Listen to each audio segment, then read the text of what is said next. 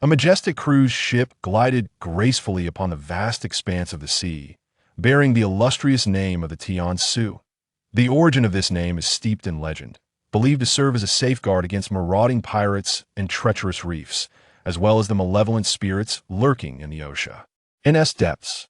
In ancient times, the title of Tian Ce was one of great prestige, second only to the emperor himself, representing a position of immense power and influence. The chancellor, as a term, was almost considered taboo, a title not to be uttered lightly, for it conferred authority nearly equal to that of the emperor. The chancellor's legacy, embodied in the figure of Bao Longtu, exemplifies the stature associated with such a role. Thus, the crew of this vessel, in their quest to ward off nefarious entities and ruthless pirates, chose a name imbued with formidable might, Tian Ce, intended to instill fear and reverence among all who dwelt upon the waters, ensuring their dominion over the seas. Chapter 1. The origins of Tian Ce. A grand cruise ship sailed majestically upon the vast expanse of the ocean, known as the Tian Ce. This vessel earned its illustrious name from ancient legends that spoke of evading pirates and treacherous reefs, as well as the malevolent creatures that lurked in the depths of Tiche. E.C. In antiquity, the title of Tian Ce denoted a position of unparalleled authority, second only to the emperor himself. The title was shrouded in a sense of reverence, for it was not a name to be uttered lightly, as it embodied a power nearly equivalent to that of the emperor. The esteemed chancellor, often referred to as Tian Ce, held a stature that was reflected in the iconic figure of Bao Longtu, symbolizing the chancellor's esteemed position. In light of these historical significances, the crew of this ship, in a bid to ward off the ominous specters of the sea and the merciless pirates, chose a name that exuded formidable. Tian Ce. This name was intended to instill fear and respect among all who might encounter it, ensuring that all who roamed the waters would submit to its might. The Tian Ce vessel continues to glide upon the tranquil surface of the sea, undisturbed by any ripples, exuding an aura of serene stillness. Its construction is nothing short of magnificent, embodying unparalleled luxury, safety, and sturdiness. Remarkably, every side of the Tian Ce is equipped with 24 formidable cannons. Even more astonishing is the fact that to enhance its defenses against pirates, the ship is armed with cannons at both the bow and stern, totaling 8 at each end. Consequently, the Tian Ce boasts an impressive arsenal of over 64 cannons, thereby creating an extraordinary marvel upon the ocean. Significantly, these cannons are of the breech-loading variety, enabling rapid reloading of ammunition.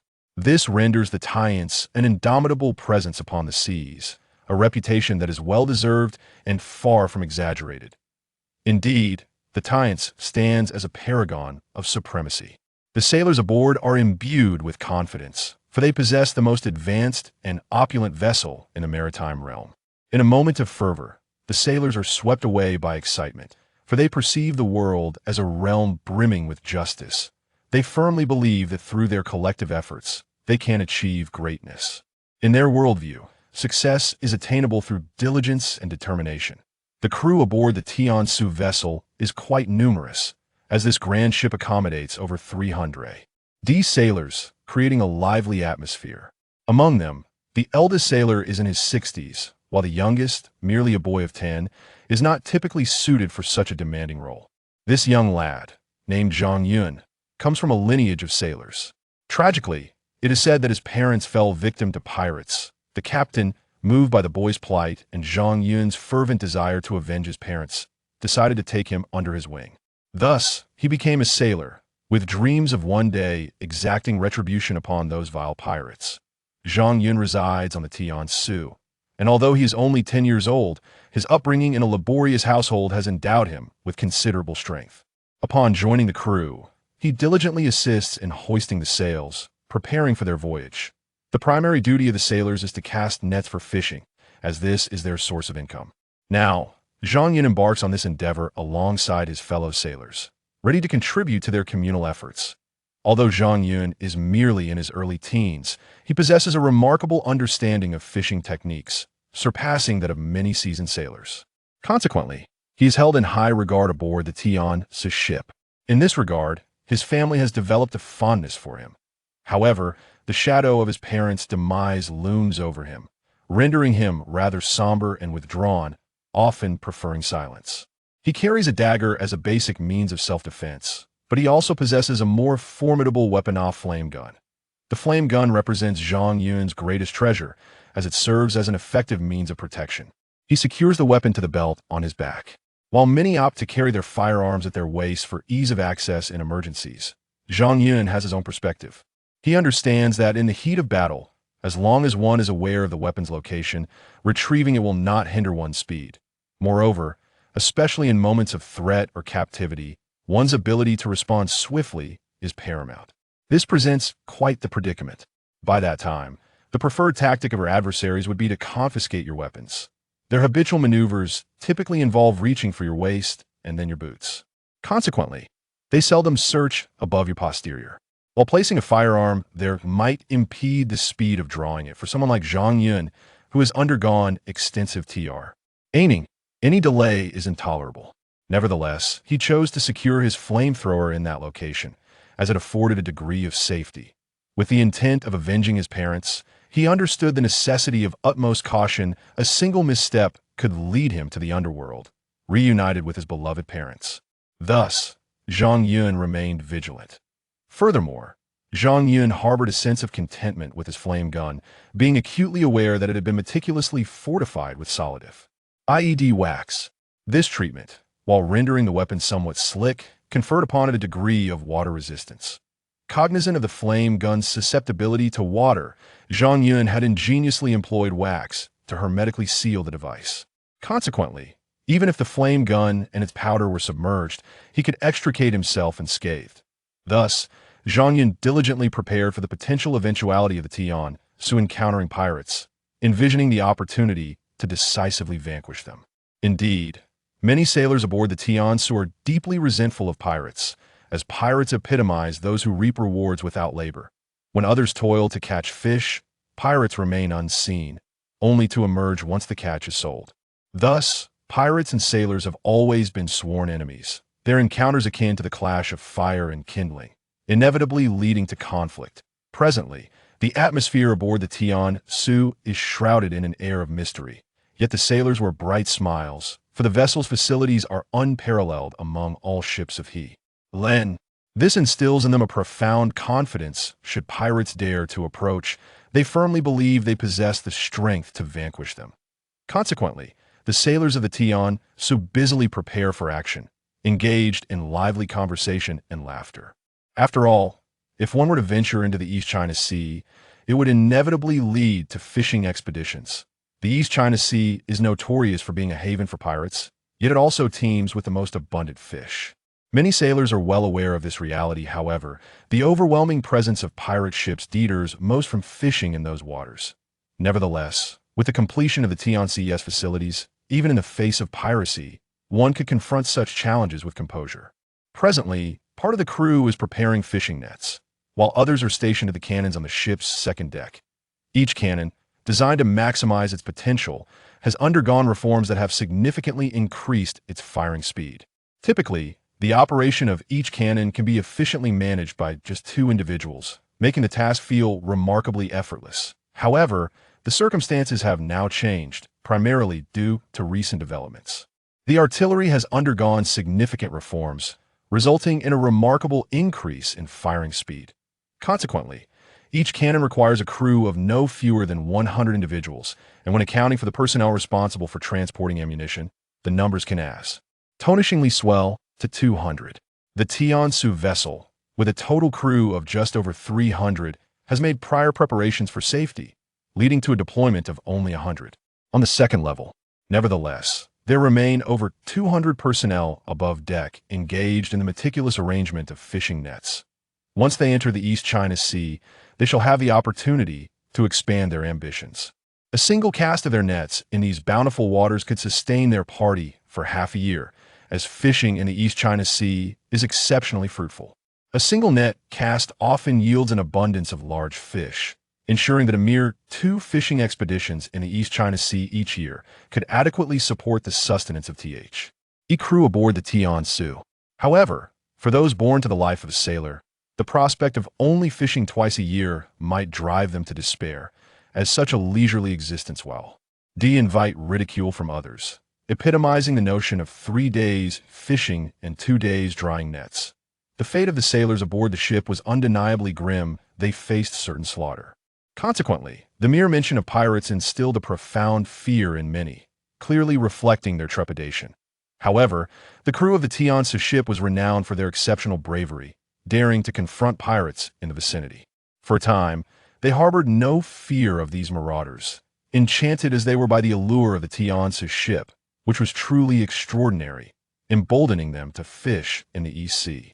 Tian Ce. The captain of the Tian Ce was a man in his 50s, distinguished by a tattered blue hat that he wore with pride despite its worn condition. The captain's true name remained a mystery to all, however. He was affectionately known as Captain Bick. This moniker was embraced by everyone, including Zhang Weiyuan and Kati present. Captain Bick is still aboard the Tian Ce, personally maneuvering it as they navigate towards the East Sea. However, the captain's countenance betrays a weariness etched by time. The Tian Ce, a vessel painstakingly constructed over 5 years using resilient willow wood, boasts exceptional robustness and flexibility. Consequently, it can withstand cannon fire with minimal damage. Further fortified with reinforced iron plating, the ship is virtually impregnable, rendering it a formidable stronghold. Thus, Captain Bick remains composed as he embarks on their voyage. Many are familiar with Captain Bick's history, recalling his former status as the wealthiest captain for hundreds of miles. However, 5 years prior, a band of pirates plundered his ship, absconding with his fortune. Fortunately, Captain Bick possesses considerable shrewdness. It was as though a great tree, weathered by a century of vicissitudes, stood resolute, embodying an unwavering perseverance. Oblivious to the chaos around it, executing its course with tranquil determination. The vessel, Tian Ce, continued its steadfast operations, leading the finest sailors for miles around towards the Eastern Sea. None could foresee what awaited Tian Ce upon its arrival in the Eastern Sea. Yet Captain Bick harbored no fear. Should they encounter pirates, it would merely be an opportunity for confrontation. The resilience of Tian Ce and the exceptional skill of its crew were unparalleled. What was there to fear? Their unwavering belief rendered them impervious to dread, for with faith they feared nothing. Chapter 2. The glowing island. However, the sailors of the present day had meticulously arranged their fishing nets, each brimming with excitement. After all, strength lies in numbers. Even the threat of pirates could not instill fear in their hearts. In that moment, the crew appeared as if they had transcended their limitations, exuding a remarkable calmness. Yet, they remained acutely aware that a night's journey still lay ahead before they could enter the Eastern Sea. Once they had traversed this final stretch, the vast waters would be theirs to explore. In the meantime, the sailors, ever prudent, gathered together to tend to their wounds and indulge in libations. The Eastern Sea, teeming with fish, offered a bounteous opportunity for wealth, provided they were willing to put in the effort. With a little industriousness, they could secure a life free from want. Regrettably, however, they seemed to embody the adage of occupying a latrine without contributing, for despite their dominion over the fish-rich Eastern Sea, they had grown accustomed to a life of ease, reliant on handouts. The thought of fishing themselves was utterly foreign to them. Pirates, after all, were unlikely to engage in such laborious tasks, as it would be a source of amusement for their kin. Thus, the pirates remained disinclined to fish. In their lives, there exists but a singular belief: to seize wealth. The more one engages in plunder, the greater the riches amassed. Thus, pirates embody a mindset steeped in avarice, rendering it rare for fishing vessels to venture into the expansive waters of the East Sea in pursuit of bountiful catches. Typically, they confine their endeavors to the coastal regions where the abundance of fishing boats has led to a depletion of fish stocks. Consequently, even a day's toil along the shore may yield less than casting a net in the depths of the East Sea, which has long been revered as a veritable treasure trove for fishermen. However, the unfortunate reality is that the East Sea is plagued by an overwhelming presence of pirates. Generally speaking, only those fishing boats endowed with considerable wealth and strength dare to brave these treacherous waters. Yet, there are always those undeterred by danger, or those seeking to exploit the situation, who venture out at night to fish, evading discovery. Such occurrences are not uncommon. In fact, they abound. Thus, the East Sea has become a frequent topic of discussion among sailors and fishermen, for it is indeed a veritable cornucopia, a realm where gold coins gleam in abundance. On board the Tian Ce, the sailors are preparing for what lies ahead. Aside from those tasked with defense, the remainder of the crew has gathered in a small circle, sharing jokes and recounting their whimsical tales. Indeed, the monotony of life at sea can be quite tedious. Thus, engaging in light-hearted banter or discussing peculiar occurrences serves as a delightful distraction. This camaraderie may well be the sole means by which sailors can alleviate the passage of time. As they indulge in their storytelling, it becomes evident that their narratives, while often embellished through hearsay, are infused with a rich tapestry of fantastical elements. Yet, despite this, the sailors radiate joy, for they find solace in the act of sharing and connecting with one another. Captain Bick observes them as they form a circle, raising chicken legs and fine wine in camaraderie. Of course, there exists a code among the sailors regarding their drinking. One may partake only if they choose, and drunkenness is strictly forbidden. After all, one must maintain decorum while navigating the vast ocean. Generally, the sailors drink to bolster their spirits or to satisfy their cravings. To deny them this indulgence would surely lead to unrest. Hence, it is far wiser to adopt a more lenient approach, allowing them the freedom to enjoy their libations. However, as long as one does not succumb to inebriation, it is merely a pity. Furthermore, as long as drinking does not impede one's normal duties, it is deemed acceptable. In truth, the sailors are quite conscientious. Their indulgence in liquor is merely a means to satisfy their cravings. Thus, they generally avoid intoxication. Consequently, after a period of busyness, the crew begins to feel ravenous. Below deck lies a storage room filled with ice, where most provisions are kept. This ice storage room is akin to a modern refrigerator, perhaps even more advanced than contemporary ones. For the time being, the shipyard has remained silent, allowing them to continue their revelry. After all, drinking to bolster courage is of paramount importance. Captain Bick has said nothing, continuing to navigate according to the compass chart as he steers the Tian Ce towards the East China Sea. Although Zhang Yun is not particularly loquacious, he takes great pleasure in listening to the sailors' tales of strange occurrences. He remains uncertain about the veracity of the legends circulating among the crew. Yet even if they are not true, they serve as a delightful diversion, providing an enjoyable respite from the tedium of simply daydreaming on the deck. Wouldn't you agree? Thus, Zhang Yun chose to sit alongside them, feeling hunger pangs once more. He casually retrieved a chicken leg from the communal platter and began to partake in his meal. At that moment, one of the sailors addressed the group, suggesting that since they were all devoid of pressing matters, they should share their experiences, as it would surely be entertaining. After he uttered these words, a wave of enthusiastic cheers erupted from those around him. Many sailors then called out to him, urging, "It's your turn. Please, start us off. We all know you possess a wealth of stories, having been a stalwart among us for so long. I wager you've been a sailor for over 50 years. Surely you have countless tales to share. Do enlighten us." The raucous sailors surrounding him continued to multiply, among whom the eldest, affectionately known as Old Dao, was indeed a seasoned mariner. At over 60 years of age, he had devoted his entire life to the seafaring vocation, which had bestowed upon him remarkable health. Perhaps this is the essence of a true sailor. Old Dao's visage radiated kindness, and despite his advanced years, his physique remained robust. Often, he could effortlessly haul a rope by himself, earning him a reputation as a formidable strongman. Although age had somewhat diminished his strength, he remained a figure of great respect among his peers. Additionally, owing to Old Dao's commendable navigational skills, Captain Bai would invariably call upon him, no matter the circumstance. After all, Old Knife has spent his entire life at sea, earning him the reputation of an indomitable living map. He has encountered numerous challenges, including multiple encounters with pirates. Yet he has always managed to escape unscathed. Thus, his experiences surpass even those of Captain Bick. Observing the people around him, Old Knife felt compelled to share a tale.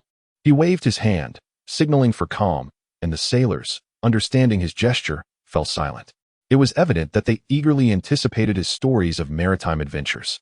As the clamor of drinking and feasting on chicken legs subsided, a palpable tension filled the air, yet Old Knife smiled benevolently before taking a seat. Zhang Yun, aware that Old Knife was about to recount another nautical escapade, continued munching on his chicken leg while perking up his ears to listen intently. When Old Knife began his storytelling, an almost reverent silence enveloped the crowd. The sound of a falling needle could be heard amidst the stillness. Everyone's gaze was fixed on Old Knife, waiting with bated breath for the stories to unfold. As the moment approached, Old Knife cleared his throat, took a sip of water, and prepared to address the eager audience. This tale dates back over 50 years, a time when I was merely a child of 10, reminiscent of the Zhang Yun of today. During that period, I followed my first captain, Captain James, as we embarked on daring maritime adventures in search of new lands. Captain James, a nobleman by birth, bore the title of a royal prince. However, he exhibited none of the pretentiousness often associated with nobility. Consequently, our relationship was one of genuine camaraderie. Driven by a quest for honor, Captain James gathered a multitude of skilled sailors and commanded 2 vessels, setting our course for the unknown. In that moment, our hearts brimmed with curiosity about what tomorrow would bring. However, many occurrences elude our imagination. After our departure, we navigated consistently eastward, for our objective was to seek new treasures and wealth. The Eastern Sea has long been regarded as a veritable treasure trove, governed by favorable fiscal policies. Thus, our esteemed leader, James, commanded a formidable crew of over 200 men, embarking on our quest with great enthusiasm. Along our journey, spirits were high, yet we encountered a misfortune: pirates. Fortunately, the band of marauders we faced was not overly numerous, allowing us to engage in a remarkable struggle for survival.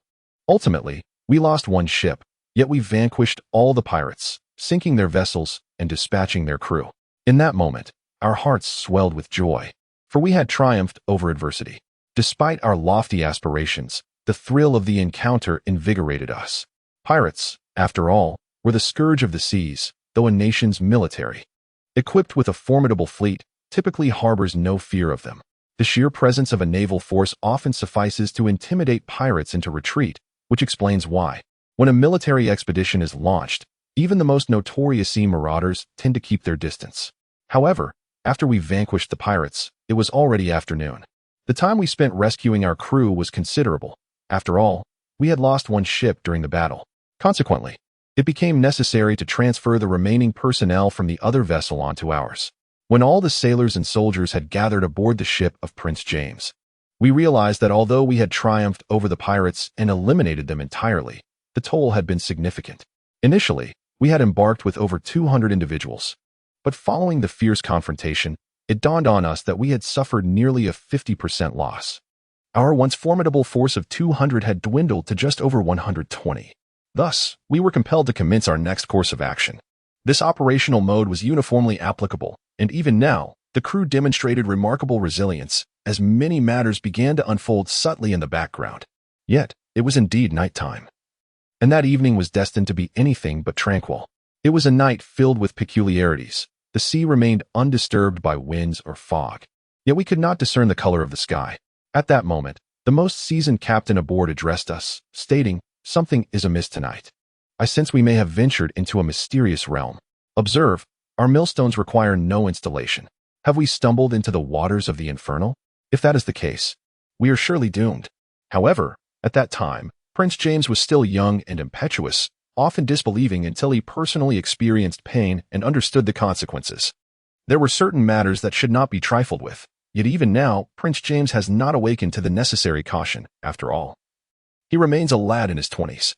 Thus, there are many things he does not comprehend, still naively believing that even if he ventured into the treacherous waters, he could unearth new treasures. Consequently, Prince James remained quite pleased. Yet the captain found himself powerless, as he was not the master of the ship, and thus could only proceed under Prince James's command. As the vessel advanced, the sponge gradually began to emit a white mist, which rendered the night imbued with an air of mystery. The sky grew increasingly luminous, devoid of any trace of darkness. After several hours of sailing, they suddenly beheld a most enigmatic sight. An island loomed ahead, exuding a terrifying aura. This mysterious isle radiated a dazzling golden light, and upon witnessing the brilliance emanating from the island, Prince James was captivated. He turned to all those around him and exclaimed, "Ha ha ha! Do you see now? This place truly offers abundant rewards. After enduring numerous hardships, we have finally discovered a treasure, a small island brimming with riches. It is simply marvelous. I must say, if one cannot persevere, if one does not confront those arduous trials and terrifying experiences, one would certainly not arrive at such a place. After all, hope is reserved for the prepared and the relentless. Therefore, whenever you encounter challenges, remember to steadfastly endure. Do not forget the words I impart to you today, understand?" However, throughout this entire exchange, the captain of our vessel remained silent, neither intervening nor following suit. He simply stood there, hands unwavering from the helm, gazing intently ahead, utterly motionless. Chapter 3. The first trial. Yet, in that moment, I found myself too young to join the others on shore, remaining aboard the ship without any action. Initially, I felt quite despondent, for I could not accompany them on their new journey. Through the telescope, the luminous island revealed itself, almost entirely covered in gold coins, an overwhelming sight that left one in awe and wonder. Initially, I was quite disheartened, for who would not desire to explore an island adorned with layers upon layers of gleaming gold? However, my tender age relegated me to the task of guarding the vessel. Alas, the bamboo rafts began to gradually fade into the encroaching mist, while the ship's gaze remained unwavering, fixated upon the distant horizon, utterly indifferent to the radiant allure of the island's treasures. The captain's demeanor instilled in me a profound sense of trepidation. Indeed, he was an exceedingly peculiar individual. Being in his presence was nothing short of terrifying. The captain, presumably in his 50s, was diminutive and frail, leaving me perplexed as to how such a slight figure could command a ship, a task that undoubtedly demands considerable strength. Eventually, we commenced our actions, which were executed with such fervor that I could not shake the feeling that the captain resembled a creature of the night, instilling a fear that was almost suffocating. However, what astonished me was the sudden disappearance of the shimmering golden island, vanishing in the blink of an eye. In that moment, I was utterly taken aback, grasping my telescope and scanning the surroundings. Yet, the outcome remained unchanged. The island that had appeared so vividly during the night had inexplicably vanished. All that lay before me was the vast expanse of the ocean, an endless sea devoid of any trace of the island. A profound fear gripped my heart. To claim I was unafraid would be a deception. Just imagine, so many people had disappeared overnight, a group of over 100, without even a single bubble surfacing, as if they had all perished completely. In that moment, I turned to the captain and inquired, "Captain, how could that extraordinary island, glimmering with treasures, vanish so swiftly? Have we truly encountered cannibals who lured them away and met their demise?" In my youth, I was engulfed in an inexplicable fear upon hearing the words of the demons. Consequently, I found myself devoid of any suspense.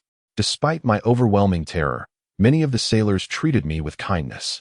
Thus, I addressed the captain, expressing my concerns. If we depart now and they manage to escape, we would be left without a vessel. They would perish, and we cannot allow that. The soldiers aboard will not spare either of us. Do you understand? However, after articulating my thoughts, a realization struck me. There were 5 individuals on the ship, remnants left by James, who feared that the captain would navigate the ship away, leaving them trapped. I began to scan my surroundings, but at that moment, the captain spoke to me, saying, "Do not look around. They have all been devoured. Last night, the demons boarded our vessel and consumed those 5. Fortunately, you were asleep and remained undisturbed, thus escaping their grasp. I, too, was still and was spared. We must continue our journey. The presence of those beasts signifies that the inhabitants of the island have been entirely consumed. Therefore, we should proceed with a sense of urgency." Subsequently, I departed from that place, and after much tossing and turning, I found myself here. In the blink of an eye, over 50 years have elapsed. It was only then that I realized my youth has irrevocably slipped away. Now, as I gaze upon Zhang Yun, I am reminded of my past. Zhang Yun, you must diligently embrace the life of a sailor. This profession truly holds its merits. Look at me. Despite being over 60 years old, I remain inseparable from the vessels. The moment I part from them, an indescribable sense of loss envelopes my spirit. Do you understand? Upon hearing the old sailor's narrative, those around me were gripped by a chilling sensation. Even now, Zhang Yun is still quite apprehensive, pondering the whereabouts of that fabled island teeming with gold and riches. Could it genuinely be situated over the East China Sea? In that moment, Zhang Yun fell into deep contemplation. The sailors, having listened to the old sailor's tale, let out a collective sigh of disbelief. The old sailor, feeling quite pleased with himself, addressed the crowd. "The reason I, old Dao, have survived to this day is that I seized a second chance at life. We must adopt a different perspective. After all, while humans fear ghosts to some extent, ghosts fear humans even more. So long as we do not cower before demons and phantoms, we shall emerge as the ultimate victors." After uttering these words, Old Knife promptly picked up a chicken leg from the plate and began to indulge in his meal. However, at that moment, Captain Bick gazed at the clouds drifting in the sky and an unsettling premonition suddenly welled up within him. Those knowledgeable about maritime weather could discern that the presence of running horse clouds was a harbinger of impending storms. If this were indeed the case, a tempest would likely descend upon the vicinity within just 2 hours. The Tian Ce ship was truly fortunate. Its maiden voyage was already met with fierce winds and rain. It appeared that the heavens sought to test the resilience of the exquisite Tian Ce.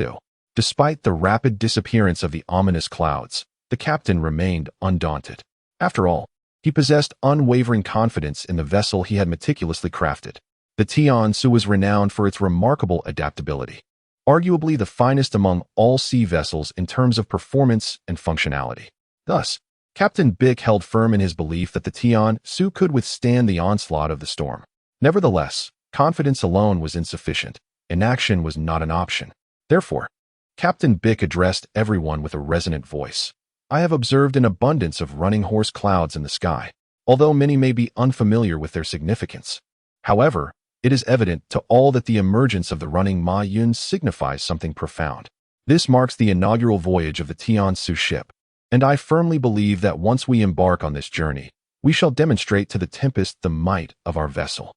The Tian Ce represents the utmost honor among warriors, akin to a general of unrivaled stature. Thus, our construction of the Tian Ce is intended to embody the grandeur of a commanding leader, showcasing our strength to these minor tempests. Even should the storms intensify, we remain undaunted, do we not? At the onset, many sailors became aware of the running Ma Yun, prompting them to rise from their duties and prepare diligently. Zhang Yun, meanwhile, continued to clear the deck, subsequently joining the crew to hoist the sails, ready to embrace the forthcoming tempest. Despite being merely in his early teens, Zhang Yun has grown up aboard ships, honing both his swimming skills and nautical expertise. Though still young, he surpasses many of his older counterparts in proficiency, which is why Captain Bick has resolutely chosen to retain him. Captain Bick recognizes Zhang Yun's potential and, being adept at discerning talent, understands that Zhang Yun is indeed a rare gem among sailors, albeit somewhat youthful. However, as long as one undergoes rigorous training, success is undoubtedly attainable. Therefore, Captain Beak has summoned the first mate to prepare everything, for the Tian Ce is indeed a substantial vessel. Aside from Captain Beak, there exists a first mate, who assumes the highest authority aboard in the absence of the captain. For safety's sake, Captain Beak has opted for the first mate's presence. After all, the maiden voyage of the Tian Ce must proceed without incident. Failing to do so would mean letting down the more than 300 sailors aboard. These sailors serve dual roles. They are fishermen when casting nets, sailors when navigating, and warriors when faced with pirates.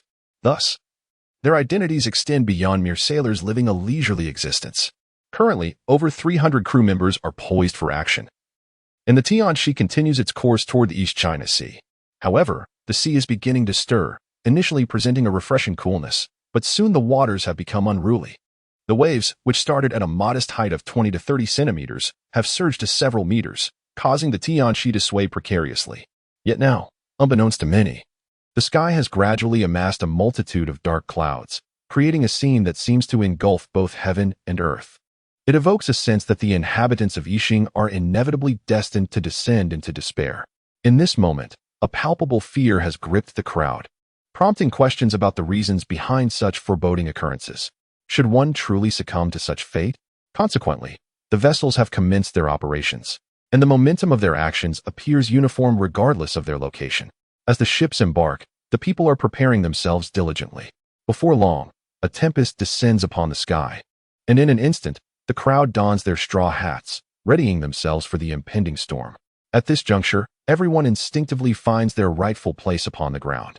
In a matter of moments, torrential rain begins to pour, accompanied by the fierce winds that unleash their full force. It is a sight that leaves the crowd in awe, for the waves have surged to a staggering height of over 10 meters, a spectacle both terrifying and remarkable. Captain Bick found himself momentarily astonished by the staggering sight before him. The waves had remarkably reached heights of over 10 meters, and they continued to surge ever higher. He pondered what magnitude the waves must attain to ascend to a truly monumental status. Gazing at the sky, he observed ominous flashes of lightning coupled with the rumble of thunder. It was unmistakably daytime, yet it felt as though the night was poised to descend. Fear gripped the hearts of those around him. Yet as sailors, Their duty was to navigate the tempestuous seas and ensure the vessel's steady course. To flee in the face of a storm would betray their calling. Thus, the crew united in their efforts to command the Tian Ce. The sailors held unwavering confidence in the vessel's performance and durability. Constructed from century-old willow wood, the Tian Ce was as solid as a fortress, impervious to destruction. Captain Bick brimmed with faith in his ship. Soon enough, the waves ascended to a staggering height of around 20 meters. Such towering waves were a rarity even for the seasoned sailors, as they approached heights that could threaten the very earth itself.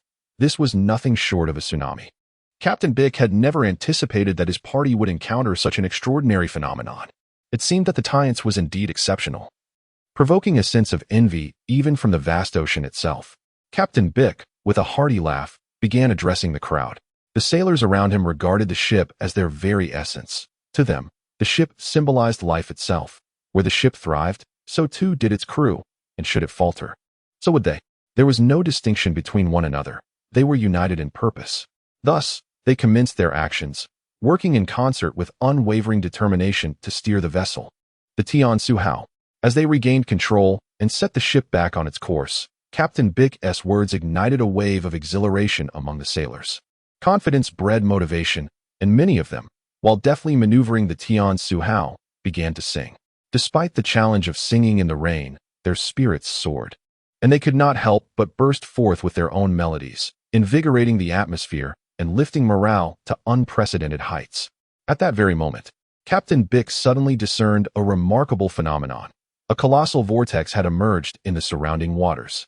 The vessel, Tian Ce, was inexplicably drawn toward this immense whirlpool, which boasted a diameter of at least several hundred jong. Observing the rapidity of the vortex's rotation, it became evident that the potency of his magical decree had triggered such an extraordinary occurrence. Captain Bick was left utterly astounded by the appearance of this extreme whirlpool on the ocean's surface, its swirling velocity and force leaving everyone in a state of sheer astonishment. In an instant, Zhang Yun and the other sailors realized the gravity of the situation. Chapter 4. The enormous whirlpool. Despite the Tian Ce ship's utmost efforts to navigate through the tumultuous winds and waves, an unforeseen colossal whirlpool loomed ahead, awaiting its arrival. At that moment, the crew stood in stunned silence, their expressions reflecting disbelief. Captain Bick, too, appeared momentarily dazed, seemingly unable to fathom such an outcome. After all, many had braved the tempestuous storm to propel the Tian Ce forward, yet their endeavors yielded nothing but disappointment. The ship's arduous journey had not led to the sanctuary of a safe harbor. Rather, it now veered perilously towards the abyss. Presently, the Tian Ce was merely a mile or two from the gaping maw of the whirlpool, rendering their situation increasingly dire. However, after a brief lapse into distraction, Captain Bick promptly resolved to take action. At this moment, Captain Bick urgently addressed the crowd, urging them to swiftly turn back. He implored, "Hurry, or it shall be too late. Ahead lies a tremendous whirlpool. Should we fall prey to its grasp, our fates would be sealed. Not only would the Tian Ce be in peril, but we too would be consumed by the vortex. Therefore, let us unite in our efforts. Fear not, and remain composed. Panic only hinders our actions. The power to save ourselves does not lie with deities or celestial beings, but solely within us. If we do not take it upon ourselves, many opportunities for action may slip away." As the words fell, the sailors began to unite in their efforts, each assuming their respective roles. Thus, the Tian Ce began to turn around. However, one particular whirlpool seemed to be ever expanding, causing the Tian Ce to draw ever closer to its perilous embrace. It was only due to Captain Bick's orders that a series of transformations began to unfold. Despite the crew's utmost efforts to prevent the vessel from nearing the whirlpool, it had already been ensnared by its colossal grasp. The Tian Ce now resembled prey caught in the maw of the swirling depths as the whirlpool continued to grow larger. Before long, the Tian Ce found itself perilously close to the edge of the vortex, teetering on the brink of disaster. For the first time, a hint of panic flickered across Captain Bick's otherwise unflappable visage as he faced a situation he had never encountered before, prompting a heightened sense of vigilance. Captain Bick addressed the crowd with a resolute tone. "I understand that many of you are feeling profound disappointment, overwhelming sadness, and an aversion to confronting our current predicament. However, we have not yet reached a point of utter despair. The Tian Ce has merely been ensnared by the vortex. If we persist in our endeavors, we can indeed extricate ourselves from its grasp. Once the vortex ceases, we shall emerge victorious. To rephrase, our triumph is assured once the storm has signaled its presence. It is crucial to acknowledge that this place once harbored no vortex. Its emergence now suggests that we are in the midst of a tempest. Therefore, as long as we navigate the Tian Ce and continue to resist the vortex, we shall prevail against the adversary. When that time arrives, we will be invincible. I have unwavering faith in the quality of the Tian Ce, and I urge you to trust in your own capabilities. Our current strategy must be to maneuver the Tian Ce in a circular motion around our opponent. For this is the only means by which we can prevent our vessel from being consumed in an instant. Remember, I shall control the bow of the ship. Your only task is to manage the sails adeptly. Keep in mind, never succumb to despair. Do not believe that hope has abandoned you. Hope resides firmly within your grasp. Let not others dictate the course of our existence. We must rise in defiance. I firmly believe that as long as we exert ourselves to the utmost, even if we face insurmountable perils, we shall have no regrets for having strived valiantly. Thus, when danger looms and threats encroach upon us, we must not allow ourselves to be disheartened or to flee without a fight. What purpose would that serve? You are all seasoned sailors, having weathered countless storms and navigated the vast seas for many years.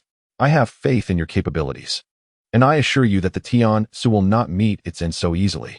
I believe in you all. Let us act swiftly. Captain Bick's impassioned words ignited the latent fury and ambition within the sailors. Despite the realization that the Tian Ce had been ensnared by a whirlpool, they clung fiercely to the belief in their survival, persisting in their final stand. In that moment, Zhang Yun was galvanized into action, promptly aiding the crew in stabilizing the Tian Ce. Captain Bick, though in his 50s, remained undaunted. It is said that Captain Bick began his maritime education at the tender age of 4, and by the time he reached 18, he took the helm of a fishing vessel for the very first time. Such a pattern of action remains consistent, and even now, Zhang Yun is acutely aware that Captain Bick's navigational prowess is truly unparalleled, a mastery few can rival. Consequently, both Zhang Yun and others placed their unwavering trust in Captain Bick. After a brief impasse, the Tian Ce ship was ultimately ensnared, and with a resounding crash, it was drawn into the whirlpool. Thus, the Tian Ce ship has commenced its rapid voyage, attaining an astonishing speed that even Zhang Yun finds somewhat overwhelming. Typically, vessels traverse at a pace of merely dozens of nautical miles per hour, which is considered commendable. However, it is regrettable that the current velocity has likely surged to 200 or 300 nautical miles per hour. It would indeed be peculiar not to perceive such swiftness. Furthermore, the ship continues to tilt, prompting the crew to simultaneously manage the vessel while gripping the reins. As the ship leans toward the vortex, efforts are made to maintain a consistent horizontal alignment during its operation. The crew has positioned themselves against the vortex, primarily to enhance the outward centripetal force of the ship. Should they succeed in this endeavor, it would prove extraordinarily formidable. Even now, the crew remains steadfast in their hope for survival, for it is only through perseverance that they may ultimately achieve victory. At this very moment, Zhang Yun inclined his head, gazing into the swirling waters below. Although it was broad daylight and the sky was initially clear, he understood that circumstances had drastically shifted. Zhang Yun, despite his formidable prowess, found himself momentarily taken aback. Suddenly, he discerned a colossal tail undulating beneath the vortex, seemingly the very force that had conjured the whirlpool. He was utterly astounded, left in a state of bewilderment, unsure of what actions to take. However, at that instant, a nearby sailor urgently called out to him, "Zhang Yun, hurry over and assist me in securing the rope to the post. Otherwise, the sail will collapse." However, after repeatedly calling out Zhang Yun's name, the sailor was met with an unsettling silence. At that moment, Zhang Yun appeared to be devoid of his spirit, resembling a mere shell of his former self. The sailor, taken aback, could hardly comprehend the situation. It is not uncommon for individuals to undergo profound transformations without even realizing it. After several futile attempts to rouse Zhang Yun, the sailor presumed that the boy must have been thoroughly frightened, given Zhang Yun's remarkable achievements, which were nothing short of extraordinary. Had he not been exceptional, such a series of events would likely not have transpired. Thus, the sailor refrained from casting blame upon Zhang Yun, recognizing that it was entirely reasonable for a boy of merely 13 years to be overwhelmed by fear. At this moment, a sailor remains engaged in another tax relief effort, and soon he begins to prepare. Together, they diligently secure the ropes to the towering mast, thereby ensuring the preservation of the sails. The vessel, Tian Ce, continues to navigate through the formidable whirlpool. Despite its valiant struggle against the relentless forces, Tian Ce is gradually being drawn closer to the vortex's center, albeit subtly. This remarkable speed towards the eye of the whirlpool can be attributed to Captain Bick's exceptional skills. Had it been any other captain, the ship might have been ensnared by the vortex long ago, as those who cannot evade will inevitably be consumed. However, the sailor who initially secured the sail's ropes, upon fulfilling his task, harbors concerns for Zhang Yun, who is merely a child of around 10 years. Thus, he makes his way to Zhang Yun's side, anxiously observing for any signs of distress. With great difficulty, he reaches Zhang Yun and gently places a hand on his shoulder, expressing his concern. "What are you doing? Are you feeling unwell? If so, you should rest in the cabin. You've been persevering for several hours now, and you have already done remarkably well to endure this far." However, after that sailor finished speaking, Zhang Yun still did not acknowledge him. The sailor, fearing for Zhang Yun's well-being, began to shake his shoulder and urged, "Wake up. What exactly has happened?" Upon hearing Zhang Yun's words, the sailor observed the situation aboard the Tian Ce and realized with clarity that their group of over 380 was truly facing dire straits. After all, he was acutely aware of the present circumstances. Nevertheless, he refrained from uttering words of despair, for there were still hundreds of sailors on board valiantly grappling with their fate. At that moment, Zhang Yun offered a gentle smile and took action. This pattern of behavior remained consistent, regardless of the context. Thus, the sailor addressed Zhang Yun again, saying, "Do not lose heart. As long as you persevere, you shall emerge as the ultimate victor. Believe in yourself and create miracles. Our current situation is indeed grim, but even in the face of adversity, we must strive to do our utmost. That is who I am, do you understand?" Upon hearing Zhang Yun's words, one sailor, still somewhat skeptical, began to peer into the water. Initially, the crew was preoccupied, focused on the navigation of the Tian Ce vessel, and thus had not noticed what lay beneath the surface. However, at that moment, the sailor began to gaze into the depths, and suddenly, his expression turned rigid. With an abrupt outburst, he shouted to the others, "Everyone, come and see. There is a monster, a truly enormous creature. You must come quickly. It is a colossal beast. Incredibly formidable." His words tumbled out in a frenzy, as if his very soul had been seized, leaving him nearly indistinguishable from Zhang Yun in his state of shock. Meanwhile, Zhang Yun's breathing grew increasingly labored, uncertain whether it was due to the rapid whirlpool's pull or the frightful sight beneath the water that had rendered him momentarily paralyzed. Upon hearing the words of the sailor, those surrounding him turned their gazes towards the water. As they peered into the depths, they were astonished to discover a colossal tail writhing mysteriously beneath the surface. In that moment, it dawned on them that this immense appendage might indeed be the source of their troubles. Yet, what creature could possess such a gigantic tail? The very notion seemed implausible. If that were the case, the Tian Ce vessel would be in grave danger, for beneath the whirlpool lurked a formidable beast stirring chaos. Captain Bick continued to observe the water below, and soon confirmed the presence of the massive, thrashing tail. It became clear to him that he had unearthed a fundamental truth.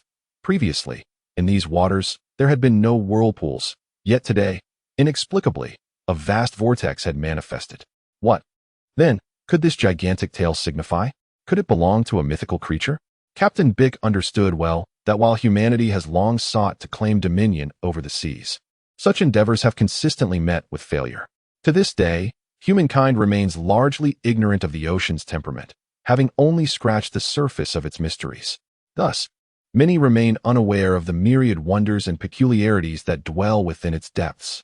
Chapter 5. The Mysterious Sea Dragon. In this moment, Captain Bick was acutely aware that the ocean still harbored many enigmas beyond his comprehension. These mysteries of the sea whispered of its profound secrets. Many believed that by navigating its vastness, they could conquer the ocean, feeling invincible. However, it was a lamentable truth that humanity's understanding of the sea was but a fraction of its entirety. Captain Bick recognized that the ocean was home to numerous colossal beasts, creatures whose immense forms had thrived in its depths for countless years. As he gazed upon a massive tail, it dawned upon him that they had undoubtedly encountered one of these sea monsters. In that instant, Captain Bick fully grasped the gravity of their situation. It seems that the Tian Ce ship is truly facing dire straits. However, even in the face of imminent peril, one must not concede until the very last moment. After all, the Tian Ce represents the pinnacle of my life's achievements. To allow it to falter here would be utterly regrettable. Thus, for the time being, Captain Bick remains at the helm of the Tian Ce, steadfast and unyielding, while the other sailors gaze in astonishment at the formidable adversaries before them. Many have succumbed to despair, resigning themselves to their fate, seated in silence as they await their inevitable demise. Indeed, the greatest terror in this world is not death itself, but the knowledge of it, while one simply sits idly by, awaiting the end. In that moment, Zhang Yun surveyed the scene and addressed his comrades. Do not lose heart, for I believe we can triumph over them. How can we ascertain the absence of hope if we do not even attempt to fight? Even if our demise is certain, we must not allow any monstrous beast to escape unscathed. Look, we still possess a considerable number of cannonballs aboard the Tian Ce. We can still fire upon them. Our vessel is nearing the very center of the vortex, and if we utilize the cannonballs at our disposal, we may yet discover a glimmer of opportunity. Upon hearing Zhang Yun's words, Lao Dao promptly responded, Are you suggesting that we utilize the artillery shells aboard the Tian Ce to eliminate the aquatic beasts? If so, I must candidly inform you that such an approach is utterly futile. While our shells possess considerable power, they are only effective when detonated at the surface. An explosion underwater is simply not feasible. Furthermore, the aquatic beast is situated approximately 40 to 50 meters below us, rendering our artillery ineffective. Do you comprehend this? Hence, employing cannons would yield no results. We should disregard this method entirely. Although the Tian Ce is equipped with numerous shells, this strategy is not viable. Wastefulness is indeed a disgrace. Upon hearing Lao Dao's remarks, Zhang Yun, it was also evident that Lao Dao had misinterpreted his own intentions. He believed he needed to bombard the monstrous beast with cannon fire, when in truth, he aimed to harness the recoil generated during the cannon's discharge. This would propel the Tian Ce ship outward with great force. Zhang Yun understood well that action and reaction are mutually inclusive. Although he did not fully grasp this principle, he was acutely aware that when he pulled the trigger of the flame gun and fired a bullet, it would inevitably produce a recoil effect. Therefore, if the Tian Ce were to reflect a cannonball from one side, the resulting recoil could cause the ship to withdraw, effectively preventing it from approaching the vortex's center. Consequently, Zhang Yun shared his entire thought process with everyone and conveyed his strategy to Captain Bick. However, Captain Bick remained perplexed. Nonetheless, should the opportunity arise, Captain Bick could certainly consider this approach, for attempting it bore no detrimental consequences. Moreover, if the Tian Ce indeed encountered a literary crisis, many complexities would be effortlessly resolved. Moreover, if the Tian Ce is to remain idle, it would lead to an inevitable demise. Thus, Captain Bick still finds himself at a loss for justification to abandon this course of action. Consequently, while he takes command of the Tian Ce, he addresses Zhang Yun, stating that if he harbors any thoughts, he should pursue them, regardless of their efficacy. After all, throughout its existence, the Tian Ce has yet to unleash a single cannonball. Hence, even in the face of potential obliteration, there is no need for trepidation. However, it is essential that the Tian Ce fires off a few rounds, as this would be a fitting tribute to the battleship's stature. At this moment, Zhang Yun is acutely aware of the perilous situation. The Tian Ce is drawing dangerously close to the enemy stronghold. Should they fail to act promptly, it would be a grave sin. Thus, Zhang Yun swiftly descends to the lower deck, determined to enhance their firepower by repositioning the cannons to either side. In this critical moment, he instructs his crew, remember, when you fire, it must be simultaneous. Count to 3, your shots must coincide. If all 48 cannons discharge together, the resultant force will be formidable. Furthermore, ensure that the cannonballs are firmly secured atop the ship's base to prevent any recoil from dissipating that tremendous force. It is the rebound we seek. Perhaps with that very force, we may find our escape. In that fleeting moment, Zhang Yun appeared as a commander, taking charge of the situation. He was acutely aware that time was of the essence. Once he observed that everyone was prepared, he promptly issued the order to open fire. The 48 cannons simultaneously unleashed their projectiles, targeting the very center of the swirling vortex. However, due to the formidable resistance, the recoil force swiftly propelled the Tian Ce ship backward, causing Captain Bick to slightly tilt the vessel, which resulted in the ship rising over 10 meters. At that moment, Zhang Yun realized that the insights he had gleaned from the flame gun were indeed a glimmer of hope. The crew was filled with joy. Having discovered a means of escape, Zhang Yun remained elated as he continued to direct the crew from below deck to commence firing. The barrage was executed with remarkable speed. Driven by the instinct for survival, coordinated volleys generated tremendous recoil, enabling their group to potentially extricate themselves from the treacherous whirlpool.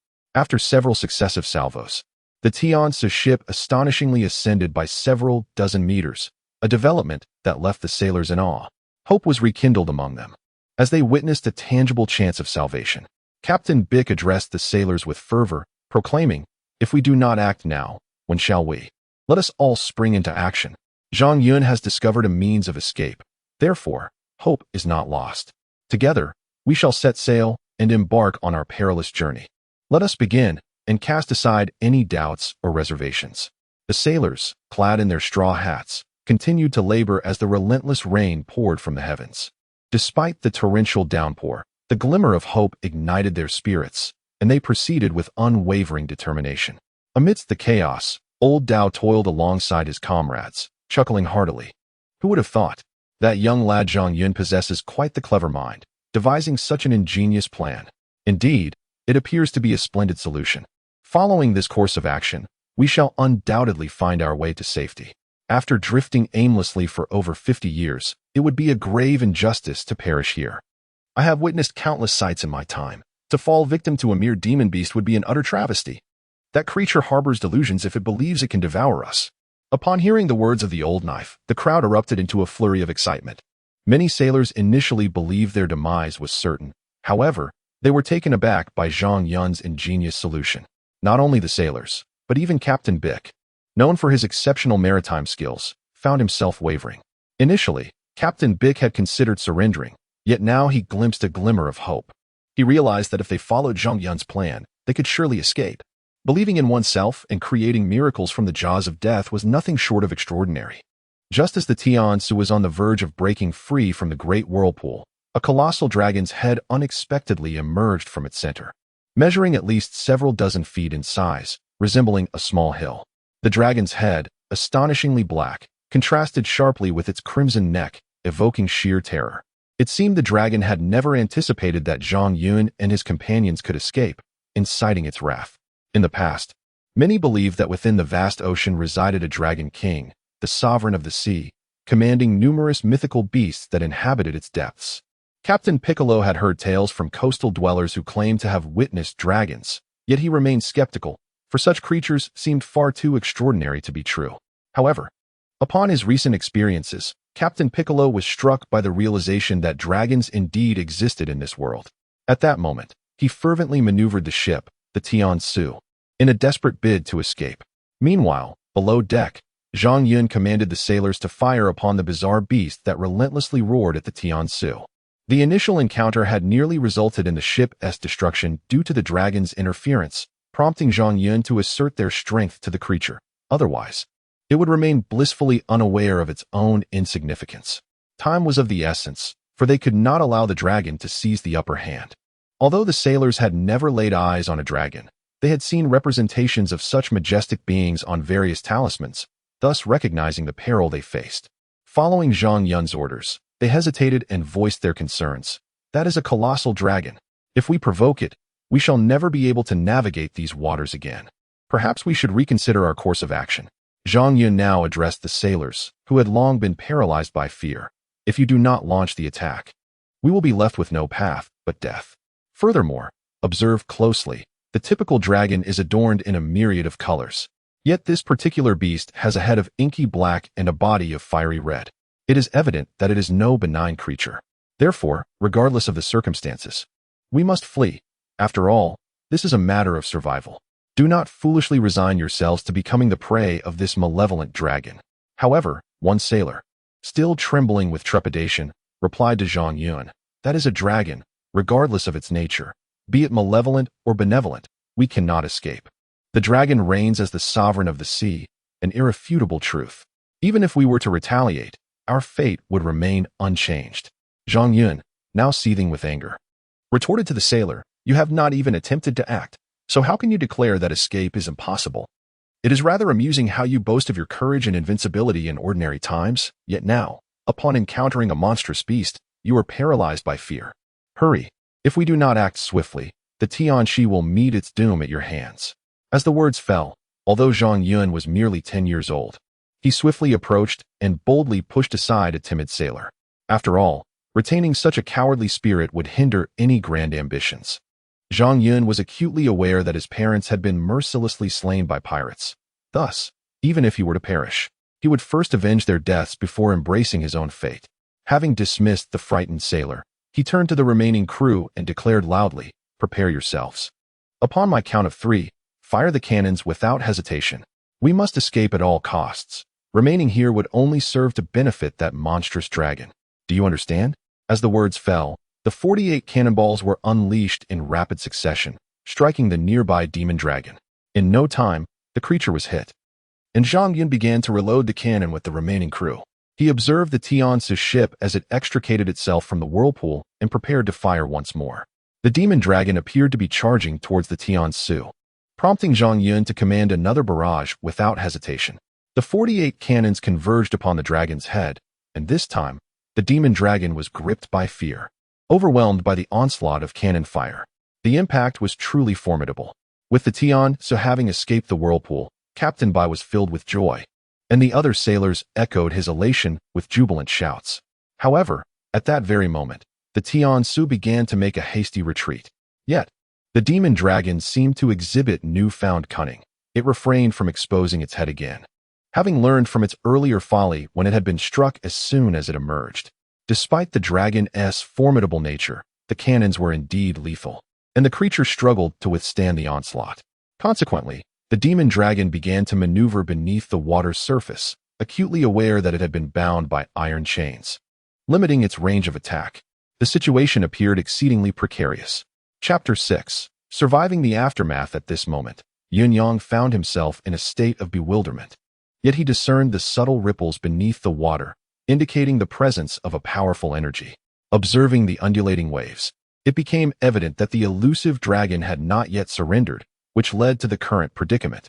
Consequently, the dragon commenced its movements, prompting Zhang Yun to address his companions with urgency. "Everyone, the cannons are fully loaded and prepared.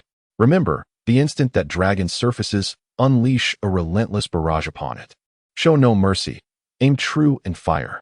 This is not a moment for simultaneous firing. We shall strike once we identify its location. Let us remain vigilant and witness the extent of their might. Do you understand? It is merely one dragon, and I am eager to gauge its true power."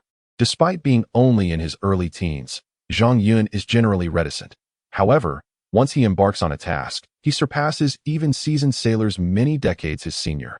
Consequently, many have come to regard Zhang Yun with newfound respect. In an instant, the consensus among the onlookers is that his leadership is indeed sound.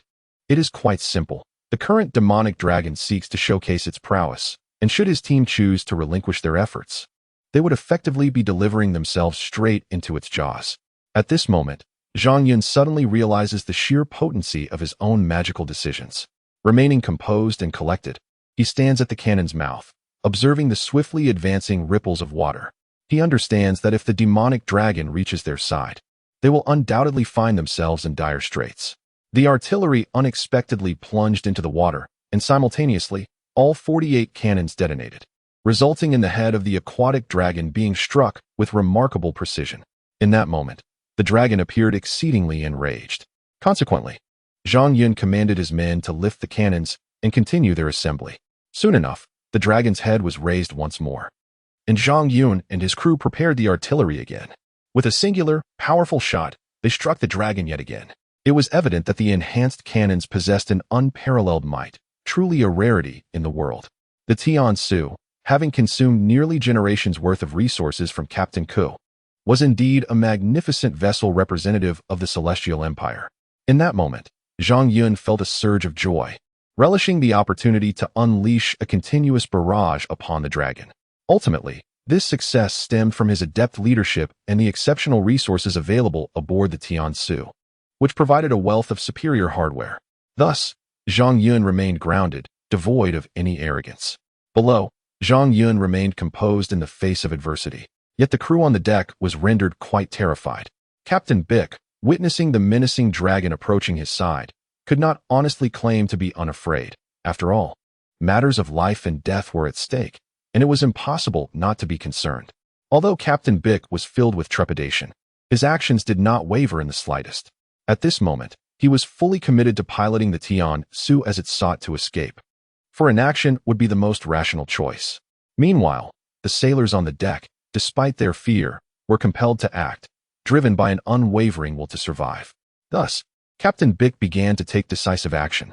In this mode of action, the sailors continued to persevere. Yet they could not shake the feeling that the monstrous dragon seemed relentless in its pursuit. However, under Zhang Yun's astute command, Captain Bick came to realize the exceptional prowess of Zhang Yun, who exhibited an almost insurmountable strength. Thus, they commenced their offensive. The dragon, whether lurking beneath the waves or soaring above, was consistently struck. In that moment, Captain Bick and the other sailors on deck glimpsed a flicker of hope.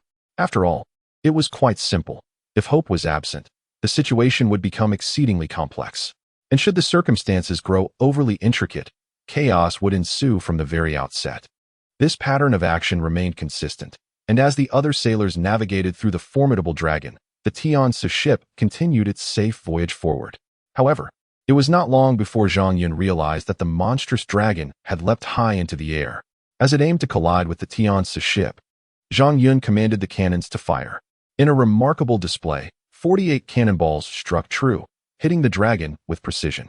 Regrettably, the dragon had soared too high, despite being struck.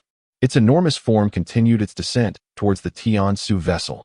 Given its speed and trajectory, barring any unforeseen circumstances, it appeared inevitable that the dragon would crash into the ship's hull. In that moment, despair enveloped the crowd, for such an outcome was beyond anyone's imagination. After all their efforts, they faced the direst of consequences.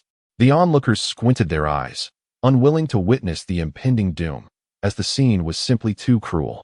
All around, people closed their eyes, except for Zhang Yun, who remained steadfast, his gaze fixed on the dragon, hoping to witness the final outcome.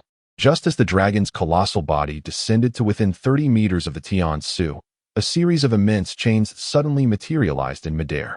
At that moment, Zhang Yun erupted in cheers, and gradually, the others also opened their eyes to discover that the Tian Ce remained unscathed. In an instant, the sailors surrounding them began to rejoice, and in that pivotal moment, Zhang Yun addressed everyone, saying, "You can all rest assured now. The dragon can no longer pursue us. Our Tian Ce is safe." Some sailors cautiously addressed Zhang Yun, expressing their concerns. "Let us remain vigilant, for I fear that the demon dragon may be lurking beneath the waters, waiting for an opportune moment to strike the Tian Ce ship, delivering a fatal blow. If that were to occur, our losses would far outweigh our gains. Do you understand? We must exercise caution." In response, Zhang Yun erupted into hearty laughter, reveling in the exhilarating sensation of having survived a calamity. His joy was palpable, casting an enchanting aura around him. With a gentle smile, he reassured the sailors, saying, "Rest easy, for that demon dragon shall not plunder us again. When it initially descended, you all shut your eyes, but I did not. I witnessed clearly that the creature was bound by chains, more than one, in fact. It was evident that this demon dragon was no benevolent entity. Hence it was confined and unable to move. Consider this, the dragon is a divine beast, a symbol of justice, and under normal circumstances, it seldom preys upon the innocent. Where can one find a demon dragon such as this, which seems incessantly intent on devouring us? It is evident that this creature is far from benevolent, which is precisely why it is confined to this location. Only at that moment can it commence its actions, ensuring our temporary safety from its pursuit. Hence, let us rejoice." Suddenly, the sailors around realized they were no longer facing death, and their joy was overwhelming. They began to embrace each other, expressing their relief. In order to assuage the concerns of the sailors on deck, Zhang Yun raised his voice and declared, "You should return the cannons to their original positions. We no longer require their recoil. Now, we must prepare for battle." As events began to shift, this pattern remained consistent. Zhang Yun resolutely nodded and addressed Captain Bick, stating, "As a member of the Tian Ce, there are certain responsibilities we must undertake. Captain Bick, you need not worry. Let the remaining sailors inspect the Tian Ce. After enduring such a tempest, it is prudent to check for any damage that may have occurred. Should there be any, repairs can certainly be made." At this moment, Captain Bick suddenly realized that although Zhang Yun appeared to be merely in his early teens, He possessed a remarkable ability to analyze and handle situations with utmost logic and clarity. This left Captain Bick somewhat astonished. Nevertheless, he chose to remain silent for the time being and promptly began to take action.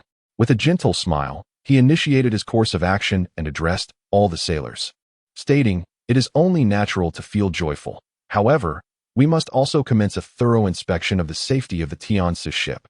While the vessel is undeniably robust, akin to an impregnable fortress, it is still imperative to conduct a comprehensive check to preempt any potential issues. Should problems arise, they must be addressed promptly, otherwise, the repercussions could escalate significantly. It is crucial for everyone to remain mentally prepared at all times, for when the moment arrives, we must be ready to act. Would you not agree?" Upon hearing Captain Bick's words, those around him promptly resumed their respective duties, initiating a thorough inspection of the safety protocols aboard the Tian Ce. Soon, the sky darkened, and in a brief span, Captain Bick discerned that the Tian Ce was indeed extraordinary, a vessel worthy of the wealth amassed over 3 generations. It was truly exceptional, rare as the heavens themselves. For a fleeting moment, a smile graced Captain Bick's face before he set about his tasks, embodying a consistent approach to action. At this juncture, Captain Bick began to organize a period of rest for everyone. However, they swiftly turned their attention to tidying up the Tian Ce. Before long, the ship was in order, and preparations were complete. The tempest they had weathered carried significant lessons, and the dragon that had threatened them bore an unjust burden. It could have easily devoured the lives of hundreds, yet it seemed to toy with them instead. Unfortunately, its misguided intentions resulted in a failure to seize its opportunity, allowing them to survive. Regrettably, Zhang Yun bore the brunt of this misadventure. Initially, Captain Bick had been unaware of the formidable entities that existed in the world, but he now recognized that without Zhang Yun's intervention, their fate would have been dire. Moreover, Zhang Yun possesses remarkable commanding abilities, allowing him to confidently direct those much older than himself in the artillery barrage, ultimately repelling the dragon. It seems that the vicissitudes of life render existence akin to a dream. However, as long as one survives great tribulations, fortune shall surely follow. Much of life undergoes subtle transformations, often unnoticed until they manifest. The Tian Ce ship enjoyed a tranquil night, devoid of any disturbances, exuding an air of calm and composure. As a result, Zhang Yun found himself fatigued and leaned against the railing, succumbing to slumber. In the vastness of the ocean, nights are generally mild, and given the summer season, the absence of blankets posed no discomfort. Captain Bick smiled gently, instructing the first mate to take the helm of the Tian Ce ship while he sought rest, having endured a taxing day. After all, the Tian Ce had indeed faced a life-and-death struggle that day, leaving Captain Bick intent on regaining his strength.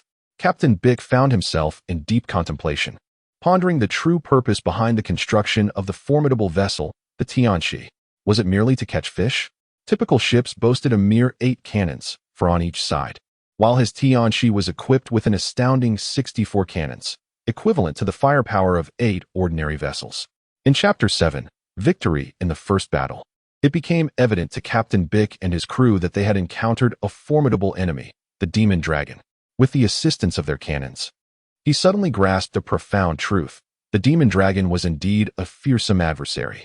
Without the resounding might of their artillery, it is unlikely that the Tian Ce could have successfully evaded the dragon's relentless pursuit. In that moment of clarity, Captain Bick recognized the genuine intent that lay within his heart. The true purpose behind building the Tian Ce was to exact vengeance upon the pirates. He realized that he had been deceiving himself all along, convinced that his aim was to construct the finest and sturdiest fishing vessel in existence. However, it was only after the harrowing battle against the demon dragon that he comprehended his most authentic desire. The construction of the Tian Ce was, in essence, a measure of vengeance against the pirates, aimed at effectively dealing with the marauders of the East Sea. It was Captain Bick who took on the task of building the Tian Ce. Yet he found himself pondering whether his true intention was solely to combat piracy, or if it also involved fishing. Regardless, he resolved to devote himself entirely to the endeavor. If possible, he intended to focus on fishing during this venture, as any profitable undertaking warranted his attention. After all, he had over 300 sailors aboard, all of whom were there to assist him, having not set foot in the East Sea for more than 5 years. His return heralded a determination to engage in an extensive fishing expedition, with aspirations of capturing numerous large fish from the abundant waters. It would be a time of ease, provided no one intervened. Meanwhile, Zhang Yun succumbed to slumber, his dreams filled with a longing to reach the East Sea. Despite the throngs of pirates, the region remained incredibly bountiful, teeming with treasures. Suddenly, Zhang Yun became aware of a remarkable revelation. He envisioned himself fishing upon the East Sea, casting his net into the depths, only to be met with an overwhelming catch of countless magnificent fish. The sailors aboard the vessel commenced their activities, promptly assisting in the transportation of the fishing boats on deck. At this moment, Zhang Yun felt a surge of joy, for nothing thrilled the sailors more than casting their nets and reeling in a bountiful catch of large fish. Soon, dawn arrived on the following day. Before long, everyone began to awaken, and the sun gradually ascended from the horizon. Although it had yet to reach its zenith, its rays were piercing enough to deter direct gaze. Nevertheless, Zhang Yun had risen early, acutely aware that the Tian Ce would be entering the fringes of the East China Sea that morning. Filled with astonishment, he eagerly took to the deck, employing his telescope to gaze upon the grandeur of the East China Sea. Before long, the sailors on deck began to stir, and the remaining crew understood that today marked a significant occasion. As the Tian Ce was set to venture into the East China Sea, an area renowned for its allure and abundance, many sailors anticipated a prosperous haul, leading to a palpable excitement among them. As the atmosphere on deck grew lively, the sailors' enthusiasm was unmistakable. However, the sailors beneath the deck began to ready the cannons. Should the circumstances permit, it would signify the onset of battle. At that moment, both the sailors on the deck and those below commenced their preparations. Amidst the fervor and haste, the sailors also took the time to partake in their meals, for sustenance remained essential. Despite the palpable excitement and urgency, these tasks were unavoidable. It was quite simple. If one were to neglect their duties, even the strongest physique would falter under the strain. Thus, the sailors busied themselves with their work while simultaneously enjoying their breakfast. At that very moment, Captain Piccolo emerged from the cabin. Zhang Yun suddenly realized a notable change. Captain Piccolo's expression appeared considerably more relaxed, shedding some of its previous severity. It seemed that after a night of rest, a transformation had come over him. Zhang Yun keenly observed that Captain Piccolo's demeanor seemed to be shifting. Remarkably, Captain Piccolo began greeting the sailors on deck, displaying an air of ease and comfort, as if he were exchanging pleasantries with his own brothers. This unexpected behavior left the sailors somewhat astonished. After all, Captain Piccolo was not known for such amiability. In the minds of many sailors, Captain Piccolo was a seasoned expert in navigation. Yet he was also recognized for his integrity and fairness towards his comrades. However, he had always been reticent, disinclined to engage in conversation or offer greetings. It appeared that in Captain Piccolo's heart, there was nothing that mattered beyond the Tian Ce ship itself. Today, a most peculiar occurrence transpired. Captain Beak emerged from the ship's cabin and began to greet everyone. This unexpected event left many feeling somewhat disoriented. However, the crew was acutely aware that perhaps the Tian Ce was about to enter the East Sea. Consequently, Captain Beak was filled with excitement, and the sailors on deck rallied with renewed vigor. In an instant, Zhang Yun also sprang into action. As Captain Beak reached the bow of the ship, he instinctively retrieved his captain's telescope and gazed intently at the surface of the East Sea. With the keen insight of a seasoned veteran, he immediately discerned that their party had indeed entered the waters of the East Sea. In a commanding voice, he addressed the sailors both on deck and below. I understand that fishing while at sea comes with its superstitions, particularly when it comes to encountering pirates. However, we must be acutely aware of a crucial fact. There are indeed many pirates in these waters, and they are a ruthless band of merciless killers. Should we happen upon such brigands, the solution is simple. We shall confront them head-on, eliminating any pirate that crosses our path. It's as straightforward as that. Let's put them down without hesitation, understood? Soon, the pirate ships came into everyone's view, and the Tian Ce ship remained positioned over 1,000 meters away from them. Yet, the Tian Ce did not advance. It lingered in its place, angled diagonally toward the approaching pirate vessels. The intent was clear, to maximize the operational capacity of the cannons aboard the Tian Ce. Captain Bick was acutely aware of the formidable power of his ship's artillery, with a range exceeding 2,000 meters. In that moment, Captain Bick realized that the pirates' ships were now only slightly more than 1,000 meters away, steadily drawing nearer. As he observed the encroaching pirate ships, a peculiar smile crept across Captain Bick's face. The thought that occupied his mind was straightforward. He had not sought them out, yet they had come to him, willingly offering themselves to be vanquished. Thus, they would bear the consequences of their folly, for they had wronged his nation. Captain Bick is acutely aware of one crucial fact. The reason the pirate ships continue to draw ever closer is due to the limited range of their cannons, which extends only 600 to 700 meters, with some barely reaching 500. Consequently, in order to unleash their artillery, the pirates are compelled to approach relentlessly. Presently, Captain Bick has commenced issuing orders to fire the cannons, and thus, the artillery aboard the Tian Ce begins to roar to life. With a thunderous volley, dozens of cannons discharge simultaneously, striking one of the enemy vessels with devastating effect. The resounding booms reverberate through the air. There is no necessity for a coordinated barrage from the cannons aboard the Tian Ce. The process is remarkably straightforward. Once they are primed, they can be fired at will. In an instant, one of the pirate ships is obliterated, reduced to mere splinters and debris, as it succumbs to the ferocity of the explosion. The unfortunate vessel begins its descent beneath the waves, the deck shattered and engulfed in flames. It becomes painfully clear that there is no hope for salvation. The only fate awaiting that pirate ship is utter destruction, leaving no opportunity for survival. Thus, if any of the pirates wish to escape their grim fate, the only recourse is to abandon ship. The likelihood of being killed after jumping ship remains exceedingly high. However, the other two pirate vessels continue to advance relentlessly. Captain Bick, a man of remarkable intelligence, recognizes that the pirates' artillery is significantly outdated.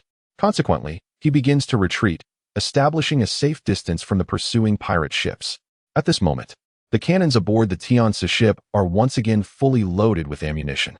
Dozens of cannons fire in succession, some successfully striking the pirate vessels, while others veer off course, splashing into the surrounding waters and creating enormous geysers. The situation has become quite delicate, and the pirates aboard their ships are utterly incensed, especially since they had just boarded. It was then that they realized their own ship's cannons had yet to reach the desired range. Consequently, the very fishing vessel they intended to plunder had managed to sink one of their ships. At that moment, the pirates experienced an unprecedented sense of frustration, feeling perhaps the most disheartened in their piratical history. To be bombarded by the enemy while their own artillery remained out of range was a bitter irony.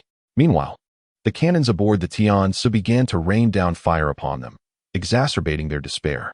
One of their ships had already been sunk, and the remaining two were grievously wounded, having endured several hundred relentless strikes.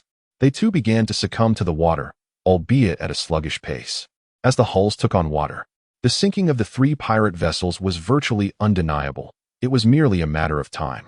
In that moment, the crew aboard the Tian Ce ship was filled with exuberance. In the past, encounters with pirates had led them to prepare for a hasty retreat, followed by a desperate counterattack. However, the current scenario unfolded quite differently. Upon the arrival of the pirate vessels, their own ship remained steadfast, allowing the enemy to enter the range of their artillery. With a concentrated barrage, they swiftly obliterated one of the pirate ships. Captain Bick, in a sudden realization, acknowledged the worth of the Tian Ce, a vessel constructed with the accumulated wealth of 3 generations of his ancestors. The ship's formidable defensive capabilities and the sheer might of its cannons were nothing short of overwhelming, rendering it invincible. Thus, Captain Bick found himself thoroughly pleased with the performance of the Tian Ce. At this moment, he gazed upon one of the pirate ships that had succumbed to the depths, while the remaining 2 were also steadily descending, their complete submersion merely a matter of time. Chapter 8. Approaching the reef in that moment. Jubilant cheers erupted from both the deck and below of the pirate ship, while the expressions of the pirates were almost one of terror. The sailors were elated, for the formidable Tian Ce was a force to be reckoned with, and their unity was akin to a blade cutting through steel. The sheer dominance they exhibited left the pirates utterly powerless, their fear palpable as they faced the onslaught. Not a single cannonball was aimed at the Tian Ce. Instead, they were swiftly dispatched, a testament to the might of their artillery. Consequently, a wave of joy swept through the crew, who were acutely aware of the overwhelming abundance of cannons aboard the Tian Ce. Indeed, it was a veritable arsenal of destruction. Captain Bick's face revealed a hint of joy for the very first time. At this moment, he took a deep breath and murmured to himself, after all these years, I have finally avenged my grievances. The band of pirates numbered no fewer than 200, and in that instant, The thought of over 200 pirates facing impending doom brought forth a hearty laugh from Captain Bick. With this realization, he began to chuckle, recognizing that the circumstances were ripe for action. Thus, he set forth with determination, knowing that this course of action would yield the desired outcome. As he commenced his endeavor, the atmosphere remained charged with anticipation. Despite the unfolding events, the trio began their movements, with Captain Bick smiling gently, his face adorned with a radiant grin. Captain Bick, after experiencing a moment of joy, resumed his navigation of the celestial strategy, steering the vessel towards the distant horizon. Such a pattern of action may appear uniform in various contexts, yet the celestial strategy exudes a singular beauty at every moment, instilling profound confidence among the sailors. Consequently, the crew was enveloped in elation, especially considering that the celestial strategy had triumphed against 3 adversaries. It would indeed be peculiar if the sailors were not in high spirits. After all, they had vanquished the menacing pirates, acting as agents of justice and ridding the world of malevolence. Reflecting on these events, the sailors exchanged their sentiments. Recognizing the simplicity of their emotions, they understood that if their resolutions were not accorded the gravity they deserved, the ensuing complications would be considerable. Do you comprehend this? However, it was not long before Captain Bick discerned a troubling sight. Ahead lay 10 pirate ships, and these vessels were swiftly advancing towards them. Truly, one wave of trouble had not yet receded before another surged forth. At this moment, Captain Bick addressed his crew, stating, "These pirates are relentless. We must impart upon them a crucial lesson, that the Tian Ce is utterly invincible. We shall harness the might of the Tian Ce and commence our bombardment of those pirates. Do you possess confidence? If so, let us spring into action. I have faith in your abilities. As long as you can overcome our foes, we can proceed. Yet, in this moment, let us remain composed and rely on the power and keen acuity of the Tian Ce. I am certain we shall triumph over these pirates." The sailors aboard the Tian Ce initially beheld the astonishing might of their vessel, and even if 10 more pirate ships were to appear, they assumed they would still be no match for the Tian Ce. However, the situation did not appear as optimistic as the crew on deck had hoped. Indeed, more than 10 additional pirate ships emerged from another direction, accompanied by yet another vessel nearby. In an instant, the Tian Ce vessel found itself encircled by approximately 30 pirate ships. These 30 pirate ships were not merely the initial trio that had first appeared. The sheer number left the sailors in a state of shock. It was indeed a remarkable occurrence to witness such a formidable assembly of over 30 pirate ships setting sail together, perhaps an unprecedented event upon the seas. However, the waters to the due east remained devoid of any vessels, for that region was notorious for treacherous reefs and the presence of malevolent creatures. Consequently, the crew soon grasped the gravity of their predicament, and a palpable tension enveloped them. Faced with the stark choice of either resisting or succumbing to their fate, they found themselves devoid of any viable alternatives. Captain Bick, addressing all the sailors in a resonant voice, proclaimed that there was no need for fear, for with the presence of the Tian Ce, he would now elucidate the strategic plan for the impending competition. The strategy was straightforward. Once the enemy vessels entered the cannon's firing range of the Tian Ce, they were to spring into action. This method of engagement was consistent and reliable. At this juncture, the Tian Ce was poised to resist, yet to maximize the annihilation of the adversary, it was imperative to refrain from indiscriminate firing. Concentrated firepower was essential, targeting a single pirate ship at a time to diminish their overall strength. In that moment, the sailors comprehended their course of action, shedding all fear. It was alarming to discover that over 30 pirate ships had gathered, indicating a full-scale mobilization of the pirates intent on capturing the Tian Ce. United in purpose, they resolved to defend their ship with unwavering determination. Captain Bick, upon arriving in the East China Sea, had not anticipated such a dire situation would unfold. Nevertheless, resistance was crucial. Capture by the pirates would certainly mean death. Thus, they resolved to fight valiantly rather than succumb to despair. The captain noted that the number of pirates was likely in the thousands, with more ships potentially in pursuit. Therefore, they steeled themselves and prepared to exert every ounce of strength in their defense. However, it is only now that the multitude has suddenly realized the remarkable advancement of artillery. Thus, when the offensive commenced, fear dissipated among the ranks. After all, the formidable advantages of the Tian Ce still stand unchallenged. In an instant, the Tian Ce observed that a multitude of pirate ships was encroaching upon its operational range, prompting an immediate counterattack. The vessel concentrated its firepower, unleashing a devastating barrage that annihilated a single pirate ship in one fell swoop. Dozens of cannons converged their might upon the unfortunate vessel, which exhibited no capacity for resistance and was subsequently obliterated. The Tian Ce, demonstrating its formidable prowess, managed to deliver a ferocious strike upon the pirate vessel from over 2,000 meters away, resulting in its swift sinking. The potency of the artillery should not be underestimated. Even the once mighty demon dragon had felt the ferocity of such firepower. Yet, at present, pirate ships continued to advance relentlessly towards the Tian Ce. Within a brief interval, out of 30 pirate ships, 3 had already been vanquished by the Tian Ce's relentless assault. However, the pirate vessels had not yet reached the range of the cannons. Thus the pirates were left to fight desperately. Yet, the sailors aboard the Tian Ce were merciless, and soon the cannons unleashed a relentless barrage. In a matter of moments, 9 pirate ships had been obliterated, engulfed in flames as they began to sink into the depths below. Meanwhile, Captain Baiku, at the helm of the Tian Ce, steered the ship eastward in a frantic escape. The East was a realm of mystery, home to the world's deepest waters, dotted with treacherous reefs, and rumored to be the domain of the Dragon Palace of the East Sea, a place teeming with mythical creatures.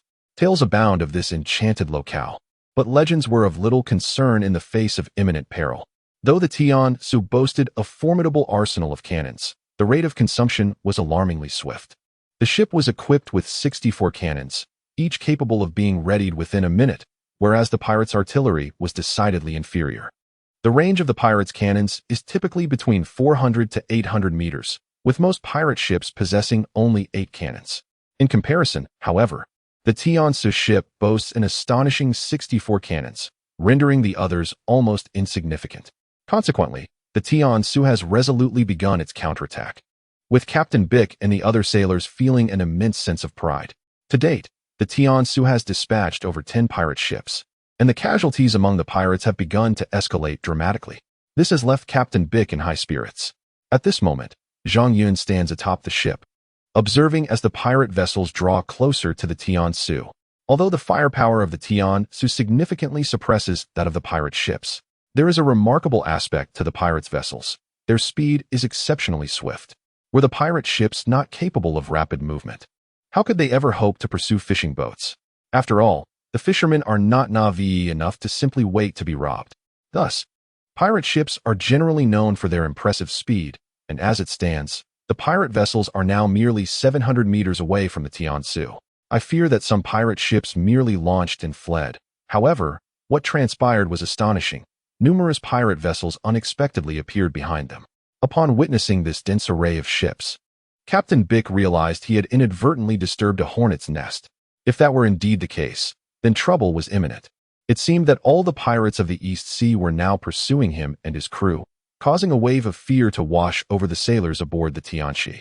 Yet, in that moment, they did not relinquish their will to survive. They continued to exert every ounce of effort in their actions.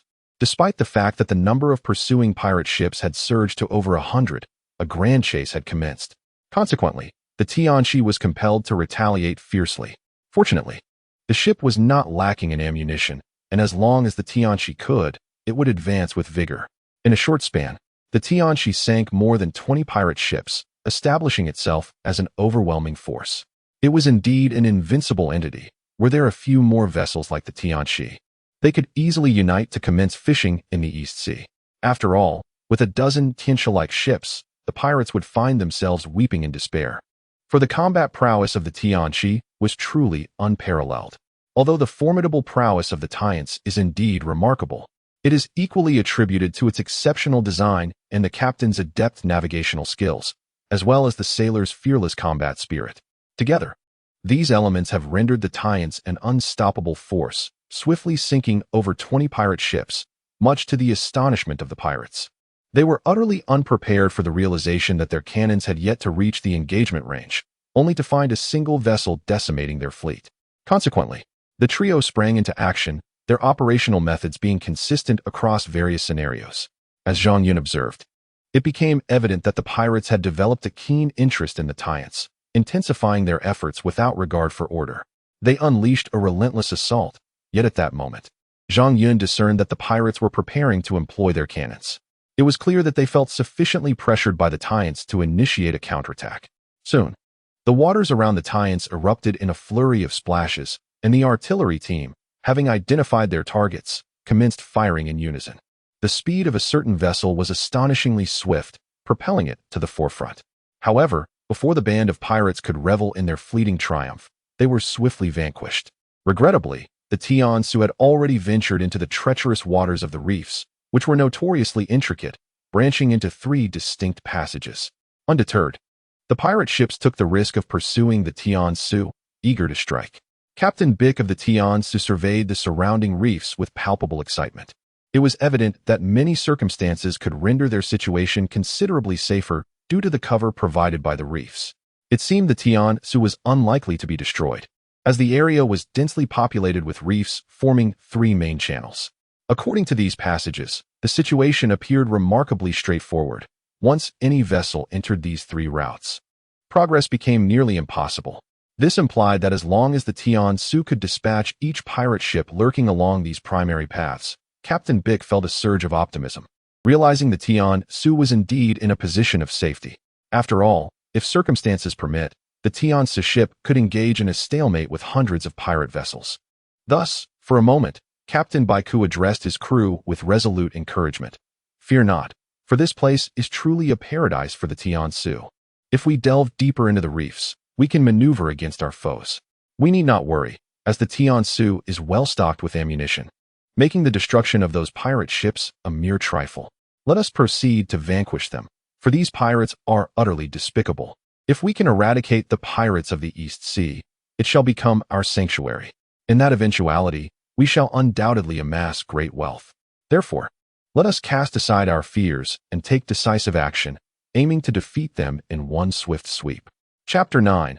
Mutual Destruction. At this moment, the Tian Ce was maneuvering into the treacherous reefs, while the pirates began their pursuit of the vessel. Among the 3 primary channels of the reef, the Tian Ce navigated through the central passage, a strategic choice that allowed it to unleash firepower from both sides. Should the situation escalate, it could prove quite dire. Consequently, the pirate ships trailing behind initiated their counterattack. Although their cannons struck the Tian Ce, resulting in only a minor blemish upon its hull, the vessel's operational capacity remained unscathed. Nevertheless, the Tian Ce launched a vigorous retaliation, with dozens of cannons incessantly bombarding the adversaries. Swiftly, the Tian Ce ship sank several nearby pirate vessels, which erupted into fierce flames, subsequently releasing billowing clouds of smoke as they gradually descended into the depths. However, the narrow passage of the reef limited the Tian Ce's escape route, allowing it to flee momentarily. Yet, the predicament for the pursuing pirate ships was imminent. As long as one of their vessels did not fully submerge, it would obstruct the chase of the remaining pirates. The other 2 passages of the reef had now become the pirates' targets. Nevertheless, the Tian Ce remained resolute, locking its sights on them. The booming sound of its formidable cannons echoed as they commenced fire. In no time, all 3 primary passages were blocked, rendering the pirates unable to pursue despite their fervent desire. The Tian Ce continued its escape. Once it had distanced itself from the pirate ships by approximately 1,000 meters, Captain Beck issued a command to halt their flight. The Tian Ce was poised to unleash the advanced artillery aboard, delivering a blood-curdling lesson to the pirates. The crew aboard the Tian Ce was filled with jubilation, while Zhang Yun hurried below deck to direct the battle. Following the ordeal with the demon dragon, Zhang Yun had garnered immense respect from many. Thus, Zhang Yun descended further, and many sailors eagerly heeded his command. It was indeed Zhang Yun's strategy to guide the Tian Ce toward the treacherous reefs. In this regard, everyone aboard the Tian Ce was in full agreement. Perhaps the Tian Ce was immensely powerful, a fact that even they found hard to comprehend. However, despite its formidable strength, it could not withstand the relentless pursuit of over 100 pirate ships. Consequently, nearly everyone sprang into action, prompting Zhang Yun to suggest that they navigate the Tian Ce into the labyrinth of reefs. Although this course of action was undeniably perilous, it was deemed necessary for the preservation of their safety. In that moment, everyone was resolute in their belief that only through decisive action could they evade danger. After all, engaging the enemy on calm waters would inevitably lead to one outcome: the certain demise of the Tian Ce. The reason is quite simple. Despite the formidable prowess of the Tian Ce, it was ultimately unaccompanied by any peer in strength. Thus, upon entering the treacherous reefs, it became increasingly amenable to the situation. Presently, the pirate ships have begun to peer from the outside, yet the Tian Ce has halted its advance. In a surprising turn of events, the Tian Ce commenced a vigorous bombardment of the pirate vessels. Contrary to expectations, it chose not to flee, instead engaging fiercely with the pirates. The cannons of the pirate ships proved ineffectual against the Tian Ce, while its own artillery decimated the foes without mercy.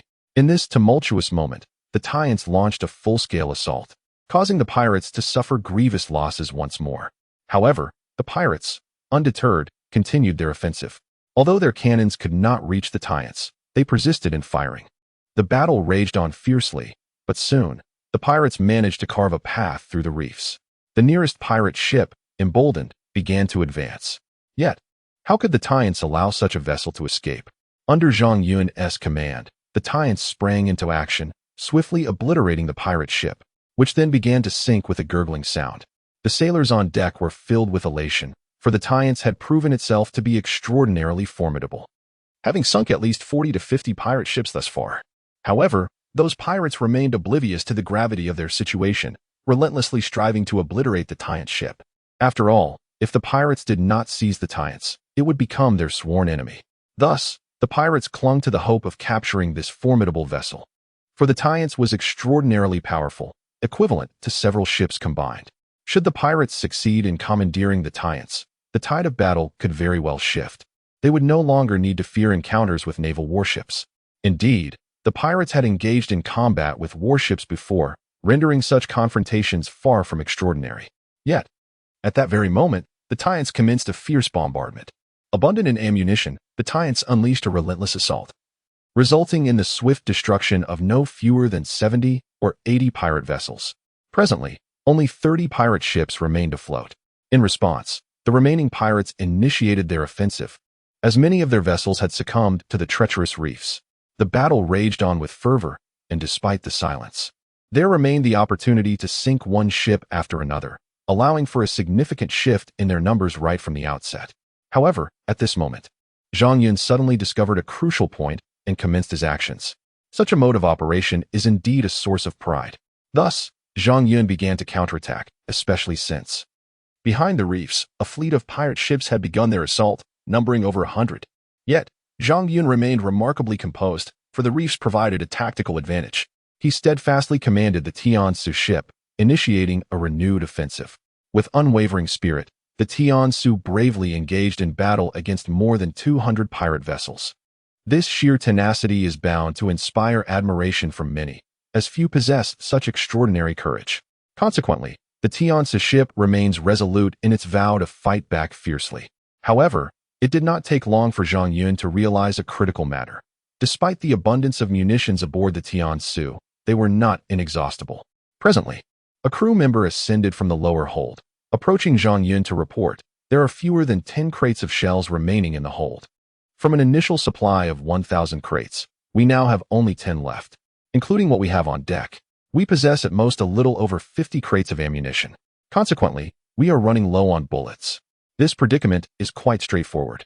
We are confronted by an overwhelming number of adversaries, over 200 pirate ships.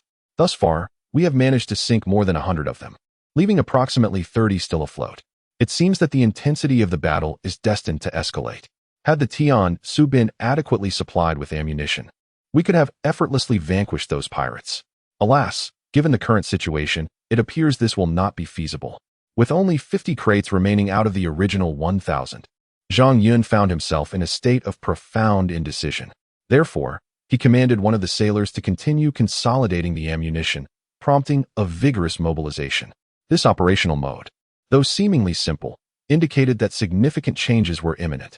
Surrounding sailors began to rise, expressing their confidence. Rest assured, I believe we can triumph over our foes. So you all must have faith in me. Upon hearing Zhang Yun's words, the sailors promptly began to ready their flame guns, diligently loading their ammunition before springing into action. Such maneuvers, regardless of the location, remained consistent. Zhang Yun, having ascended to the deck, commenced a fierce battle against the monstrous adversaries. Now on the deck, he addressed Captain Bick, expressing his regret. "Captain Bick, it is indeed unfortunate that we find ourselves devoid of cannonballs. Had we any remaining, I firmly believe we could vanquish the pirates. However, as it stands, we are bereft of ammunition and must resolutely counterattack. If possible, we should initiate our retaliation. The pirates have likely discerned that the Tian Ce is entirely out of ammunition, and given its esteemed capabilities, they would refrain from inflicting damage upon it. Thus, we must prepare to defend ourselves with our flame guns." Just as Zhang Yun concluded his statement, the pirate vessels commenced their assault. In an instant, the sailors on the deck brandished their flame guns, intent on engaging in a fiery conflict with the pirates. However, the pirates exhibited a heightened level of caution, leading them to unleash a barrage of cannon fire, which struck the deck of the Tian Ce. Amidst this chaos, the pirates erupted in boisterous shouts, seemingly venting their pent-up fury. Soon, over a dozen sailors were struck by cannonballs, sacrificing their lives heroically. In that moment, Zhang Yun had no choice but to seek refuge elsewhere. However, the pirates, undeterred by conventional tactics, began their assault by utilizing the cannons aboard their vessels to attack the Tian Ce ship. This pattern of aggression remained consistent. At this juncture, Zhang Yun initiated his counteroffensive, firing the first shot in the ensuing conflict. Despite the formidable defenses of the Tian Ce, it was unable to withstand the relentless barrage of cannon fire, resulting in significant casualties among the crew, with hundreds reported lost. As the pirates closed in, the sailors around Zhang Yun began to return fire, leading to devastating losses among the pirates on the deck. However, other pirate ships continued to launch their assaults, prompting the sailors to engage in a fierce and life-altering gunfight with the marauders. At this juncture, Zhang Yun found himself with no recourse but to resist. Some pirates sought to exploit the mast aboard the Tian Ce vessel, yet many were gunned down in the process. The number of pirates was approximately 1,000, spread across 4 ships, while the Tian Ce was manned by merely over 380 sailors. The disparity in numbers was stark, presenting a dire situation. However, as this was a defensive battle, the casualties among the pirates were significant. Ultimately, after a protracted conflict, the number of pirates dwindled to merely a few dozen.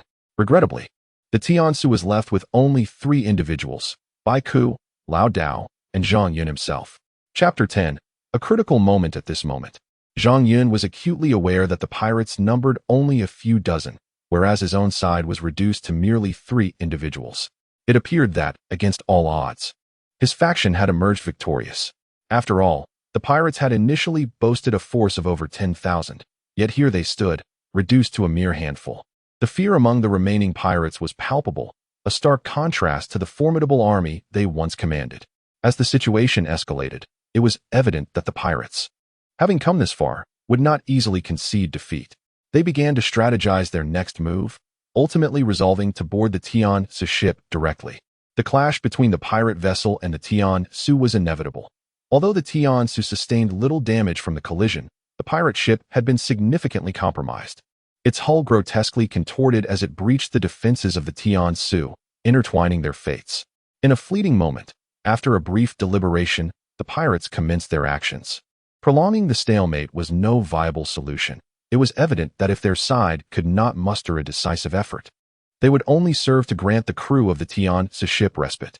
Having already incurred such grievous losses, they had finally located the Tian Ce. The pirates, driven by insatiable greed, were unwilling to relent. Thus, expecting them to reverse their course was a notion far removed from reality.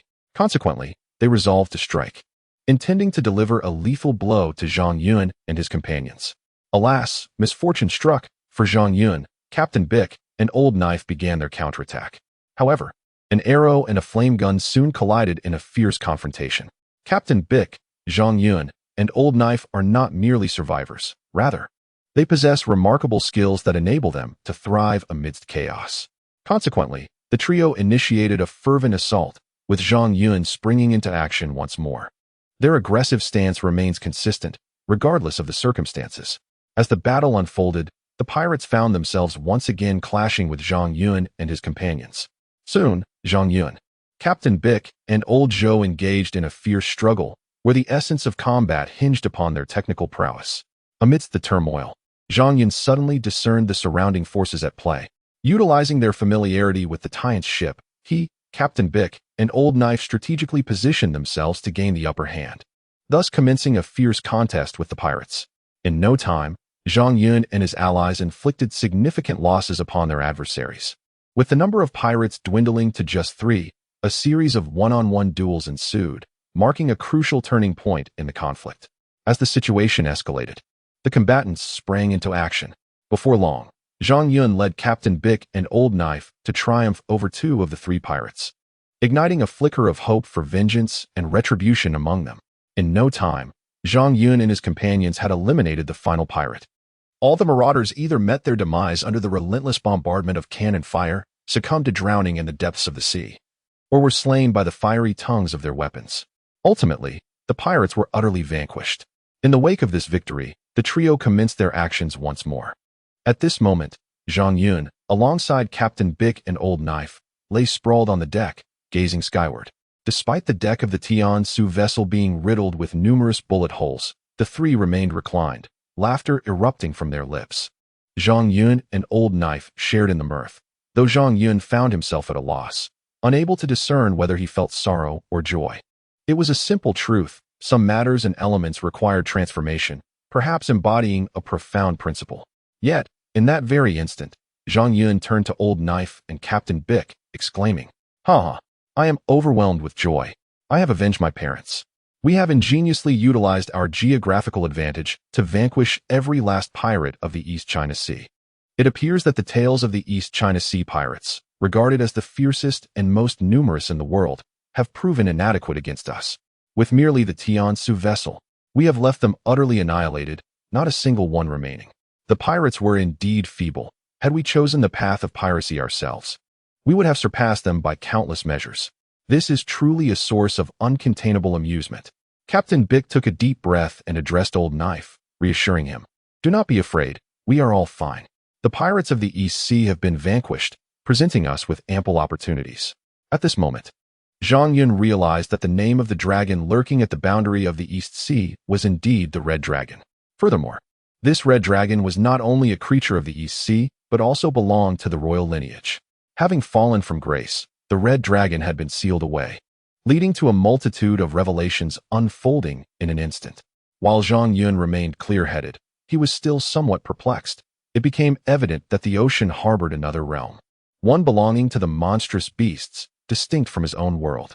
Consequently, the East Sea's borders were formidable. Zhang Yun acknowledged that his worldview had undergone a significant transformation. Chapter 11. The Assault of the Octopus. At this juncture, Zhang Yun resolved to disregard any uncertainties. He remained unsure whether his targeted shots would yield any effect. Yet survival compelled him to take a gamble. Should he take the chance, he might find an opportunity. Conversely, if he refrained, he would have none. Thus, the goal remained to consume. Chapter 12. The Relentless Escape. At this moment, Zhang Yun suddenly realized the urgency of his situation. His immediate course of action was to flee. However, in this very instant, he began to make his way beneath the Tian Ce ship, which was indeed colossal, measuring over 30 meters in width and extending more than 200 meters in length, an ancient version of an aircraft carrier. It became evident that, in the face of the vast ocean, humanity has always been fragile. Zhang Yun found himself contemplating a profound truth. Many aspects of life undergo subtle transformations without our awareness. Yet, he quickly came to a vital realization. Without exerting effort, his reflections would bear no fruit. Suddenly, a thought struck him. He recalled the pirate ship that had collided with the Tian Ce. At this juncture, he speculated that the pirate vessel was likely still situated on the 3rd tier. At present, Zhang Yun finds himself somewhat reluctant to part with the Tian ship. After all, he recalls the time when he first arrived, when the vessel was manned by a crew of over 300 sailors. There was a time when he and his companions sang merrily, drank wine, and feasted on chicken legs as they set sail towards the East China Sea. Their original intention was to engage in a lucrative venture there, which would undoubtedly bring salvation to the local fish market, as coastal inhabitants generally possess a fondness for seafood. However, due to the extensive coastline teeming with fishing boats, the waters had been nearly depleted of fish. Consequently, they found themselves struggling to catch even a few fish each day. While the catch was sufficient for subsistence, it was far from lucrative. Fishing alone could hardly sustain a family, and the scanty yield was grossly inadequate to meet the daily demands of the populace. Thus, they were compelled to venture out to sea repeatedly, hoping to make a modest living and achieve some measure of success. Chapter 13. A unique flower. At this moment, Zhang Yun suddenly became aware that something was amiss. He turned around abruptly, only to discover a pirate approaching, brandishing a flintlock pistol aimed directly at him. Zhang Yun had never anticipated that there would still be a pirate aboard the ship. In his mind, he had assumed that all the pirates on the vessel had perished. However, fate had dealt him a cruel hand. The unpredictability of life struck him with a profound sense of existential reflection, making him feel as if he were under the watchful gaze of a divine force. His misfortune seemed almost extraordinary. Zhang Yun pondered that perhaps his streak of ill luck could be traced back to the moment the Tian Ce ship embarked on its maiden voyage. That fateful journey had begun with a fierce storm, followed by an encounter with a legendary dragon, an event so rare it felt surreal. After navigating through the treacherous whirlpool with great effort, the Tian Ce finally escaped, only for Zhang Yun to face an onslaught of pirates the very next morning. Initially, there were merely 3 pirate vessels, but this number swiftly escalated to 30, and before long, he found himself surrounded by over 200 pirate ships. Alas, misfortune still loomed on the horizon. Regardless of whether events transpired as anticipated, action had already commenced. Presently, Zhang Yun, alongside all the valiant sailors aboard the Tian Ce, engaged in a fierce battle against the pirate ships, resulting in the sinking of numerous enemy vessels. Yet, the insurmountable challenge lay in the sheer multitude of pirate ships. Despite the Tian Ce's formidable strength, it could not evade the inevitable fate of retreat. However, due to its considerable size, the ship's speed was significantly hampered, leading to its swift pursuit by the enemy. Fortunately, the Tian Ce managed to reach a nearby reef, utilizing its advantages to engage the pirates in a series of intense confrontations. Unfortunately, the overwhelming number of pirate vessels led to the depletion of the Tian Ce's resources. Consequently, the sailors found themselves embroiled in a fierce gun battle with the pirates, yet misfortune struck as numerous adversaries materialized around them. At this moment, Zhang Yun quietly addressed one of the pirates, urging, "Do not act recklessly. In this region, it is only the 2 of us remaining. We must unite, for without collaboration, neither of us will escape. Do you understand?" However, one pirate brandished a gunpowder weapon at Zhang Yun, then coldly chuckled and said, "Ha! I am indeed a notorious pirate. Do you truly believe that pirates could ever collaborate with sailors? If word of that were to spread, it would be an utter farce. Do you take pleasure in such jokes? Yet here you are, daring to step aboard our pirate ship, which signifies one undeniable truth: you have no desire to live.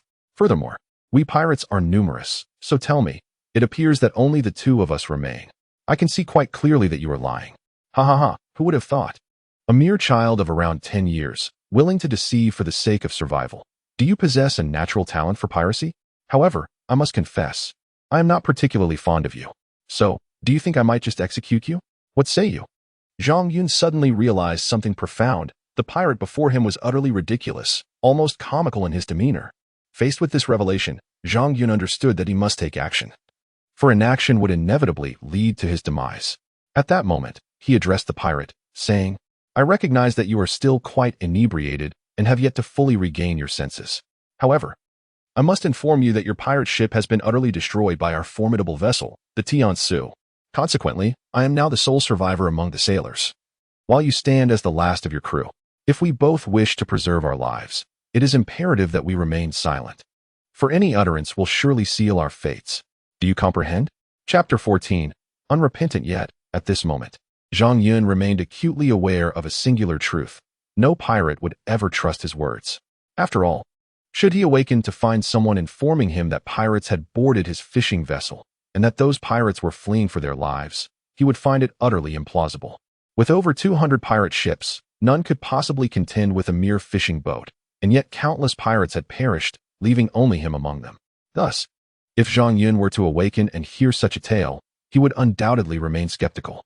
Moreover, he recognized the necessity of maintaining a positive mindset, a luxury not afforded to the pirates, whose mental state was far more precarious.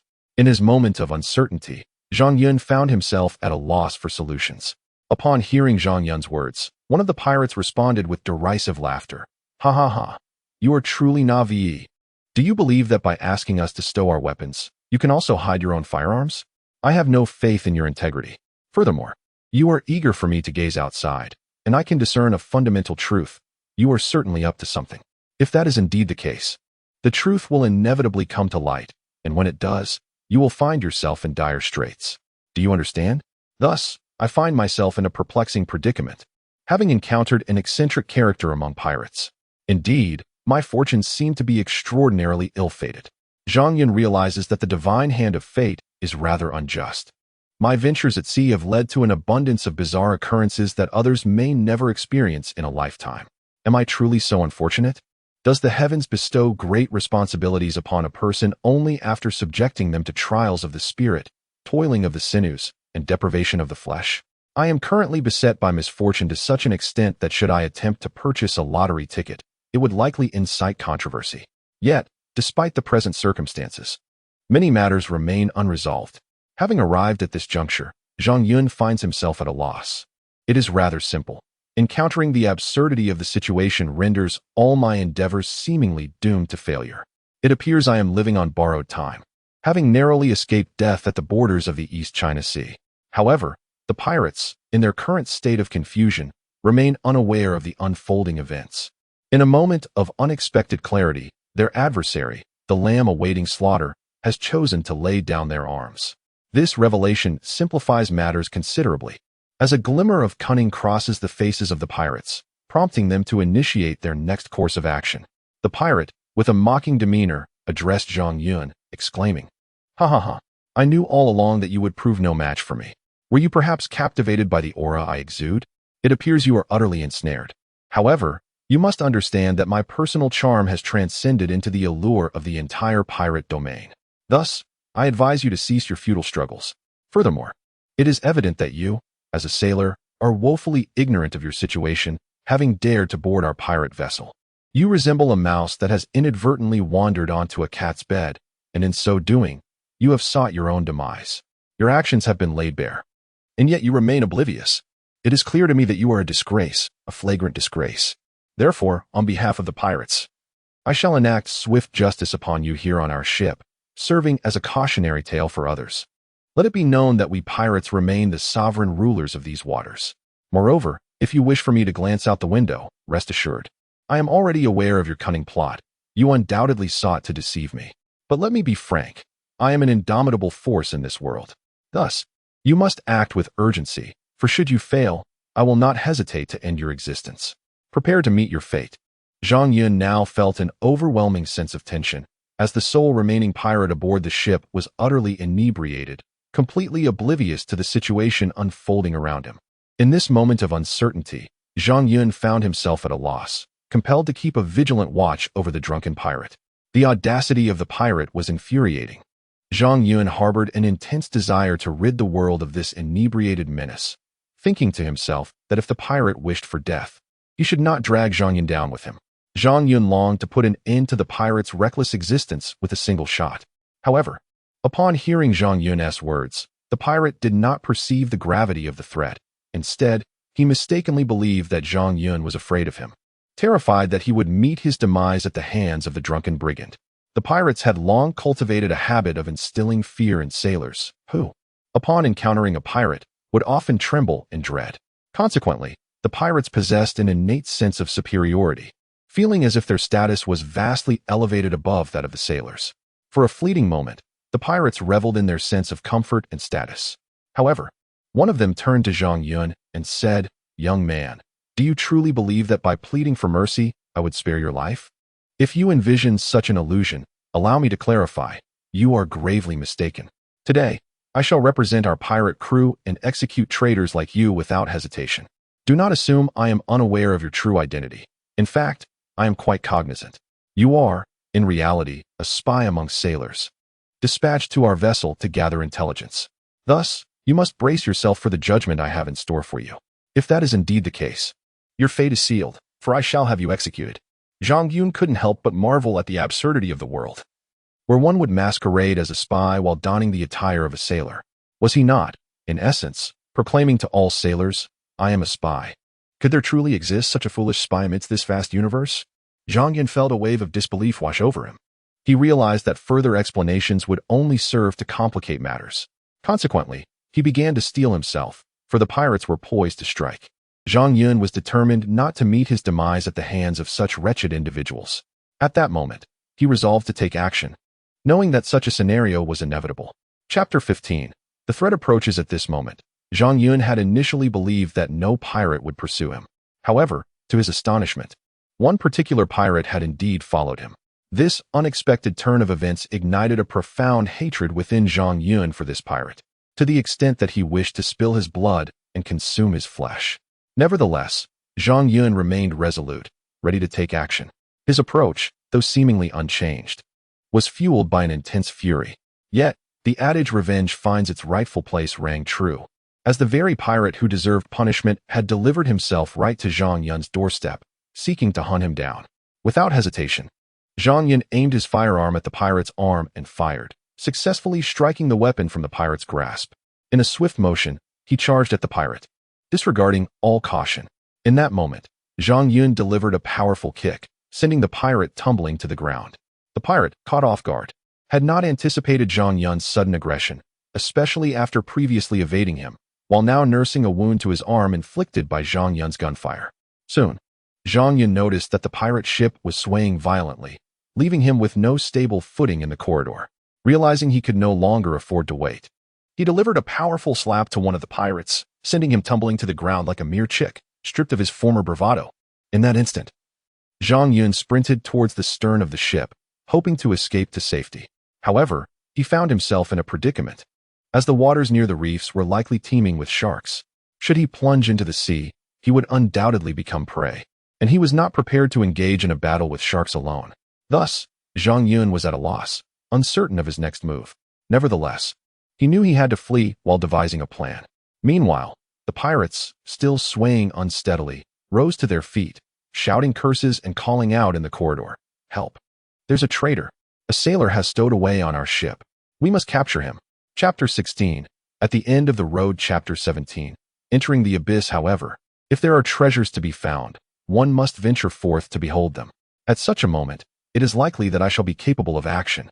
Thus, Zhang Yun resolved to broaden his horizons, even if only to observe. Otherwise, should I perish, I would do so with unfulfilled desires. Having reached this juncture, Zhang Yun could not help but smile coldly.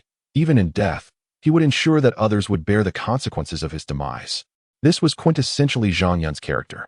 Before long, Zhang Yun discovered that the space ahead opened up expansively. Having fallen heavily to the ground, he became acutely aware of an unpleasant odor, leading him to believe that he had indeed entered a belly. In that moment, he resigned himself to fate. Yet, Zhang Yun quickly realized that the brilliance of this place was overwhelming, rendering it nearly impossible for him to open his eyes. After an extended period of adjustment, he managed to pry them open just enough to survey his surroundings, eager to uncover the source of such radiant light that had nearly blinded him. Chapter 18. A decade later, after much contemplation, Zhang Yun found himself at an impasse, for the truth was undeniably simple. He had heard others speak of such matters, which led him to a semblance of understanding. However, no one could affirm the veracity of what he had perceived. Nevertheless, Zhang Yun resolved to take action. He recognized that only by seizing the moment could he truly experience it. After all, observation from a distance pales in comparison to first-hand experience. With determination, he prepared to lift his hand and grasp it. Before long, Zhang Yun succeeded in rising on tiptoe to retrieve the object. It was a straightforward task, for this particular space, although expansive, lacked the breadth of a stomach. Its height was rather modest, measuring merely 1 meter 80 or 90. Yet, Zhang Yun himself stood at a height of around 1 meter 67, allowing him to reach it with relative ease. Despite his current stature, it was essential to remember that he was only 10 years old. Should he grow to 20, it would undoubtedly be a different story.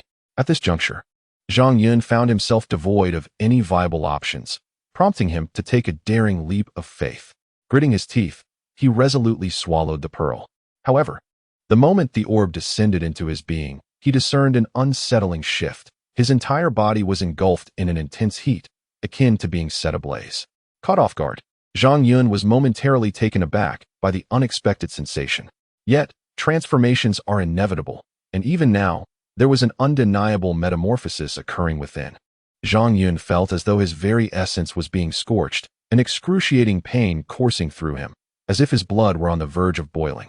Despite the dire circumstances he faced, he contemplated the reality that if fate indeed decreed his demise, he would be unable to evade it, as foretold in legends. The subsequent course of action involved channeling the formidable power contained within the dragon pearl into his own being. In that moment, the pearl would fade from existence, yet he would emerge endowed with extraordinary strength. Thus, the dragon pearl was poised to commence its transformative influence. At this moment, Zhang Yun felt an overwhelming heat, as if every cell in his body were being scorched, an unbearable pain that rendered existence nearly intolerable, far worse than death itself. Even now, he harbored no regrets. Dying early was certainly preferable to perishing within these confines, starved and decayed. Consequently, his consciousness began to dull under the weight of his agony, leading him into a haze, and he gradually succumbed to slumber. Was it truly his fate to meet his end in this very place? Had he unwittingly stumbled upon something significant?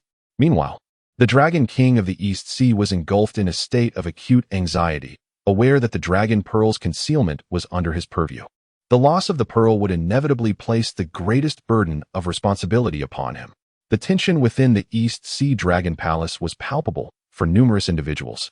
Many stronger than himself were eyeing his position with intent, such as the formidable Ao Kuan, who stood as a prime example. Ao Kuan has always held a deep-seated apprehension regarding his position as the Dragon King of the East Sea. Thus, the loss of the Dragon Pearl must surely be linked to him. Although the Dragon King harbors considerable suspicion towards Ao Kuan, he finds himself bereft of concrete evidence. He cannot haphazardly declare someone a culprit without the power to enforce such claims. Were he to possess unparalleled strength, he might be able to assert falsehoods as truths. However, the Dragon King, Gang Ao Tian, is acutely aware that without the Dragon Pearl, he stands no chance against Ao Kuan. Should the matter of the lost Dragon Pearl be made public, Ao Kuan would undoubtedly seize the opportunity to accuse him of negligence, thus paving the way for his own ascendance. In such a scenario, the Dragon King risks becoming a prisoner of his own misfortunes. Therefore, he resolves to discreetly dispatch trusted allies to uncover the whereabouts of the Dragon Pearl while simultaneously keeping a watchful eye on Ao Kuan. If indeed Ao Kuan is the thief, he would likely resort to a tactic of accusation, attempting to divert attention from his own guilt. The Dragon King understands that without the Dragon Pearl, he is ill-equipped to confront Ao Kuan, and even with it, he could only hope for a stalemate. Ao Kuan has long regarded him with disdain. Should the Dragon Pearl remain lost, the Dragon King would be deemed a pariah within the East Sea Dragon Palace. In that eventuality, even if he manages to retain his position, survival would become increasingly precarious. Moreover, should the Ao Kuan ascend to the throne of the Dragon King, his unrestrained nature would undoubtedly lead him to expand his dominion far and wide. At that juncture, any dissenters opposing Ao Kuan would surely be consumed by him. And should they dare to resist, even slightly, he would not hesitate to eliminate them entirely. For he is well aware of the principle that one must make an example of others. However, the current Dragon King of the East Sea has observed a peculiar phenomenon. Despite the passage of time, the East Sea Dragon Pearl remains elusive. Strangely, Ao Kuan appears to act as though nothing has transpired. Consequently, the Dragon King has entrusted the matter to his confidants, who have executed their duties with such discretion that not a whisper of the situation has escaped. Although Ao Kuan continues to regard him with disdain, he has yet to commit any egregious acts.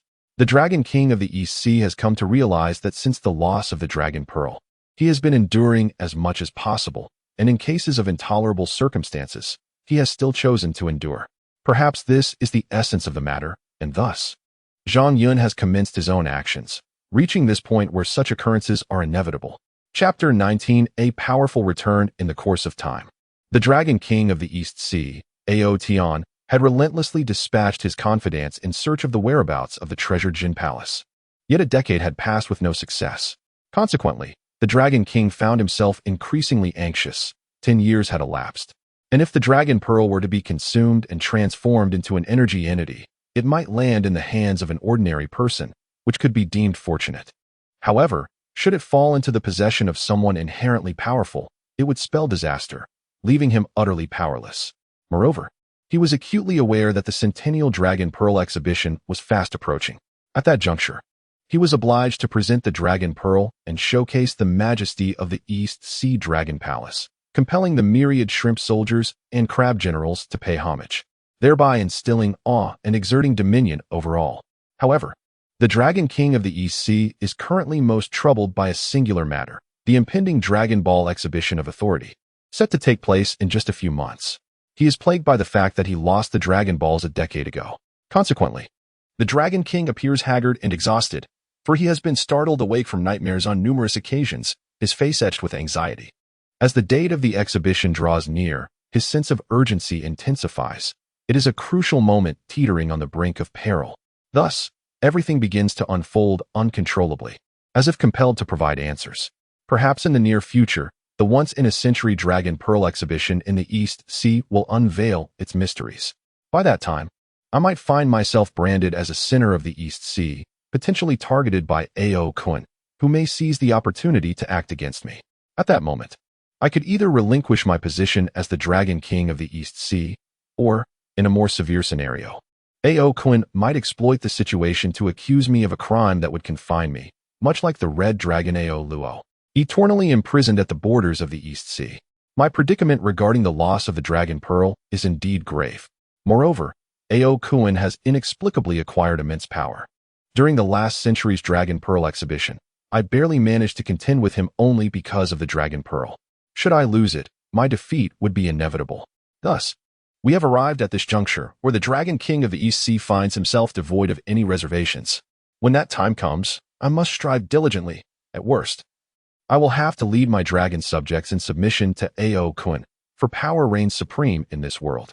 Yet, here I stand today, fully aware of my predicament, and it is evident that the Dragon King of the East Sea is left with no recourse. In that fleeting moment, the very essence of his being was utterly overwhelmed by the surging waves of energy. However, it was precisely at this juncture that Zhang Yun experienced a profound revelation. He was still alive, and his body teemed with vitality.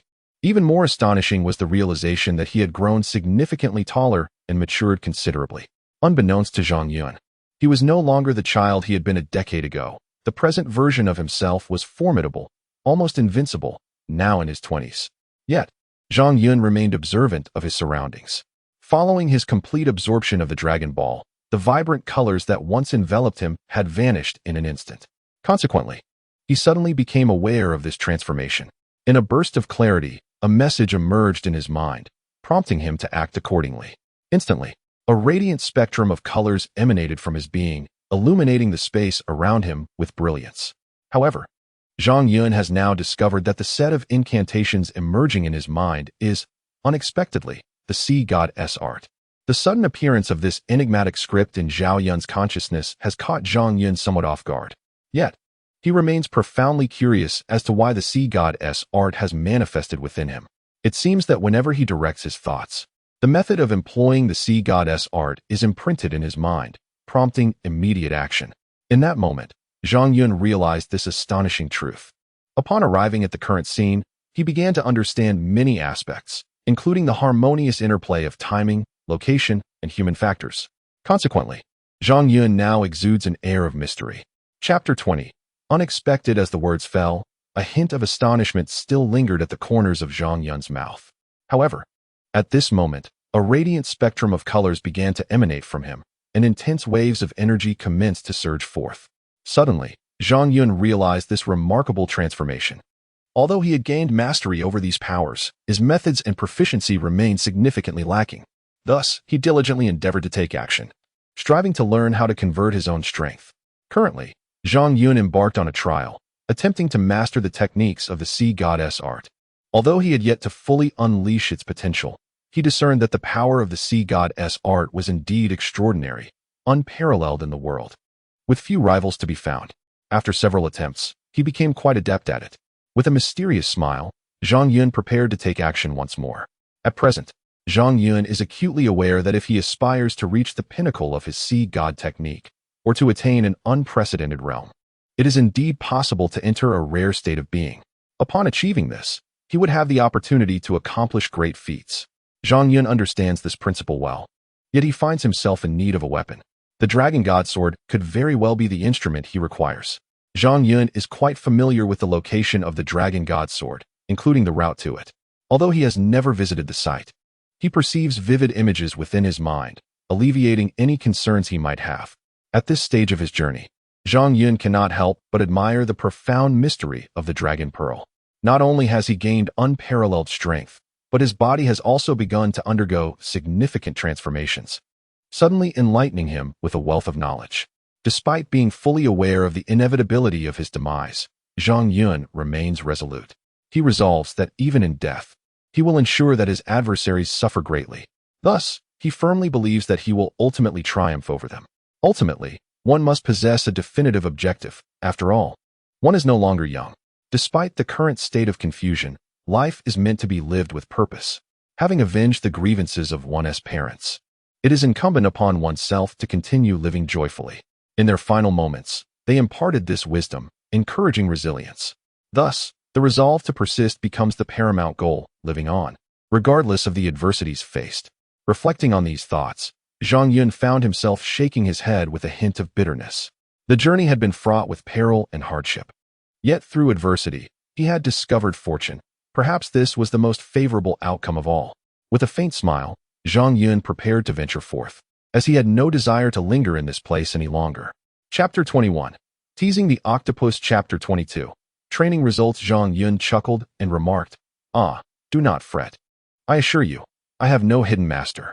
Should you persist in your inquiries, or if skepticism lingers in your heart, then let it be known that I am indeed the puppet master. Are you satisfied with such an answer? Of course, should you wish to delve deeper, remember that everything is malleable in this world, which remains astonishingly enigmatic. You have committed numerous misdeeds, and it is evident. With but a casual question, you have unwittingly confessed. Therefore, I suggest you concede your defeat. Moreover, I am acutely aware of your desire to eliminate me, for the sole knowledge of who pilfered the Eastern Sea Dragon Pearl rests solely with you. Alas, it is unfortunate that you lack the prowess to extinguish my life. Regardless, your demise today is inevitable. I advise you to come to terms with this reality. Behind you lie coral reefs and treacherous rocks, and you would do well to end your own existence upon them. After all, should I vanquish you, your fate would ultimately be disembowelment.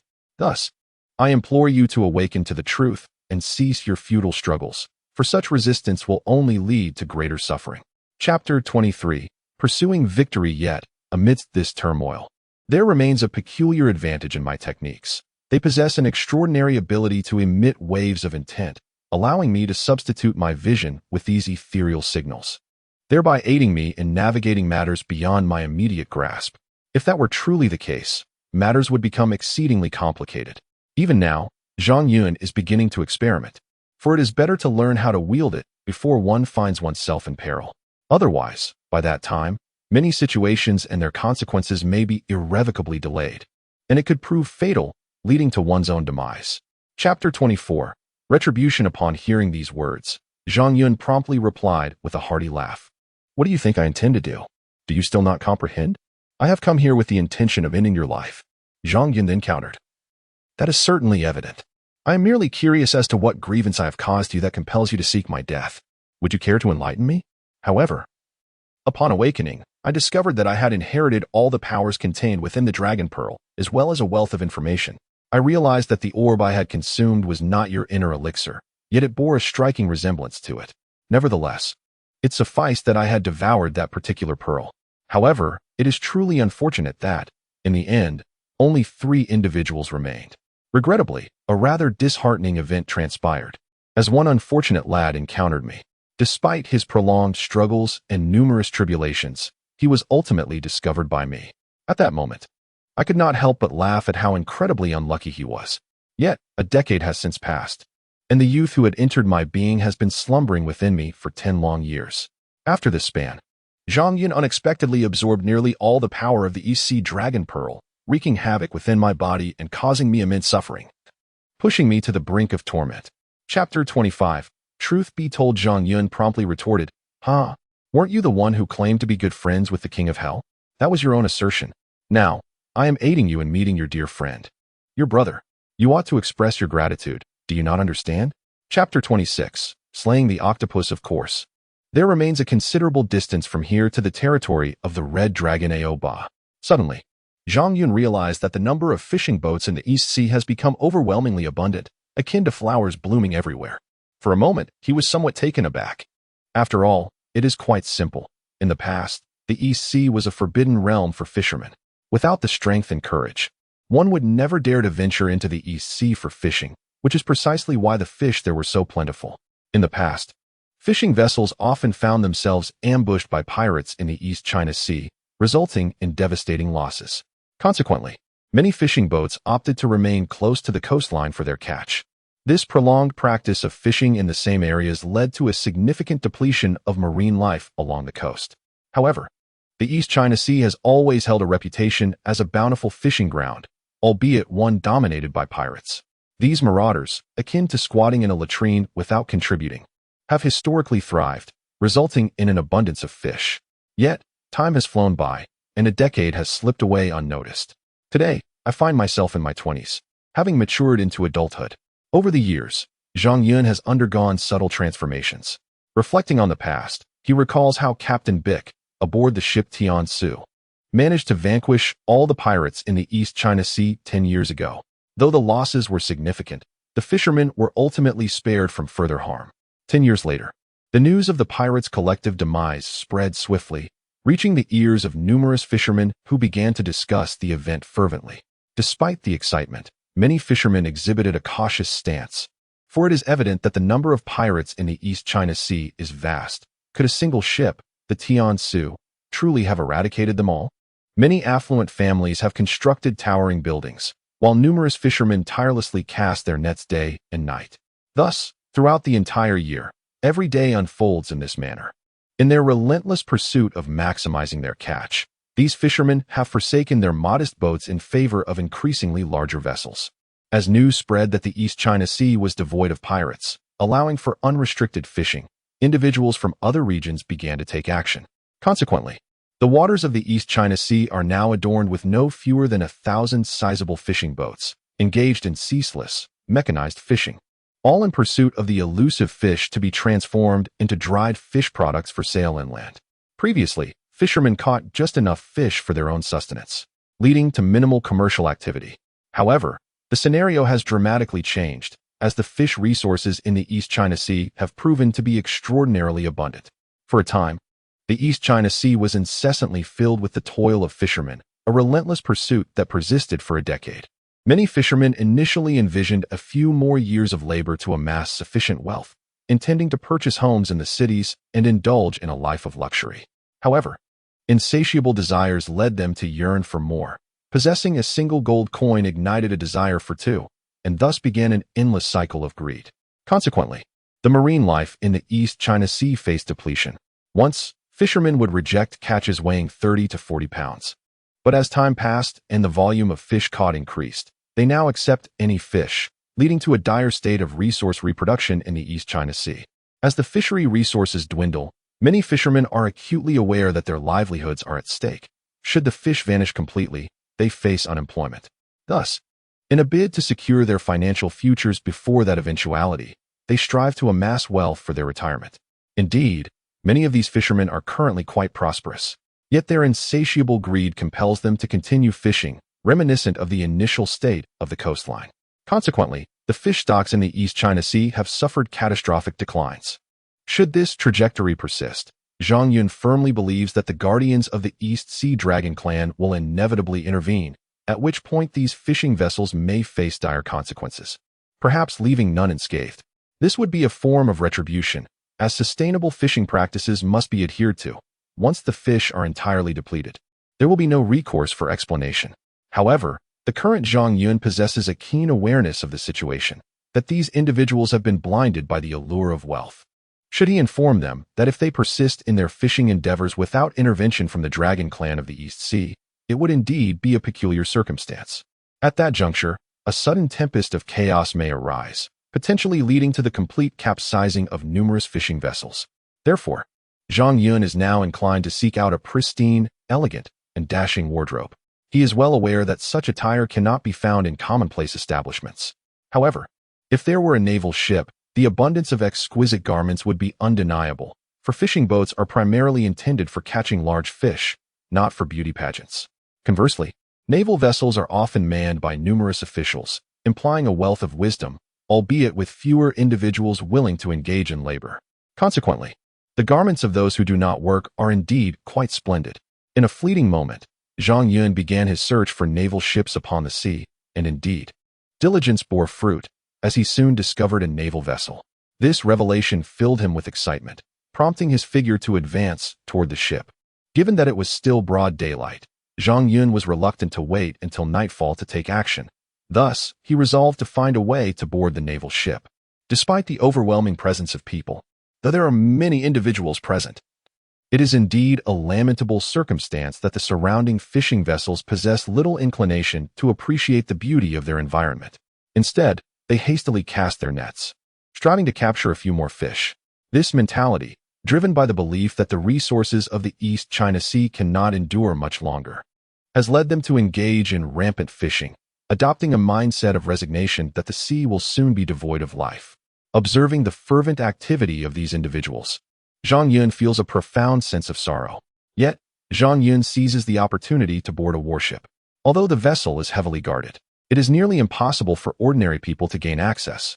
However, for Zhang Yun, who has undergone significant transformation, evading the patrolling guards proves to be a trivial task. Unbeknownst to him, he ascends quietly from the water and effortlessly enters through a window on the side of the ship. Upon entry, he quickly realizes that the room is entirely devoid of occupants, allowing him to navigate inside with ease. At this moment, Zhang Yun acknowledges a slight hunger within him. Despite having attained a level of cultivation that permits him to forego sustenance for extended periods, he recognizes that it is not without consequence. Chapter 27. The emergence of Alcuin. However, Zhang Yun had only recently acquired this newfound power, and more importantly, dining is one of life's most exquisite pleasures. Therefore, if he were to relinquish this joy simply because of his newfound strength, it would indeed be a regrettable loss. Thus, Zhang Yun was currently in search of the kitchen. In truth, he was quite familiar with the locations of kitchens aboard naval vessels, for he had once been an exceptional sailor. Although he was merely a youth at that time, his remarkable foresight had garnered the admiration of Captain Bick of the Tian Ce ship. On board, while the structural designs of different vessels may vary, one constant remains: the kitchen's location is relatively uniform across nearly all ships. With this understanding, Zhang Yun ventured deeper into the warship.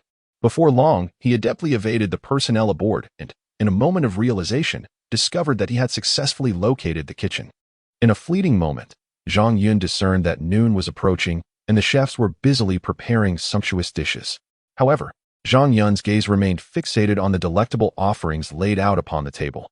Among these delicacies were not only fresh seafood but also an array of meats, including beef, pork, and duck, all of which were undeniably exquisite. Unable to resist the temptation, Zhang Yun succumbed to the allure of the feast and began to indulge in a covert tasting. Meanwhile, the chefs remained engrossed in their culinary endeavors within the spacious kitchen, designed to accommodate a multitude of diners. Consequently, at this juncture, Zhang Yun unabashedly embarked on his clandestine snacking spree. After satisfying his hunger, Zhang Yun promptly retreated. He did not allow his extraordinary abilities to lead him into reckless mischief. His indulgences were conducted with discretion. He refrained from openly seizing what he desired, for it was far too simple to regard the surrounding humanity as mere trifles, vulnerable to his whims. Nonetheless, Zhang Yun chose a path of restraint, recognizing the value of life in others. Moreover, the chefs had prepared a plethora of exquisite dishes, and indulging in them discreetly went unnoticed. Thus, with a resolute heart, Zhang Yun began to change his attire, as the clothing he wore was rather absurd, garments from his childhood, worn even now. Consequently, at this juncture, he set out to seek more suitable clothing. In that moment, a beautiful young woman gracefully entered from outside, pausing briefly before gazing at the proud East Sea Dragon King. "Ao Tian." She continued her advance and addressed him, saying, "Father, have you summoned me because you intend to take action? Are you planning to teach those despicable fishermen a lesson? Their audacity has gone too far. We have tolerated their transgressions for far too long. We understand that their lives are fraught with hardship, yet they have indiscriminately fished in the East Sea for over a decade. Their relentless exploitation has led to a depletion of our marine resources. Now, our East Sea struggles to provide even for our own sustenance. Therefore, it is imperative that we take decisive action. I believe I should personally approach them and have a conversation. At the very least, I am convinced that it could yield some positive results. Currently, I am quite apprehensive about the Ao Kuan, which has been exceedingly tolerant. In truth, it has been quite displeased with the fishermen who have been recklessly depleting the resources of the East China Sea. However, that group of fishermen is insatiable, as they continue to fish relentlessly throughout the entire year. Although the East China Sea is indeed abundant in marine life, it cannot sustain such unrestrained exploitation indefinitely. We can empathize with their hardships, nonetheless. The wealth they have garnered from fishing in the East China Sea over the past decade is sufficient to allow them to live comfortably for a lifetime. Therefore, at this juncture, I believe we need not endure any longer. After all, the worst that could happen is that we reveal ourselves, and perhaps that would indeed be beneficial. At that very moment, upon hearing his daughter's words, the Dragon King of the East Sea pondered for a while before responding directly. Your suggestion has crossed my mind as well, albeit it is a solution born of desperation. It appears we must reveal our identities, otherwise, the aquatic inhabitants of the East Sea shall be entirely captured by them. Should that occur, the East Sea would face ruin at their hands, and I refuse to accept such a fate. Therefore, I advise you to prepare yourself. I intend to personally assess the situation shortly. Should those fishermen refuse to depart, they must not blame me for my lack of courtesy. I have never been one to show leniency, hence I harbor no fear of them. If they persist in their defiance, they shall have no reason to complain about the wrath of the Dragon King of the East Sea, for I shall show no mercy. Upon hearing her father's words, Aoxiang nodded gently. Yet, her greatest concern lay in the potential discovery of the East Sea Dragon Pearl's loss by Ao Kun. The Dragon Pearl holds immense significance for the Dragon Palace of the East Sea. It is a symbol of a dynasty. If even this fundamental emblem were to be stolen or lost, it would undoubtedly spell trouble. Thus, Aoxiang softly inquired of his father, "Is there any news regarding the East Sea Dragon Pearl?" With mere months remaining until the once-in-a-century pilgrimage to the East Sea, it is imperative that we secure the Dragon Pearl. Should we fail to present it, the consequence would be a lack of submission from the surrounding realms. I fear that chaos will ensue. If only our dragon clan could unite more resolutely, I am confident that we would encounter no insurmountable challenges. After all, our collective strength is formidable. Even in the absence of the Dragon Pearl, our symbolic scepter of power, we could still uphold the integrity of the entire East Sea Dragon Palace. Alas, the true issue lies in our disunity. Should the East Sea Dragon Pearl be lost, internal strife among the East Sea Dragon clan would escalate in an instant. At that moment, I dread the complications that may arise.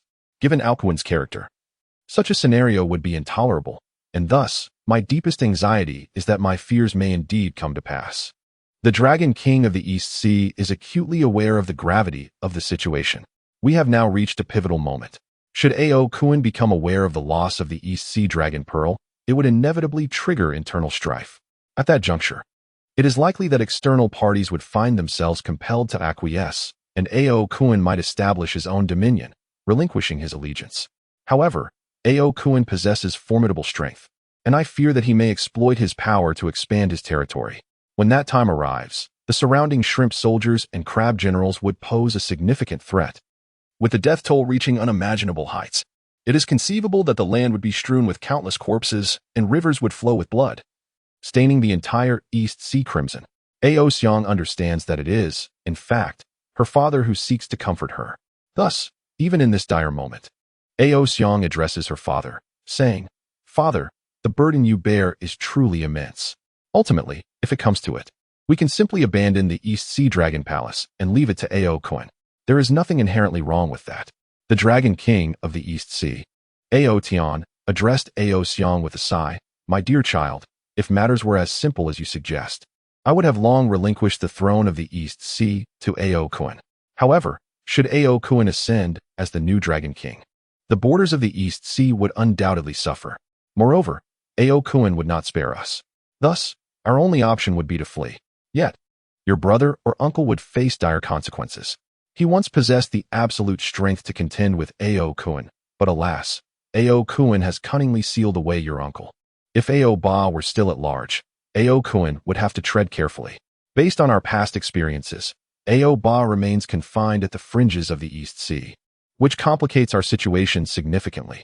I advise you to exercise caution. Regardless of the peril, I shall safeguard your well-being with my very life." In that moment, Aoxiang realized the depth of her father's concern. She replied, "Let us prepare ourselves. We should ascend shortly to observe the avaricious humans, who are truly disheartening. Just then, a shrimp soldier burst into the opulent hall, calling out loudly from the entrance, "Report." Soon, one of the shrimp soldiers knelt before the Dragon King Ao Tian of the East Sea and reported, "Your Majesty, General Ao Kuan has already led numerous troops and intends to engage in a decisive battle with the fishermen of the East Sea."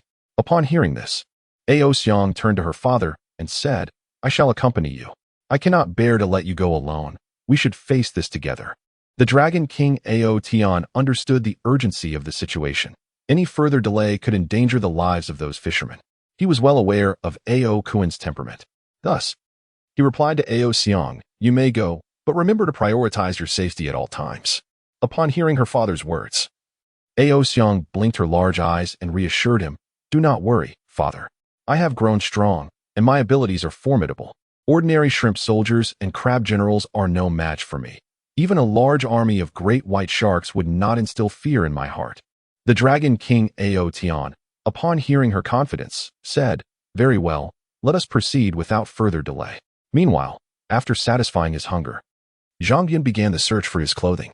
At this point, he was fortunate enough to discover an outfit that suited him remarkably well.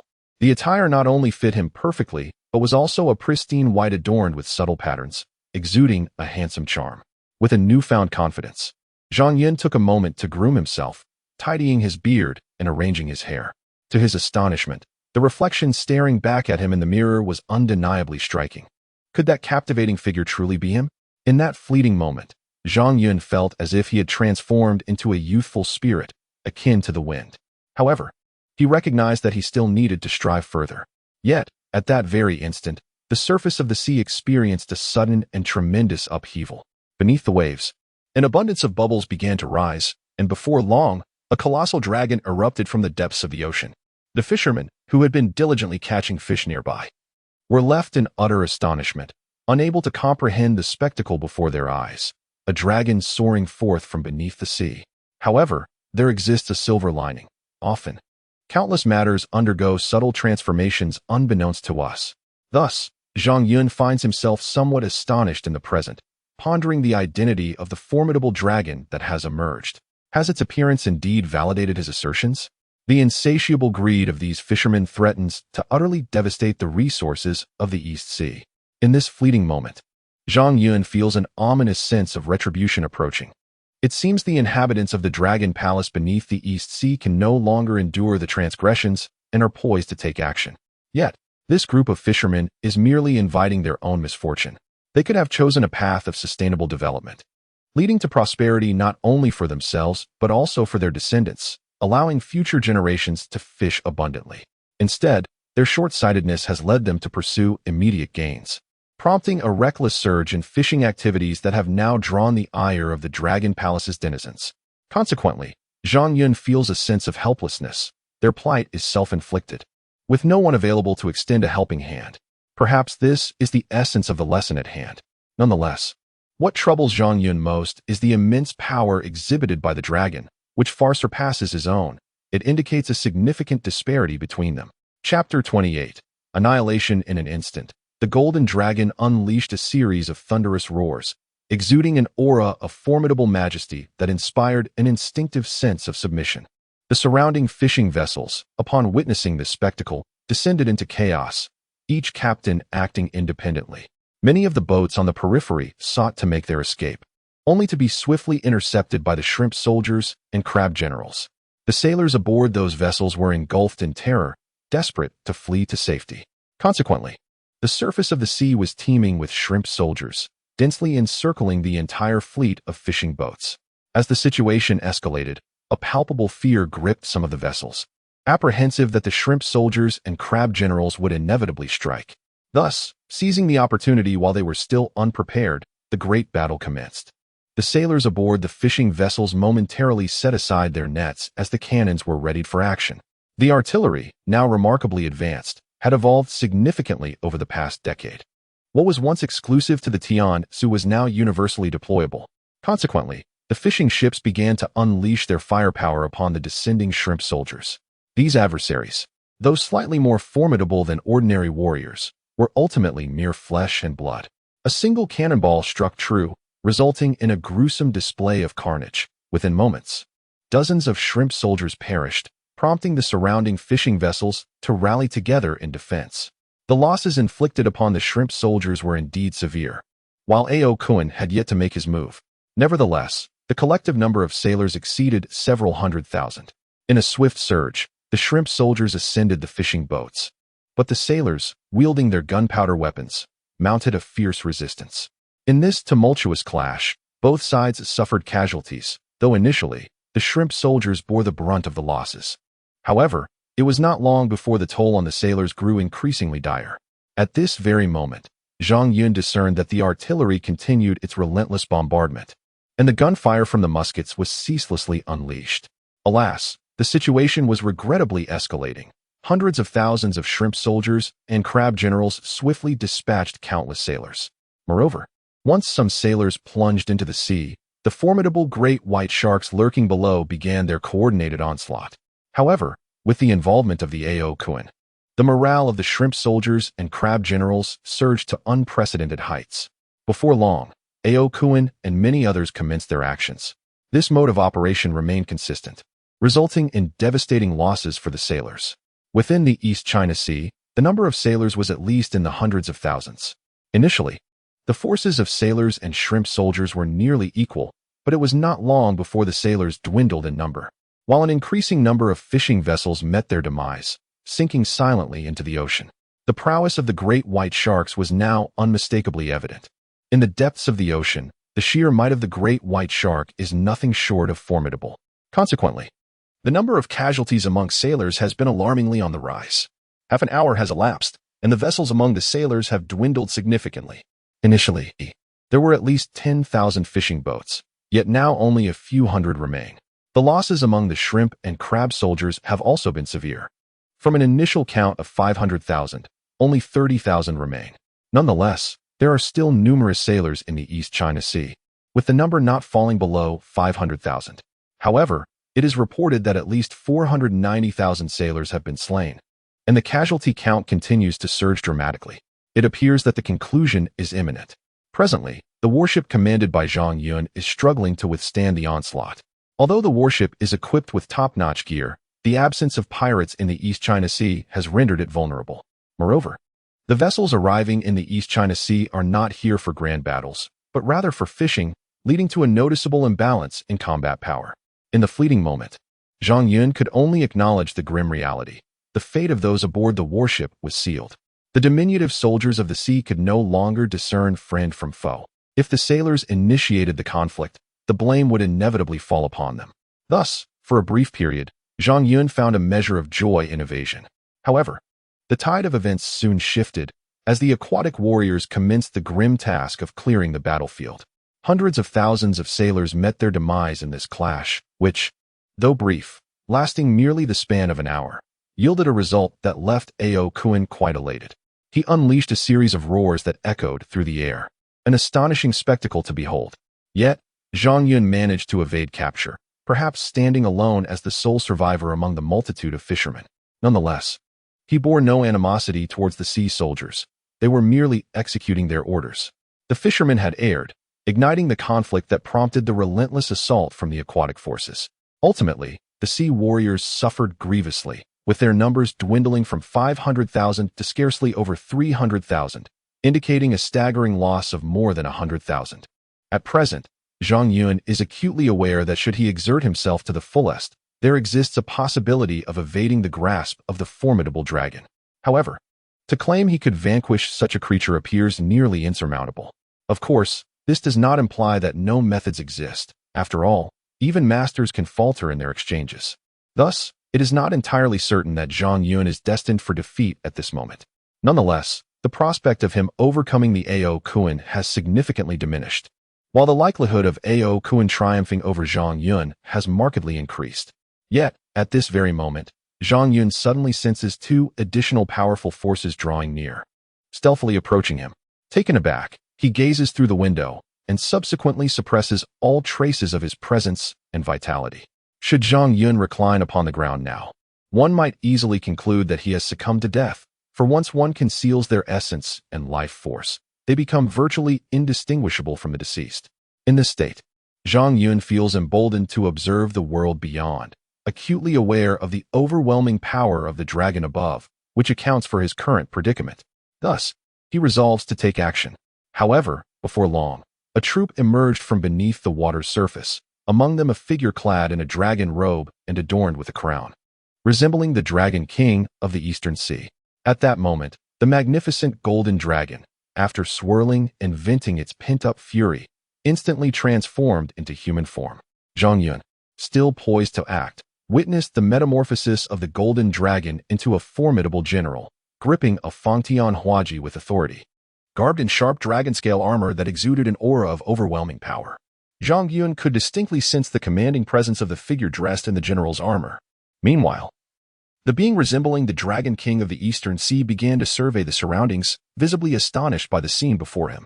The area stretched for several dozen miles, lay in disarray, with numerous debris floating on the water's surface, and the nearby sea exhibited a pale red hue, unmistakably stained with blood. It was evident that action was underway, and had it not been for such a grim spectacle, many would likely have undergone drastic transformations. However, it was not long before Zhang Yun noticed something peculiar. Beside the East Sea Dragon King stood a remarkably beautiful woman. This enchanting maiden, appearing to be in her 20s, was adorned in a flowing purple gown and possessed a delicate stature. Despite her striking beauty, there was an air about her that left Zhang Yun feeling somewhat unprepared. For the aura she exuded was undeniably powerful, though still not a match for his own capabilities. In that moment, Zhang Yun became aware of a curious phenomenon within himself. After gazing at this young woman, he felt an overwhelming urge to embrace her. Yet, at that instant, it seemed as though the woman sensed something amiss as well. Consequently, Ao Xiang turned her attention towards the nearby warship, and Zhang Yun recognized that he had to remain inconspicuous, for the actions of the beautiful woman would undoubtedly attract scrutiny. He understood that if he did not conceal his presence, numerous complications could arise. Indeed, Ao Xiang sensed that someone was observing her, and inexplicably, she felt a strange sentiment stirring within her heart, leaving her momentarily perplexed. Just then, Ao Kuan and Ao Tian noticed Ao Xiang's behavior, prompting Ao Tian to inquire, "What troubles you? Have you sensed something hidden aboard that warship?" Upon hearing this, Ao Xiang gently shook her head and softly addressed her father, Ao Tian, saying, "It is nothing, perhaps it is merely my illusion. Now, let us attend to the matters at hand." The East Sea Dragon King, Ao Tian, was engulfed in feelings of guilt. A catastrophic battle had claimed the lives of over 600,000 or 700,000 souls, staining the waters for miles with blood, truly a horrific sight. Thus, Ao Tian turned to Ao Kuan and remarked, "In truth, you could drive them away and warn them not to return. This would suffice, at least in that way. We would not suffer the loss of over 100,000 shrimp soldiers and crab generals, nor would those fishermen have perished by the hundreds of thousands. Such slaughter is altogether too grave." Ao Kun, who initially bore the countenance of victory and was exceedingly proud of the complete annihilation of that group of sailors, found it perplexing that the East Sea Dragon King would reprimand him for not exerting any effort, questioning why he should concern himself with such trivialities.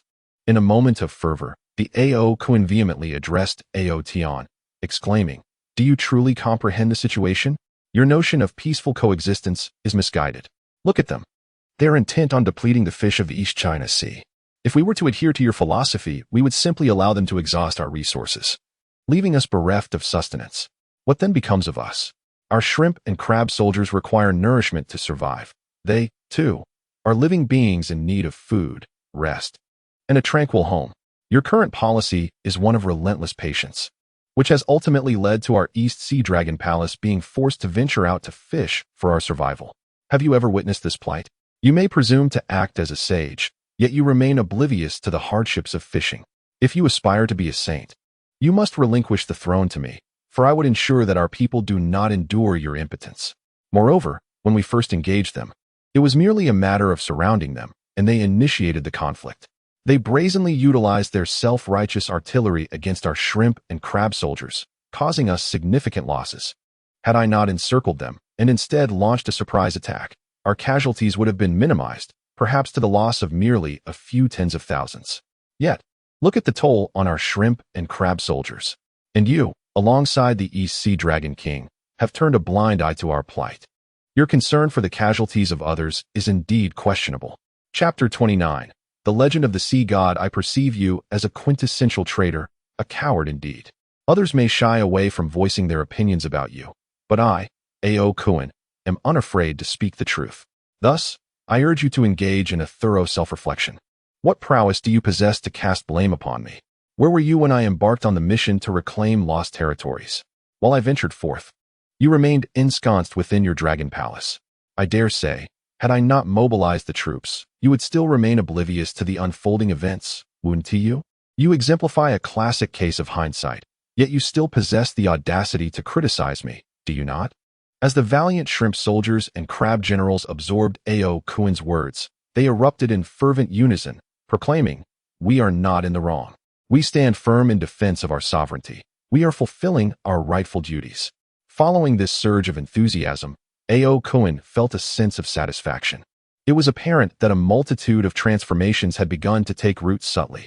Nevertheless, in that very moment, Ao Tian discerned that Ao Kuan was intentionally opposing him. In a moment of contemplation, the formidable leader addressed his loyal followers, urging them to quiet their fervor. "Silence, my comrades, silence. I am aware that none of you are at fault. You are all valiantly defending our existence. Indeed, the sailors have demonstrated excessive greed, and it is only just that we teach them a lesson. However, let us refrain from resorting to bloodshed, for we have already suffered grievous losses.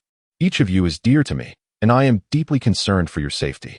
Have you considered that your friends and loved ones may have been gravely injured or even slain in this conflict? My hope is for your well-being above all else. Thus, let us conclude this matter here. We have dealt a significant blow to the sailors, and now the East Sea may find respite and rejuvenation. I have faith that with the bountiful resources of our domain, it will not be long before we flourish once again. Fear not, for I believe in your strength. And you should place your trust in me as well." Although the impassioned speech delivered by the Dragon King of the East Sea was fervent, the shrimp soldiers and crab generals beneath him appeared utterly unresponsive, as if they were devoid of any comprehension. At that moment, Ao Kuan turned to Ao Tian and exclaimed, "Ha ha ha, my esteemed Dragon King, have you not erred? Our warriors are engaged in battle outside, while you remain ensconced in the Dragon Palace, indulging in leisure. Look at me. I am the formidable commander of the Eastern Sea Dragon Palace, venturing forth to confront these powerless fishermen. Yet you, amidst such significant turmoil, remain oblivious within your opulent palace, relishing your comfort. It seems you have grown rather corrupt. Perhaps it is time for you to relinquish your position." Upon hearing Ao Kuan's words, Ao Tian's countenance darkened, and he clenched his fists tightly. Nevertheless, he refrained from retaliating, for Ao Kuan seemed to possess a keen awareness from the outset that Ao Tian would not strike back. Thus, Ao Kuan continued to display an ostentatious demeanor, his face brimming with arrogance, as if he had achieved an extraordinary victory. Meanwhile, at the outset, Zhang Yun was indeed sensed by a certain enchanting lady. However, after a moment's contemplation, she merely shook her head and declared that all was well. Yet, Zhang Yun remained acutely aware that the other two formidable masters would undoubtedly not let him off easily. Consequently, he found himself lying on the ground, feigning death while concealing his entire aura. Thus, Ao Tian and Ao Kuan were oblivious to the situation aboard the abandoned warship. At that moment, Ao Xiang turned to Ao Kuan and remarked, "Uncle, my father's words merely advised us to avoid a great conflict. He did not prohibit battle altogether. One might consider that, despite our shrimp soldiers and crab generals suffering minimal losses, merely over 10,000 lives lost, they too have parents, relatives, and children. If they perish, will not their families be engulfed in sorrow? Likewise, although I perceive those so-called lowly fishermen as greedy, I believe that had you approached them sincerely from the beginning, rather than posturing and hovering in the air, many of these events could have been averted. After all, if someone were to circle above you in a menacing manner, instilling fear, would you not feel compelled to act? I am certain you would. As you have articulated, it is indeed perplexing that you arrived in silence, hovering above without uttering a single word, leading the fishermen below to perceive you as a monstrous threat poised to attack. Consequently, they felt compelled to retaliate against the shrimp soldiers and crab generals. We have yet to hold you accountable for this turn of events. Despite your stature as a grand marshal, you ought to comprehend a fundamental truth. Upon your arrival, what attitude did you harbor? Were you seeking to negotiate with the fishermen, or did you intend to wield your unmatched power to slay them? Perhaps this remains shrouded in mystery. Yet one fact is abundantly clear. Your intent was to bring death to those fishermen. Their lack of resistance is indeed astonishing. Furthermore, take heed not to revel in your position. As a commander, your failure to grasp your own objectives has ultimately led to the significant losses we have suffered among the shrimp soldiers and crab generals. As you have articulated, if you had made your appearance from the very beginning, it would have initiated a refreshing trend. At that juncture, the minor forces would have been adequately managed, followed by an unexpected maneuver. By that time, even if our forces were to sustain some losses, you would still proclaim yourself as a grand commander. Do you not grasp the most fundamental principles of military strategy? If you possess no viable plan, perhaps it would be best for you to refrain from participation, as you are merely squandering everyone's time and exacerbating the losses of our troops. The outcome has merely served to amplify your ostentatious demeanor. We are all aware of your capabilities and acknowledge your prowess. Had you not been competent, you would not have ascended to the rank of a grand commander. However, with such status comes the weight of responsibility. Despite the immense losses, you continue to flaunt your bravado. Had the casualties not been so staggering, you might still be oblivious to the gravity of the situation. This is, quite frankly, a disregard for human life, and yet you remain self-satisfied, seeking accolades. Reflect on this. It is precisely because of your negligence that so many have perished, so many of your own kind. What words do you have left to utter? Your actions have already spoken volumes. In the present moment, Zhang Yun has finally grasped the situation, and he suddenly realizes the impressive nature of the beautiful girl, Ao Xiang. He is momentarily captivated by her aura. Meanwhile, Ao Kuan, who has just been criticized by Ao Xiang, remains silent, his face a mask of fury, his gaze fixed intently upon her, as if on the verge of erupting into a fierce confrontation. Below them, the shrimp soldiers and crab generals, having overheard Ao Xiang's words, begin to ponder the matter, engaging in a heartfelt comparison. Ultimately, they come to a realization: Ao Kuan is indeed at fault. Consequently, a fervent discussion ensues among the shrimp soldiers and crab generals. At this precarious moment, Ao Kuan senses the shifting tide and coldly retorts to Ao Xiang, "However, my blunder pales in comparison to those who indulge in slumber. At least I, a commanding general, have taken to the battlefield myself." Upon hearing this, Ao Xiang dismissively responds, "Uncle, a mistake is a mistake. We can certainly forgive you. After all, we are family, and I do not wish to continue this debate. In any case, let us consider this matter settled. We should bury the fallen shrimp soldiers and crab generals, allowing them to rest in peace." At this moment, Outyin felt a tinge of melancholy. After all, over 100,000 soldiers had perished, and the number of sailors who met a grim fate astonishingly soared to an unprecedented 50 or 60,000, resulting in the near total annihilation of all the sailors and fishermen. It appeared that human greed was insatiable, akin to a serpent attempting to swallow an elephant. The fishermen's avarice had provided others with ample opportunity to seize upon their weaknesses. Thus, Outyin, with a faint smile, turned to his daughter and remarked, "Ah, had I arrived sooner, perhaps the circumstances would not be as dire. Do you not agree? Yet, even if the situation remains unchanged, I am powerless to alter it. After all, virtue is rewarded and vice is punished. Those who have caused the demise of so many cannot possibly expect a favorable outcome." Upon hearing this, Ao Xiang replied, "If indeed virtue is rewarded and vice punished, then countless individuals in this world would vanish in an instant. It seems we must rely on ourselves. If we were to depend solely on the heavens, peace would truly be unattainable." Outyin, upon hearing her words, could only smile wryly, fully aware that his endurance was waning. With the dragon pearl lost, if Alcuin were to discover this, it would surely spell doom. Nevertheless, they needed to seek the dragon god sword, although the dragon pearl was gone. Finding the sword might still offer a glimmer of hope.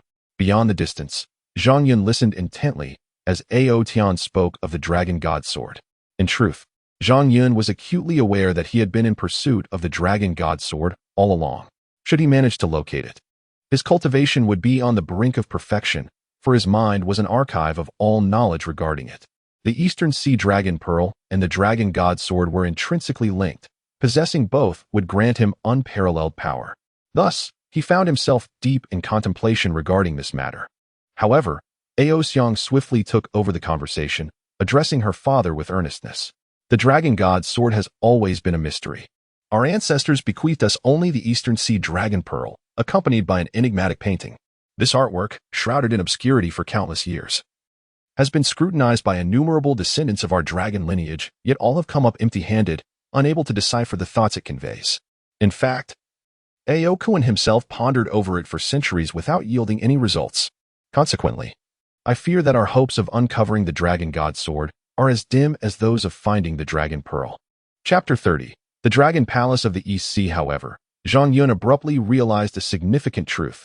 Among Aokuin, Tian, and Xiang, the most formidable was indeed Aokuin, followed closely by Tian, while Xiang ranked last.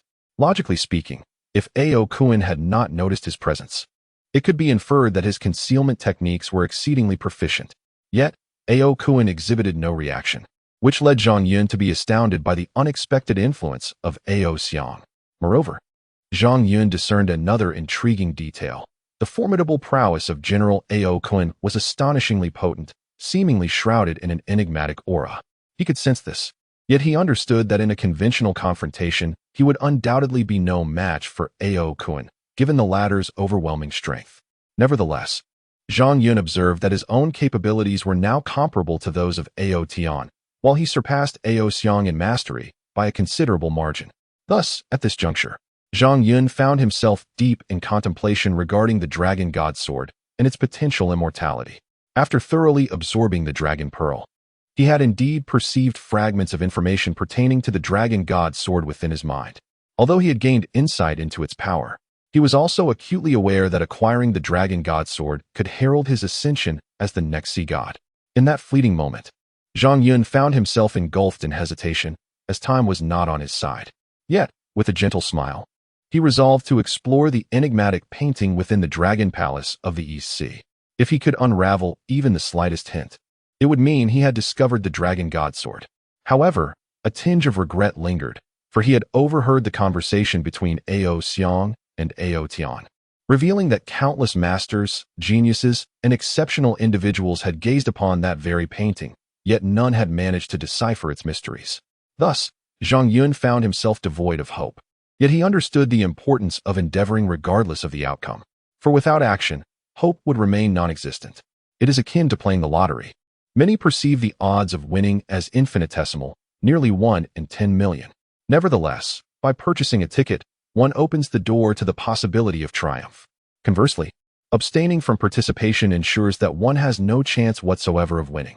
Perhaps this is the essence of the matter. Thus, Zhang Yun, even at this moment, merely smiled softly, contemplating for a brief moment before ultimately deciding to proceed and explore. After all, it was quite simple. If circumstances permitted, many transformations could occur. Therefore, in that fleeting instant, Zhang Yun resolved to strive forward. Presently, he plunged into the water, although he remained uncertain about the precise location of the East Sea. Fortunately, his spiritual essence was both mysterious and formidable, guiding him to follow the lingering traces left by the initial shrimp soldiers and crab generals as he began his pursuit. Legend has it that the Warhorse camp is adjacent to the East Sea Palace, with military encampments flanking the palace on both sides to ensure comprehensive protection of its safety. Thus, Zhang Yun continued to seek out those traces, advancing further. At that moment, he realized that the depths of the East Sea were exceedingly profound. However, soon he found himself unable to discern his surroundings, as the waters beneath offered no glimmer of light. Yet, Zhang Yun dared not emit even a flicker of illumination, fearing detection. The location of the Eastern Sea Dragon Palace is undoubtedly not confined to a single area. There must be patrolling troops outside. Therefore, if one were to be discovered, it would spell disaster, leading to certain demise. Zhang Yun, aware of this peril, remained exceptionally cautious. He began to emit his mental waves and proceeded with his actions. However, at that moment, he realized that his mental waves seemed ineffective, perhaps due to the surrounding environment, which rendered their effects unclear. Yet, Zhang Yun persevered through the situation. Soon, he perceived a glimmer of hope as a flash of light began to emerge, prompting him to quicken his descent. At that instant, he pondered the depths he had reached. According to his estimations, he had submerged several thousand meters, yet had not approached the Eastern Sea Dragon Palace. He began to contemplate that if the inhabitants of the Dragon Palace did not emerge, it was likely that no one could truly discover its presence. After all, The average person could only descend to a depth of over 200 meters, which is nearly the limit of human capability. Indeed, if one were to carry an oxygen bag, it is feasible to descend several hundred meters. However, beyond that point, further descent becomes impossible due to the escalating pressure encountered underwater.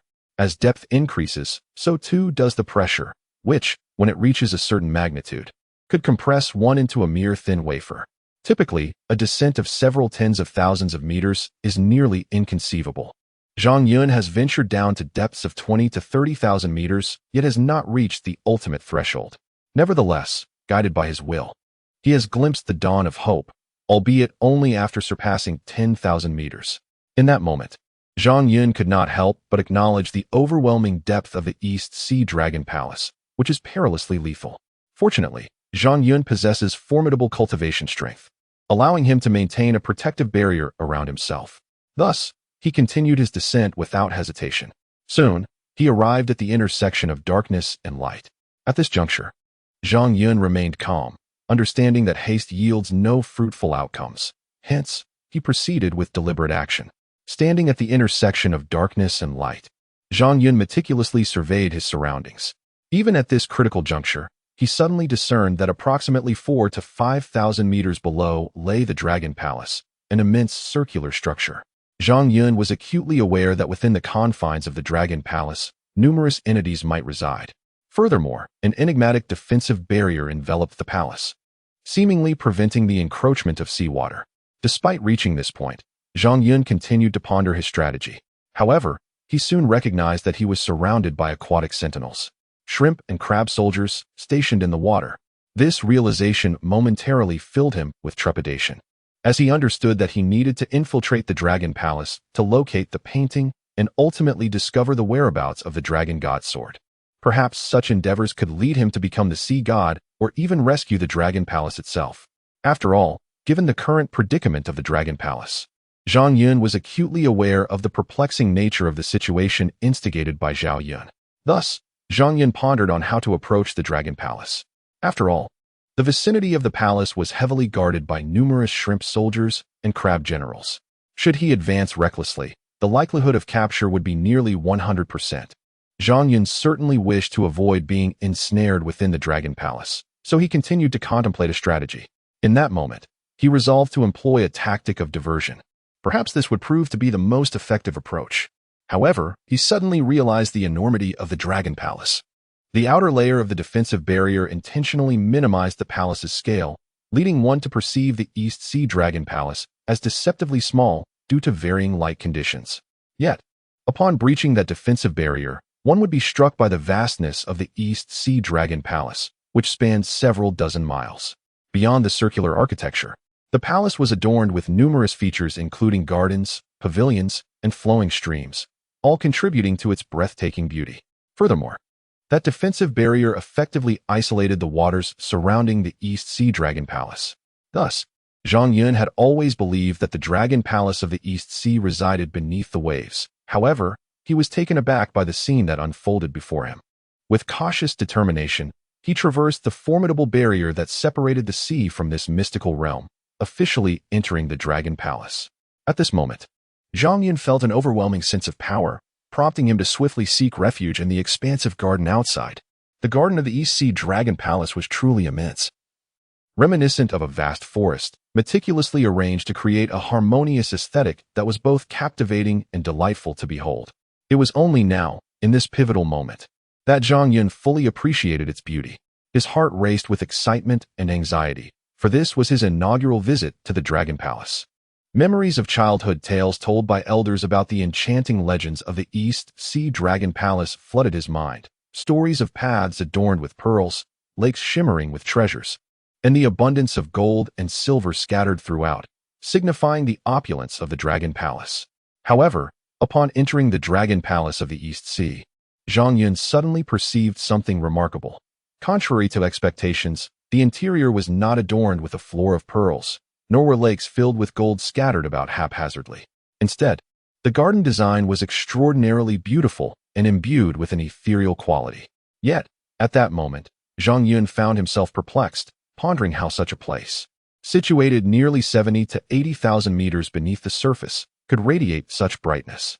The luminosity here mirrored that of the outside world, as though something were casting a direct beam of light, creating a gentle illumination. Despite this clarity, Zhang Yun remained uncertain about the source of such an environment. Soon, however, he discovered that in the area where the seawater was separated above, countless pearls filled the expanse. Remarkably, these pearls were not of ordinary size, each measuring approximately 3 inches in diameter, comparable to the size of a bowl. It dawned on Zhang Yun that these must be the legendary luminous pearls. Arranged above in a formation of 81 magnificent night pearls, each surrounded by 81 smaller ones. On the ground, these pearls had been crafted into pearl lamps, causing light to reflect infinitely. Thus, for a fleeting moment, the Dragon Palace of the East Sea appeared akin to a perpetual twilight. At this juncture, Zhang Yun was acutely aware of the reason behind the circular design that had prevailed in the architecture. It exuded an air of opulence. Chapter 31. Discovery of movements within those archetypal structures. There perhaps existed an automated transformation. Hence, as long as alterations were feasible, the inhabitants would experience the cyclical transition of day and night, thereby ensuring that their routines remained undisturbed. This was indeed the most ingenious aspect.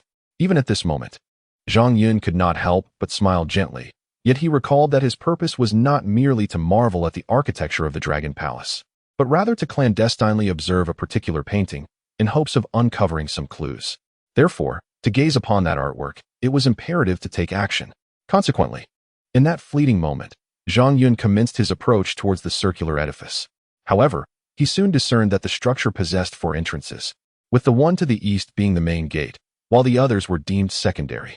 Yet, the intricacies of the codes remained elusive to Zhang Yun, as it was quite possible that concealed passages lay within. However, at this moment, Zhang Yun was still unaware of the intricacies surrounding him.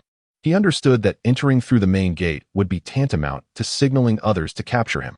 Yet, even if he chose an alternative entrance, all the other doors were vigilantly guarded by numerous sentinels.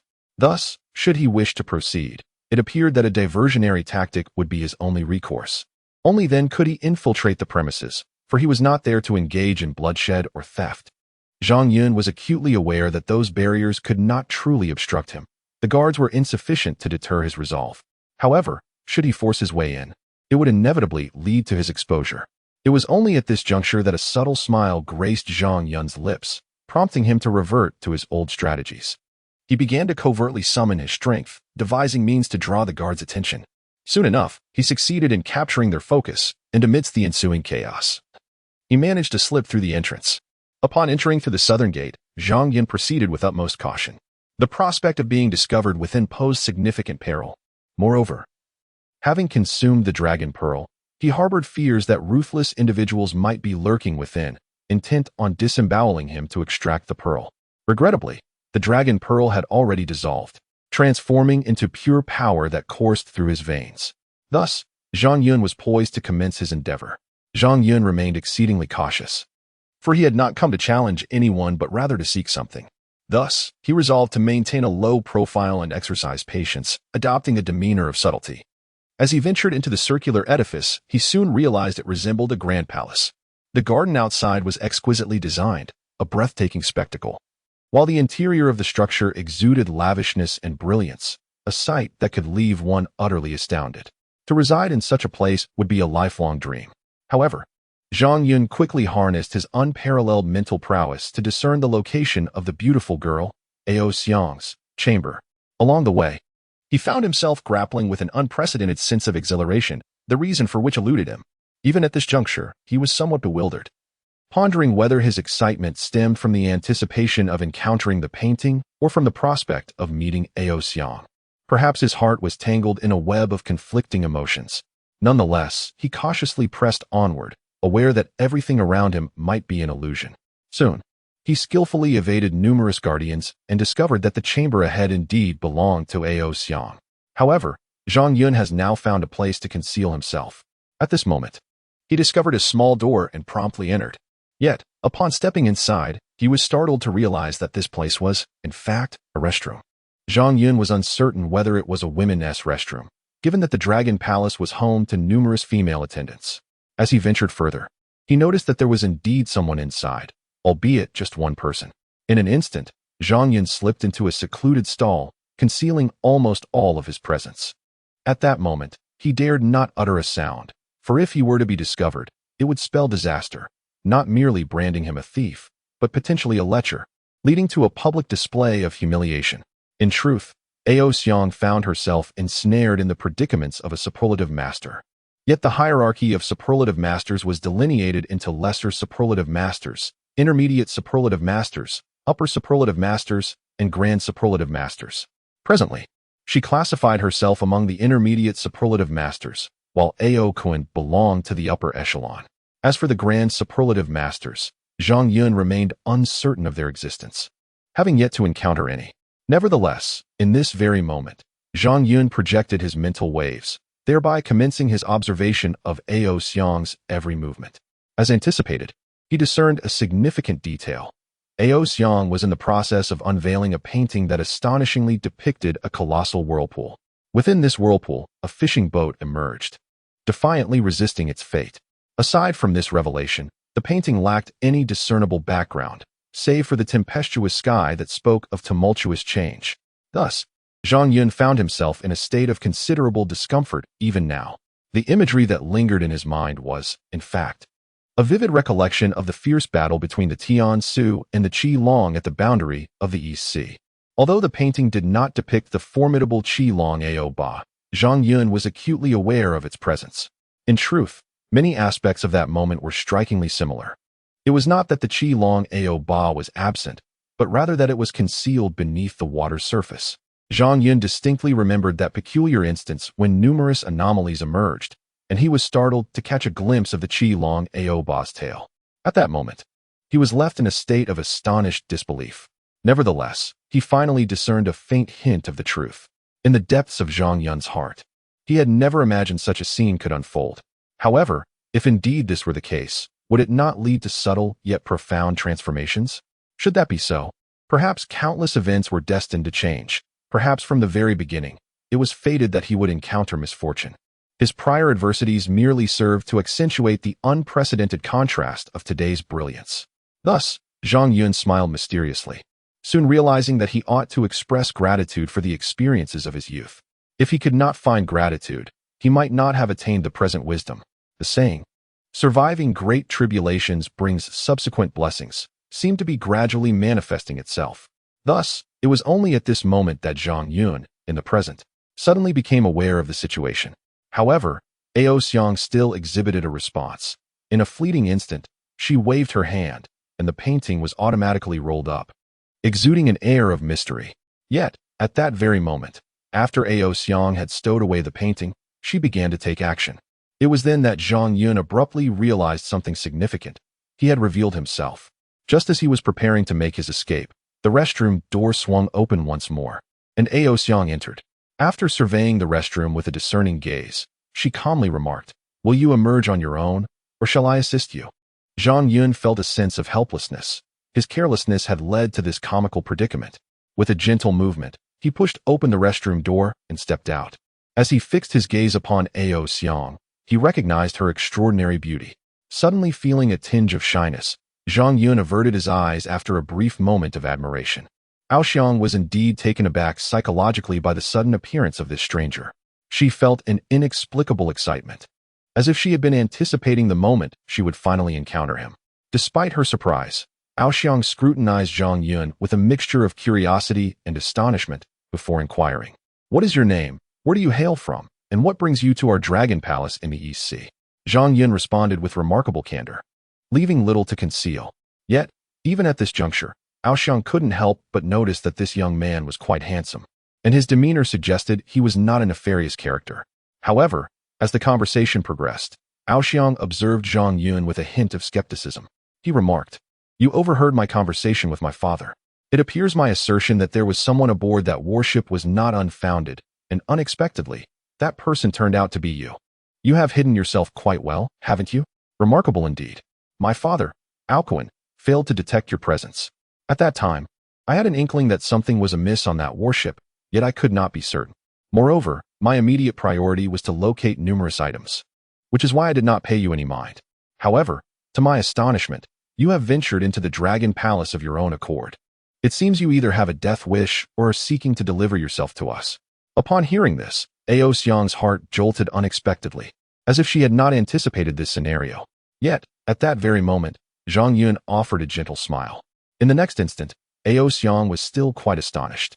However, it was only now that Zhang Yun began to contemplate a particular matter, that many occurrences are inherently unpredictable. Therefore, Ao Xiang addressed Zhang Yun, remarking, "It appears you are privy to a great deal of information. However, you must be acutely aware that the more you know, the greater your peril. Simply put, the likelihood of your being eliminated increases substantially. Thus, it would be wise for you to candidly disclose what you have heard." In response, Zhang Yun bitterly shook his head and then reassured Ao Xiang, saying, "Rest assured, I am not one to gossip. I will not divulge your affairs indiscriminately, as they are of no consequence to me. However, I have recently observed that the situation in the East Sea seems to be escalating. At this juncture, I have come to realize that the individual known as Ao Kun must be quite formidable, and I believe he is undoubtedly an unrivaled entity. Yet, despite such actions, they all appear to follow a similar pattern, do they not?"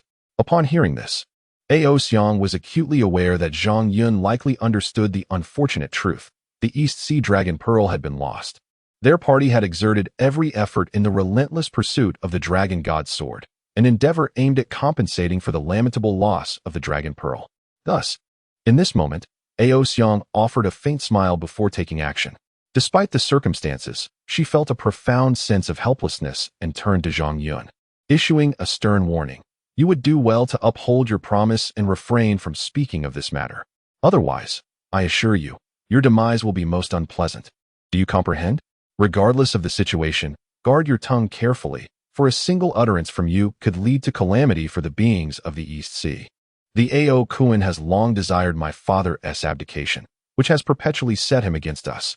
Chapter 32. My esteemed father-in-law, however, at this juncture, Zhang Yun turned to Ao Xiang and remarked, "Indeed, your painting possesses an air of mystery, perhaps concealing profound secrets within. I might have a means to locate the legendary Dragon God's sword you speak of, though it is possible that, when the time comes, the sword may not be granted to you. Nonetheless, I can certainly assist you in addressing the turmoil within the East Sea Dragon Palace. It is as simple as that. Of course, this is contingent upon your willingness to trust me. After all, I am your partner, and many matters, many elements, subtly begin to transform over time. Thus, I observe that you too are on the cusp of transformation. It is fundamentally straightforward. Cooperation necessitates mutual sincerity. Otherwise, many issues remain shrouded in ambiguity." Upon hearing that Zhang Yun had comprehended the profound meanings embedded within that painting, Ao Xiang was utterly astonished. After all, the painting had always seemed inscrutable, leaving every observer in perplexity. The whereabouts of the Dragon God's sword remained an enigmatic mystery, a riddle unsolved through the ages. Many esteemed masters and prodigies of the Dragon clan had scrutinized that very painting, only to return empty-handed in their quest. This fact underscored the painting's formidable complexity. It appeared utterly nonsensical, devoid of any discernible clues. The artwork depicted a sky shrouded in ominous clouds, with a tempest raging above. At its very center swirled a rapid vortex, within which a fishing boat valiantly battled against the specter of death. Beyond this, there was naught else to be seen. Despite having gazed upon that painting hundreds of times, Ao Xiang had yet to fully grasp its intricacies. However, Zhang Yun's extraordinary insight allowed him to perceive the painting's hidden secrets at a mere glance, making Ao Xiang's astonishment entirely justified. Even after the passage of considerable time, Ao Xiang remained in disbelief, gradually coming to terms with the revelation. Yet, a lingering skepticism towards Zhang Yun persisted, prompting Ao Xiang to question, "Is it truly possible that with just a fleeting glance, you have unraveled the meanings concealed within that painting?" Upon hearing Zhang Yun's words, Ao Xiang keenly observed his unwavering conviction, which left no room for doubt. In that moment, she realized her own surprising faith in his statements, leading her to avert her gaze from him. Thus, Ao Xiang found herself lost in contemplation, musing over Zhang Yun's endeavors. Eventually, she lifted her head, let out a soft sigh, and addressed Zhang Yun. "Very well. As long as the Dragon God sword truly belongs to you, we shall not impede your possession. However, I sincerely hope that once you acquire the sword, you will extend your assistance to the East Sea Dragon Palace, rather than wield its power against us. Do you understand?" At that instant, Ao Xiang offered a gentle smile, her beautiful face blooming like a peony. Zhang Yun nodded in response, a smile gracing his features as he replied, "Thank you for your trust. Once I obtain the Dragon God Sword, no matter the trials and tribulations I may face, I will undoubtedly aid the East Sea Dragon Palace. I assure you, I will not allow Ao Kuan to seize control of the securities. After all, I consider myself a rather composed and westernized individual. I must commend you for maintaining such a positive demeanor in the presence of a stranger. I truly admire that about you. Moreover, your smile is undeniably enchanting, and I find myself quite fond of you." At that very moment, upon hearing Zhang Yun's words, Ao Xiang's complexion flushed instantaneously. However, she quickly became aware of her changed demeanor and, employing her true essence, managed to conceal the crimson hue from her face in an instant. Zhang Yun, maintaining a calm demeanor, smiled gently at Ao Xiang and remarked, "In that case, I have no further business here. I believe I shall seek the Dragon God Sword. Please forgive my inability to linger longer in the Dragon Palace. It is my first visit to this enchanting place, and I am filled with curiosity. Yet, perhaps this realm is destined to be merely a fleeting sojourn for me, compelling me to depart. I must admit, I feel a tinge of reluctance to leave. Nevertheless, I must take my leave." Ao Xiang gazed upon Zhang Yun's handsome visage, watching as he turned away with indifference, preparing to depart. Yet, after he had taken approximately 10 steps, she called out to his retreating figure, "Wait." Zhang Yun, upon hearing her words, seemed to anticipate this outcome. He turned back and, smiling at Ao Xiang, inquired, "Have you perhaps changed your mind?" Ao Xiang then spoke, "Indeed, I have changed my mind. However, our destinations are nearly the same, so there is no need for you to feel anxious. It simply means I wish to accompany you. But on our way, I would like you to join me in visiting my father. As long as he consents, we shall embark together. Do not worry. My request for you to accompany me to seek my father's approval does not imply that if he disapproves, you must remain behind. If he does not agree, you may depart alone. Should he grant his permission, it will be the two of us setting forth together. Do you understand?" With a gentle smile, Zhang Yun replied, "It is nothing to fret about. I shall go and pay a visit. Perhaps it is indeed a fortuitous opportunity. After all, it is courteous to meet regarding certain matters. Had you not mentioned it, I might have forgotten. Therefore, let us visit your father. If one day he becomes my father-in-law and learns that I came today without even a summons, that would be quite inappropriate." Upon hearing this, Ao Xiang seemed taken aback by Zhang Yun's words. She coldly retorted, "You should not indulge in fantasies. If you wish to marry me, you must possess the capability to do so. I have no fondness for the weak. After all, I fear for those who cannot protect themselves." Zhang Yun responded, "If I were to obtain the Dragon God Sword, would you entrust it to me then?" Upon hearing the words, Ao Xiang's body trembled momentarily, yet she soon lifted her head, locking her gaze onto Zhang Yun. In that fleeting moment, Zhang Yun's eyes remained fixed upon Ao Xiang, leading her to bow her head in silence. However, after a brief pause, Ao Xiang spoke again, saying, "Let us discuss this once you have acquired the Dragon God Sword." With that, she began to exit the ladies' restroom. At this moment, Zhang Yun felt a surge of joy, for Ao Xiang's words implied a glimmer of hope for their relationship. Thus, he followed closely behind her, his spirits lifted. Before long, Ao Xiang and Zhang Yun stepped into an opulent grand hall. Zhang Yun quickly observed that the East Sea Dragon Palace was indeed a realm of immense wealth, adorned with pearls, gemstones, and pools of agate from all directions. It was a place where every desire could be fulfilled, showcasing unparalleled luxury. Yet, after a brief glance around the hall, Zhang Yun's attention was drawn upwards, where he discerned a figure seated prominently, none other than Ao Tian, the individual he had encountered earlier. In that instant, Zhang Yun felt a swell of admiration for himself. If one harbors a profound desire to depart, then myriad transformations will inevitably occur in subtle and imperceptible ways. At this moment, Zhang Yun and Ao Xiang entered the grand hall almost simultaneously.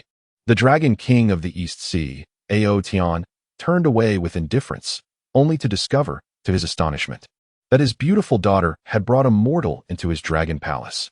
This revelation momentarily left Ao Tian, the Dragon King, quite taken aback. However, he refrained from expressing anger or reproach. After all, he was a formidable figure.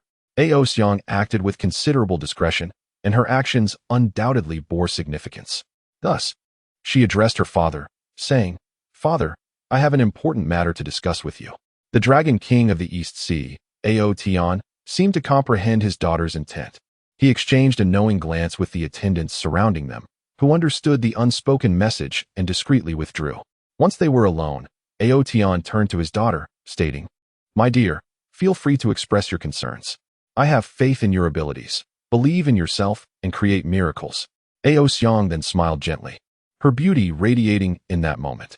She turned to Tian and said, "Father, I have come to share some remarkable news with you. I have deciphered the meaning embedded within that painting, which indicates that we may have the opportunity to locate the dragon god's sword. I am eager to accompany you on this quest, hoping to offer my assistance. I sincerely wish for your approval. Do you understand?" Upon hearing her words, Xiang smiled softly and began to prepare for action. Tian, however, was left utterly astonished by his daughter's revelation. It appeared that she had truly unraveled the secret of the dragon god's sword's hiding place, suggesting that the East Sea Dragon Palace was indeed saved. In that moment, Tian erupted into joyous laughter. Xiang, observing her father's exuberance, recognized that he had suppressed his joy for far too long, at least for over a decade. Since the loss of the Dragon Pearl, her father had not experienced genuine happiness. It was only now that Xiang realized how profoundly delighted he truly was. After a hearty bout of laughter, Tian lifted his head, gazed at Xiang, and exclaimed, "Ha ha ha, my daughter. How did you come to discover the meaning within that painting?" Upon hearing this, Xiang turned to her father, Tian, and said, "In truth, it was another who first discerned the hidden clues within that painting, and that person is the one beside me." She then averted her gaze, focusing her attention on Zhang Yun. Zhang Yun observed the undeniable bond and rapport between Xiang and Tian, confirming their connection as father and daughter. Suddenly, he lifted his head and addressed Tian. "I, Zhang Yun, pay my respects to the Dragon King of the East Sea. I must admit, it is truly unexpected to discover that a dragon palace exists deep within the ocean. It is indeed an honor to be here. The East Sea Dragon Palace is breathtakingly beautiful. As for the significance of the painting, I am well aware, for the figure depicted therein is none other than myself. Consequently, I have come to know the whereabouts of the dragon god sword. My intention is to accompany Xiang to retrieve the sword. Regardless of the course of action we take, I shall assist you, for I wish to prevent any turmoil from befalling the East Sea Dragon Palace. Such a magnificent place should not suffer the ravages of a coup, which would lead to the destruction of countless treasures." At that moment, Tian, filled with excitement, replied to Zhang Yun, "Young hero, there is no need for formality. Please reveal to me the location of the dragon god sword, and together we shall embark on this journey." Upon hearing this, Tian glanced at Zhang Yun, but soon broke into a smile, finding merit in Zhang Yun's reasoning. If he were to lose everything, Kun would undoubtedly grow suspicious. At that point, should Kun take action, it would spell disaster. Therefore, Tian addressed Zhang Yun, saying, "Very well, let us proceed as you suggest. I have faith in your actions and trust in your capabilities. As long as it lies within your power, I expect you to fulfill it. However, regarding my daughter's safety, you must ensure her protection. I do not wish for any misfortune to befall her. Do you grasp this sentiment?" In that moment, Xiang comprehended fully. Her father's words signified his agreement with her proposal, which filled her with a sense of validation. Consequently, she turned to her father and exclaimed, "Father, time is of the essence, and we cannot afford to squander another moment. We must make preparations and embark immediately. Regardless of the challenges that lie ahead, we shall persevere. Therefore, I implore you not to send anyone to accompany us, as I fear Kun may detect any signs of our intentions. We must retrieve the dragon god sword in secrecy, lest Kun take action against us from the outside." Yin promptly assured, "Rest assured, I shall maintain utmost confidentiality regarding this matter. Upon your departure, I shall merely inform others that you are unwell and resting in your chamber. Therefore, you need not worry. However, I must emphasize, do refrain from lingering excessively, as it would not bode well." Chapter 33. The Crimson Dragon dominates the heavens in that very moment. After bidding farewell to Yin, Zhang Yun and Xiang commenced their journey. Filled with joy, they skillfully evaded the vigilant guardians of the aquatic realms. Although Xiang could have boldly traversed the waters, she chose to heed Zhang Yun's counsel to avoid drawing attention and to keep her departure discreet. Thus, they stealthily exited the Eastern Sea Dragon Palace. This was a novel experience for Aoxiang, as the Dragon Palace was her home, and she was its princess. For a brief moment, she felt a twinge of discomfort. Yet the thrill of adventure invigorated her spirit. Soon, Zhang Yun and Aoxiang successfully eluded the scrutiny of the shrimp soldiers and crab generals, reaching the sponge with triumph. Zhang Yun, still laughing heartily, turned to Aoxiang and remarked, "You are truly beautiful, and my affection for you continues to grow." Upon hearing this, Aoxiang seemed to glean further insights from Zhang Yun's words. In truth, she harbored a considerable fondness for him, marking the first time she had developed feelings for a man. Consequently, she turned to Zhang Yun and said, "If you like me, then so be it. Besides, if your affection is genuine, I cannot hinder it. However, if you truly wish to marry me, then you would be aiding the East Sea Dragon Palace in resolving this predicament. Should you accomplish that, I shall consent to become your bride. But if you fail, alas, I may be destined for another.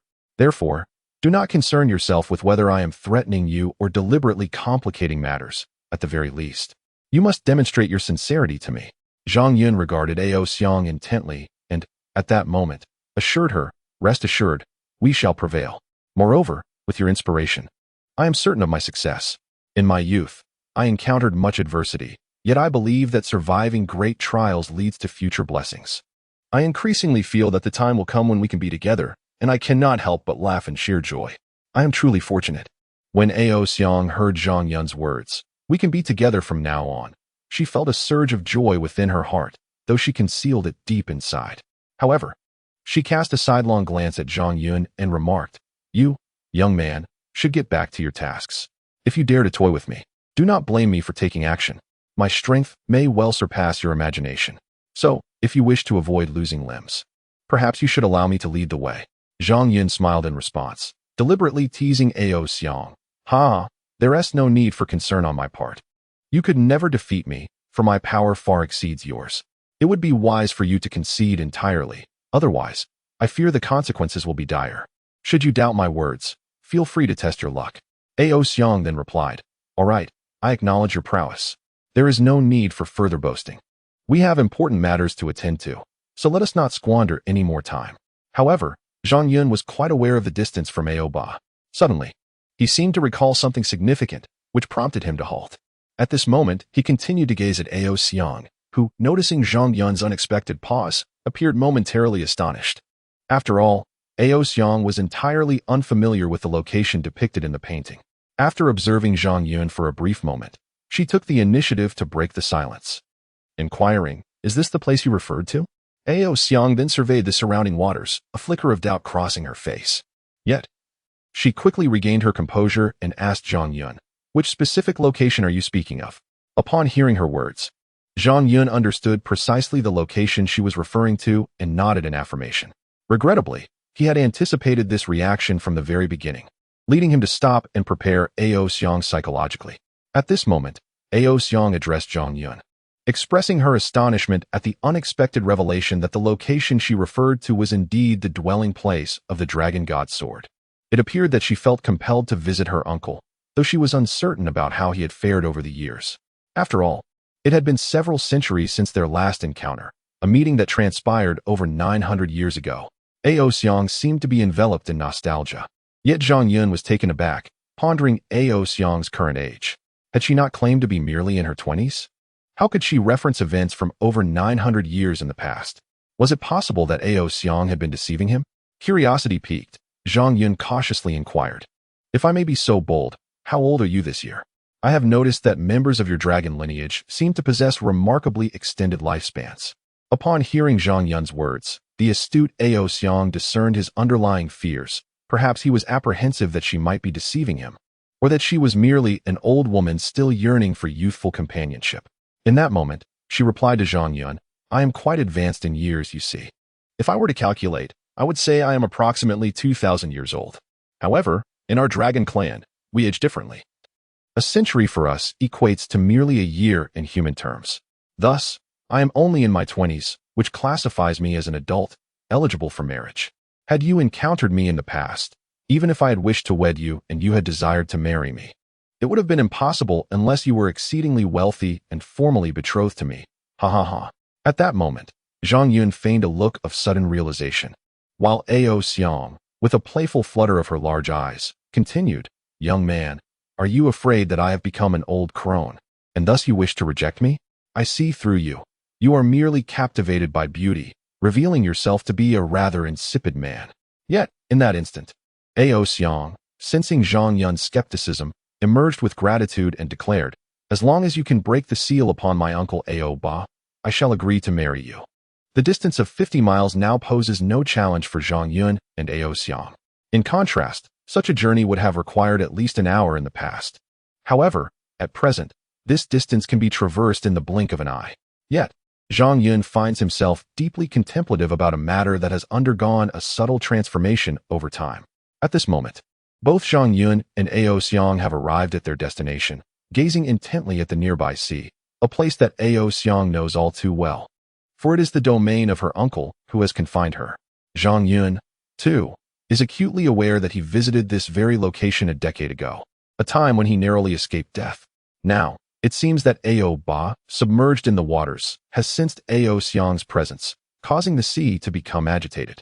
Suddenly, the surrounding waters begin to churn violently, with waves rising in tumultuous fervor. In this moment, Zhang Yun and Ao Xiang remain silently observant of the unfolding chaos. In a moment of profound excitement, Zhang Yun found himself reflecting on a significant memory from a decade ago. He recalled the maiden voyage of the Tian Ce and the perils he encountered in this very location. It was here that he had commanded the sailors on board to fire the cannons, harnessing the formidable power of dozens of artillery pieces to successfully repel the formidable Ao Ba. In that instant, Zhang Yun realized just how swiftly time had elapsed. He had grown up in the blink of an eye, encountered his beloved, and returned to this place a decade later for a grand assembly. It seemed to be a pivotal moment in his life.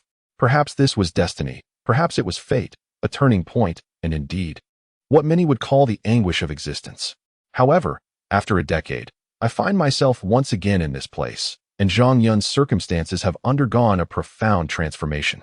The prowess he now possesses is extraordinary, distinguishing him entirely from the youth he was 10 years prior. Soon, a black figure emerged from beneath the surface of the sea, and Zhang Yun discerned that it was indeed the head of a dragon, its diameter reaching an impressive 50 to 60 zhang. Its overall length undoubtedly surpassed 4 to 500 zhang, confirming that it was a colossal creature. Yet, at this moment, Zhang Yun felt no fear. Meanwhile, Ao Xiang, gazing upon her uncle Ao Ba, addressed him with enthusiasm. "Uncle, I have arrived. It is I, Ao Xiang. Do you still remember your little niece, Ao Xiang?" She continued to reassure her uncle. Do not worry. Regardless of what Alcuin may think of us, rest assured. Our presence here is primarily due to an urgent matter, as our dragon palace is facing an unprecedented crisis." Upon hearing Ao Xiang's words, Ao Ba could surmise the gravity of the situation at hand. Thus, he addressed Ao Xiang. "Is it that the scoundrel Ao Kuan is plotting a coup? I have long been aware of his ambitious nature, and his powers are exceedingly strange, seemingly imbued with sinister forces. One glance at Ao Kuan reveals him to be a nefarious character. Otherwise, he would require a considerable price to defeat me. However, what I did not anticipate was the extent of his prowess. He has seemingly reached an unparalleled level of invincibility. It appears that Ao Kuan must have mastered some secret technique." In response, Ao Xiang replied, "Uncle, although Ao Kuan has not yet instigated a coup, I am convinced that such an event is imminent, especially with the centennial worship ceremony approaching. At that time, the Eastern Sea Dragon Palace will undoubtedly showcase its supreme authority by presenting the 7-colored dragon pearl. Regrettably, our Eastern Sea Dragon pearl was stolen a decade ago, and we have been tirelessly searching for its whereabouts ever since, but to no avail, which has caused my father great distress. As the once-in-a-century pilgrimage event approaches within mere months, my father and I are diligently seeking solutions. My father is personally on a quest for the East Sea Dragon pearl, while I have embarked on a search for another equally significant artifact, the Dragon God Sword. Our knowledge of the Dragon God Sword is limited to a singular painting, one that you, dear uncle, have seen before, yet none have ever managed to decipher its secrets. Consequently, the denizens of the East Sea Dragon Palace have long yearned to uncover the Dragon God's sword, but their efforts have consistently proved futile, resulting in countless fruitless endeavors. However, this morning, we made a noteworthy discovery. The painting depicts the imperial reversal, which is precisely where you reside. Thus, We have come in pursuit of the traces of the dragon god sword. Therefore, dear uncle, if we succeed in locating the dragon god sword, we shall be able to sever the chains binding you. At that moment, you shall be free, and we shall no longer fear anyone. Chapter 34. The mystical iron of 9 heavens. At that moment, upon hearing Aoxiang's words, Ao Ba felt a pang of disappointment. Aoxiang was already preparing to take action, and the loss of the East Sea Dragon Pearl would undoubtedly provoke Ao Kuan's ire. Despite his confinement, Ao Ba remained deeply concerned about the affairs of the East Sea Dragon Palace. He could hardly fathom the depths of Ao Kuan's treachery, which he deemed utterly demonic. In a fit of rage, Ao Ba declared to Aoxiang, Ao Kuan, I shall slay you. You are the one who orchestrated my imprisonment. Were it not for your machinations, we would not be in this predicament, and I would rend you to pieces. Zhang Yun, witnessing Ao Ba's fury and hearing his words, could easily imagine the tumultuous emotions churning within him, his anger and profound resentment. Though Ao Ba's demeanor was indeed tyrannical and violent, the cruel reality was that he harbored a deep-seated enmity towards evil. Had it not been for his intense disdain for Ao Kuan, he would not have engaged in battle with him. Yet, Ao Kuan cunningly ensnared Ao Ba, leading to his unjust condemnation and subsequent imprisonment.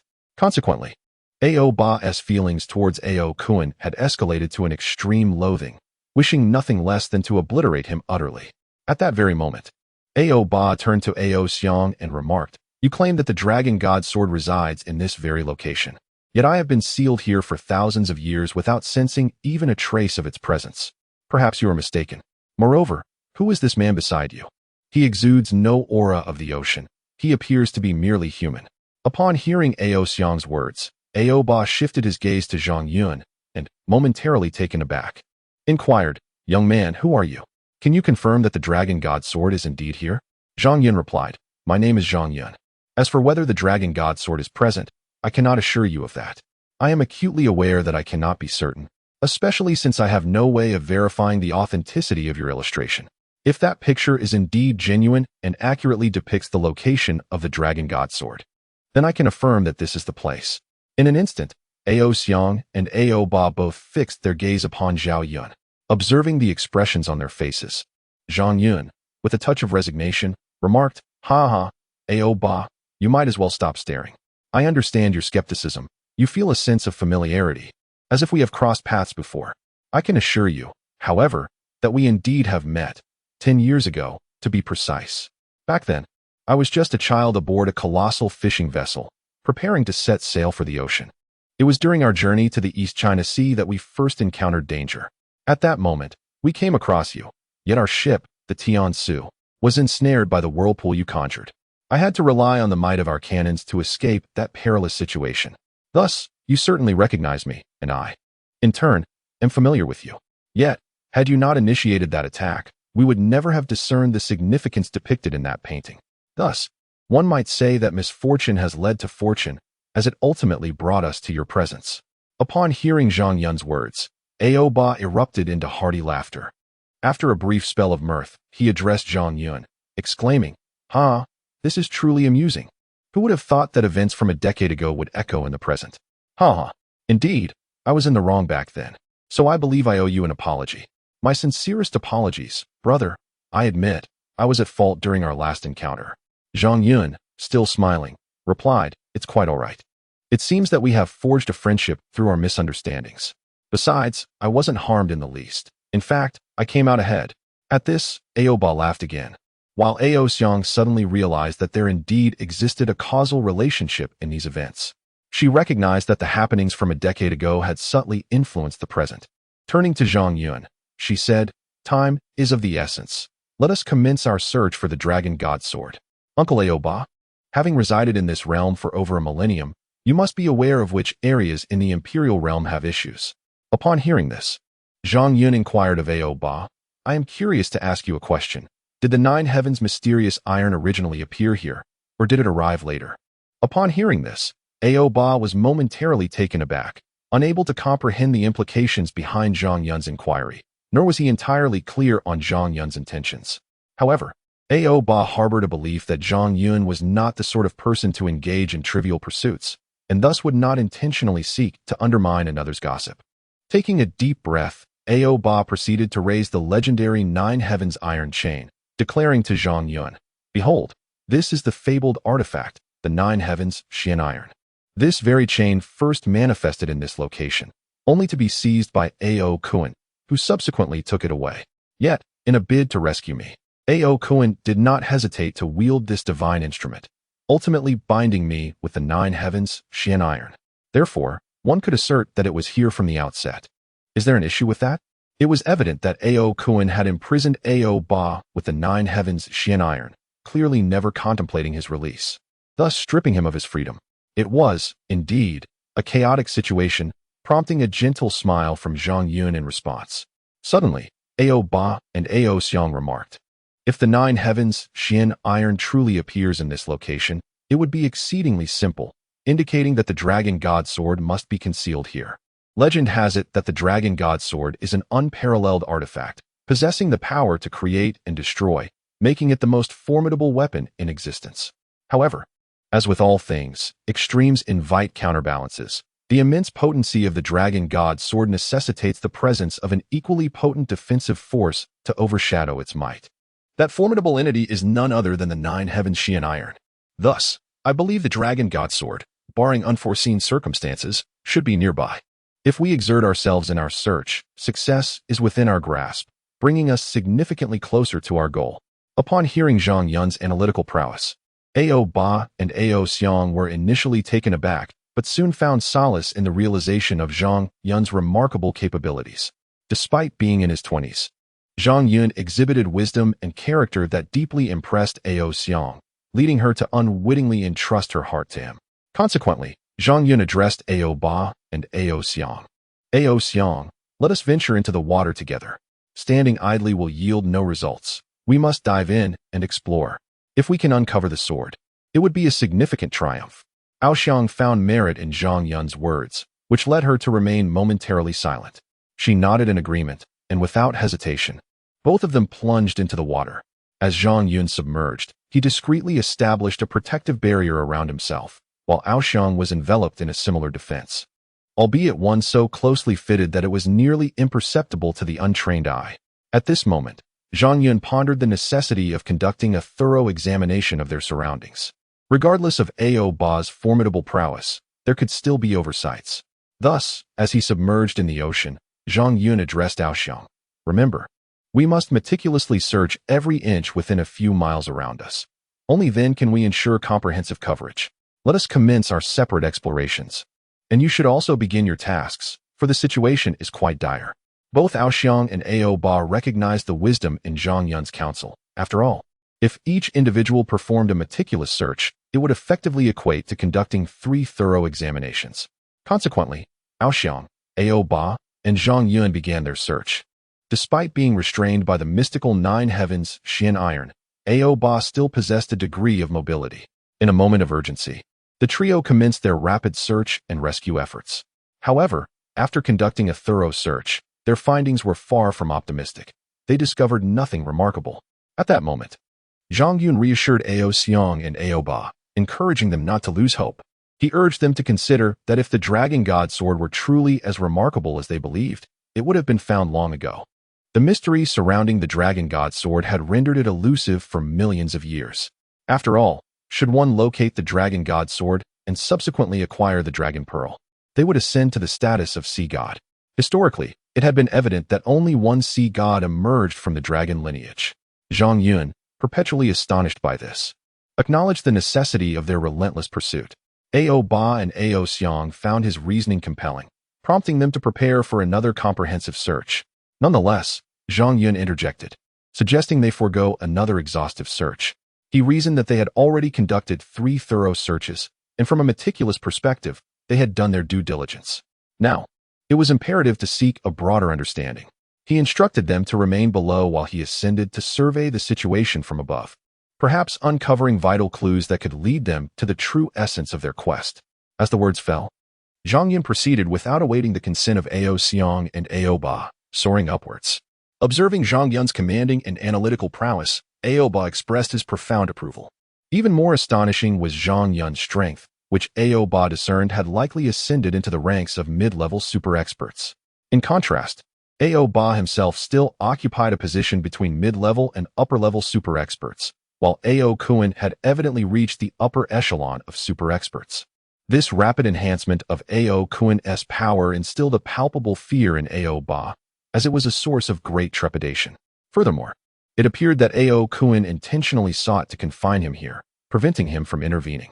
The precious Jiutian Xiantai had been brought forth, clearly showcasing its extraordinary might, which was undoubtedly unparalleled. Now, Ao Ba glanced at Ao Xiang, his countenance revealing a hint of mystery. In truth, Ao Ba had the ability to revert to his human form, yet was sealed within this state, unable to transform. Thus, he had always manifested in his true form, while Ao Xiang and the others preferred to assume human shapes, which were undeniably more enchanting. Chapter 35. The Dragon's Tail. However, at this moment, Zhang Yun swiftly ascended to the surface of the sea. As he continued to rise, his altitude approached 100 zhang. Throughout his endeavors, Zhang Yun had predominantly operated beneath the ocean's depths. Despite possessing formidable abilities, he seldom ventured into the skies. Consequently, as he soared higher, an inexplicable fear began to take hold of him. Nevertheless, Zhang Yun persevered through this challenge, for it was his first experience soaring to such great heights. Initially, his flights alongside Ao Xiang had barely reached several dozen zhang, yet in an instant, his altitude surged to over 1,000 zhang, nearing the cloud layer. Zhang Yun's ascent showed no signs of abating, and soon he found himself soaring to an altitude surpassing 2,000 zhang. However, as time progressed, particularly at noon when the sun's rays fell perpendicularly upon the water's surface, Zhang Yun experienced a sudden epiphany. He discerned a remarkable outline resembling a divine sword beneath the sea's surface. Although it was merely a rudimentary silhouette, it was nonetheless strikingly clear.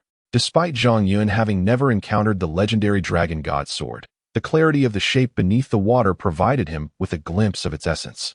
The scene below was exceedingly sharp, yet it still lacked numerous elements. At this moment, Zhang Yun began to take action, and upon uncovering this clue, he could not help but smile mysteriously. He had increasingly learned to master his emotions, thus concealing his feelings even now. Zhang Yun soon realized the extent of his vision. Being beneath the clouds granted him the ability to see far into the distance. Regrettably, the vastness of the ocean was overwhelming, and despite his earnest efforts, he could not glimpse the far shore.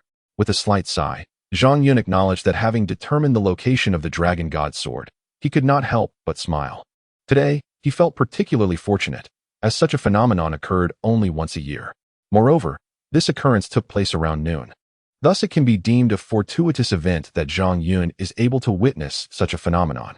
Perhaps the dragon god sword is destined to belong to him. However, every circumstance possesses duality. Thus, while Zhang Yun acquires the dragon god sword, he is likely to bear an immense responsibility. Believing in oneself and creating miracles may encapsulate the essence of this truth. Yet, upon confronting such a scene, many matters will inevitably resolve themselves, encompassing both the present and the future.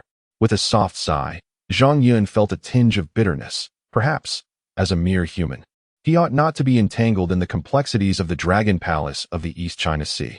In that fleeting moment, he realized that had he chosen to ignore the affairs of the Dragon Palace, he might never have encountered Aoxiang, nor would he have met someone as impatient as himself. Thus, it seems that from the very beginning, fate had been predetermined. His life has been arduous, yet gradually, his destiny began to shift. Zhang Yun now ponders what his strength would be like should he truly obtain the Dragon God Sword. Would he indeed ascend to become the god of the sea, assisting the Dragon Palace in vanquishing the rare Ao Kuan? After a moment of contemplation, Zhang Yun felt an extraordinary ache in his head. However, as time passed, the shadow of a divine sword gradually began to fade away, and in that instant, all of Zhang Yun's thoughts dissipated into nothingness. Now, he gazed up at the heavens and reflected, in the past, I believed that my parents had perished, slain by the island. My purpose for living, my sacrifice, and my courage were all driven by the desire for vengeance against those who wronged them. Yet, as I piloted the Tian Ce, I annihilated nearly all the pirates on the Eastern Sea. I survived, but life is unpredictable. There were times when I felt my existence was flawless, devoid of any goals, and devoid of excitement. However, a decade has passed, and I have grown and changed significantly. I have encountered the one I cherish the most. Perhaps protecting Ao Xiang and safeguarding her is the greatest aspiration of my life, the very force that propels me forward. Upon hearing this, Zhang Yun smiled mysteriously, winked at Ao Xiang, and playfully challenged her. Can you guess what it is? Ao Xiang is also aware that Zhang Yun's demise was a deliberate act of pursuing his own interests. With a mysterious smile, she grasped Zhang Yun's hand and declared, if you do not confide in me, I shall never marry you. So, tell me, who is more formidable, you or I? Upon hearing this, Zhang Yun beamed with joy.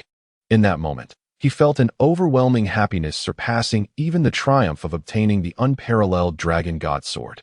After all, winning Ao Xiang's affection was perhaps the most significant achievement.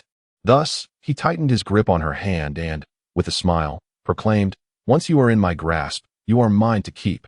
There is no escape for you. It seems you are destined to become my bride, which makes me the son-in-law of the Dragon Palace of the East Sea. Ha!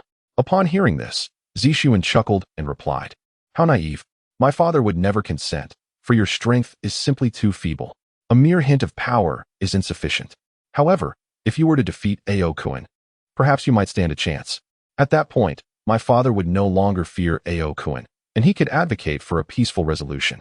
The expanse of the East Sea is indeed vast, yet Ao Kuan harbors excessive ambition, persistently expanding his forces in secrecy, resulting in the current naval strength of the East Sea reaching a staggering 800,000.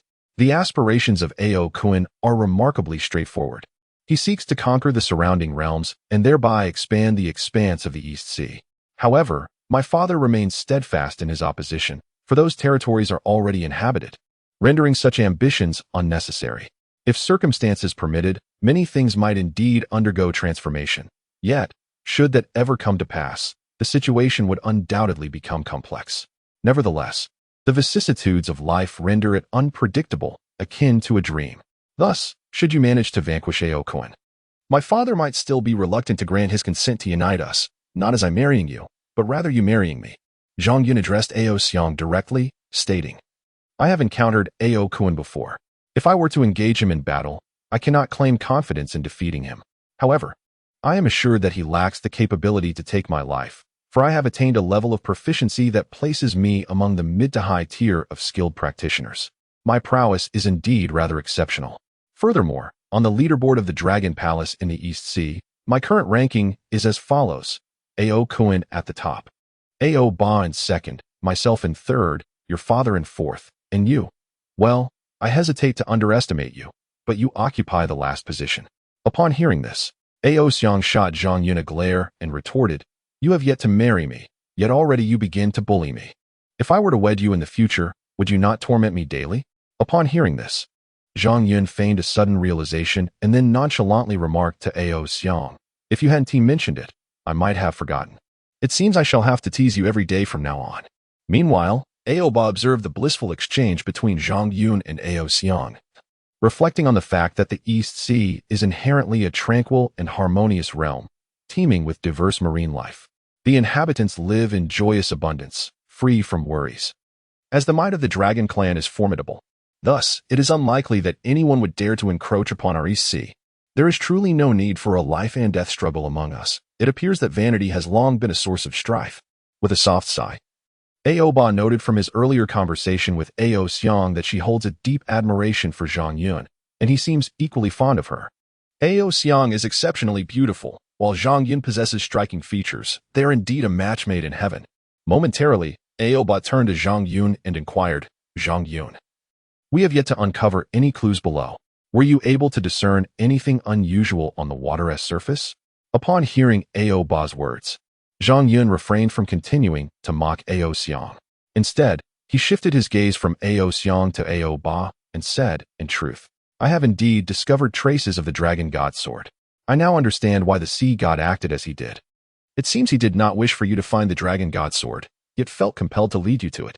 Upon hearing this, Ao Xiang looked at Zhang Yun with a hint of confusion and replied, could you clarify your thoughts? I find you quite extraordinary, don't you think? To this, Ao Xiang continued, if we follow your reasoning, does that not imply that our Dragon Clan's ancestor was a villain? Your hypothesis is undoubtedly flawed. I can assure you that the sea god is benevolent. Listening to Zhang Yun's words, Ao Ba fell into deep contemplation. After a considerable period of reflection, he still could not fully grasp the matter at hand. However, as an embodiment of justice, Ao could not help but admire Zhang Yun's analytical and perceptive abilities. For he exhibited a remarkable capacity for drawing inferences from limited information. Nevertheless, many subtle changes had begun to take place imperceptibly over time.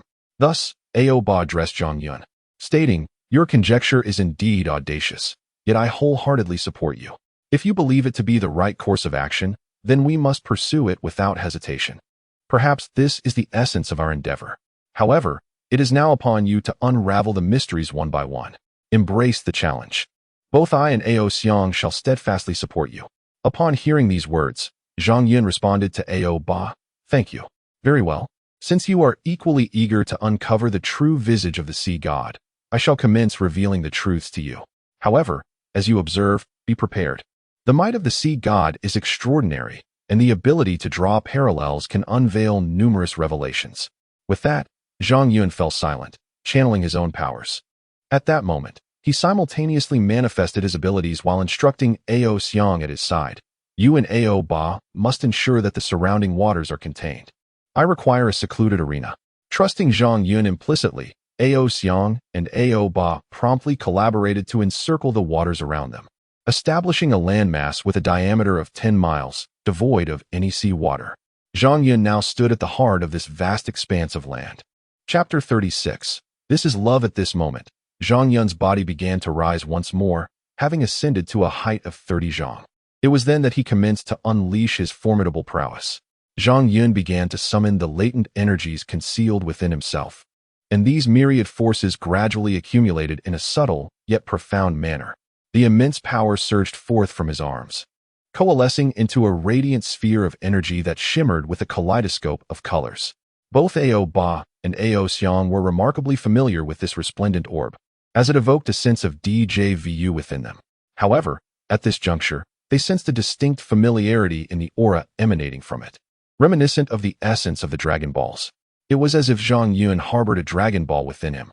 Ao Xiang appeared to grasp something significant, yet she was also apprehensive, fearing that Zhang Yun might merely be exploiting her and her uncle, Ao Ba. Consequently, a sense of tension and trepidation enveloped Ao Xiang in that fleeting moment. However, even at this moment, Ao Ba discerned that Ao Xiang's face bore an expression strikingly similar to his own. Thus, Ao Ba addressed Ao Xiang, saying, "You love him, therefore, you must have faith in him. Do not indulge in baseless suspicions. I believe he is a good person and would never betray us. Trust in your heart, otherwise, you will foster immense misunderstandings between both parties." Ao Xiang, realizing that her thoughts had been laid bare by her uncle, remained silent for a moment, standing coldly in place. Meanwhile, she continued to assist in isolating the surrounding seawater. However, the energy orb before Zhang Yun continued to swell, growing ever larger.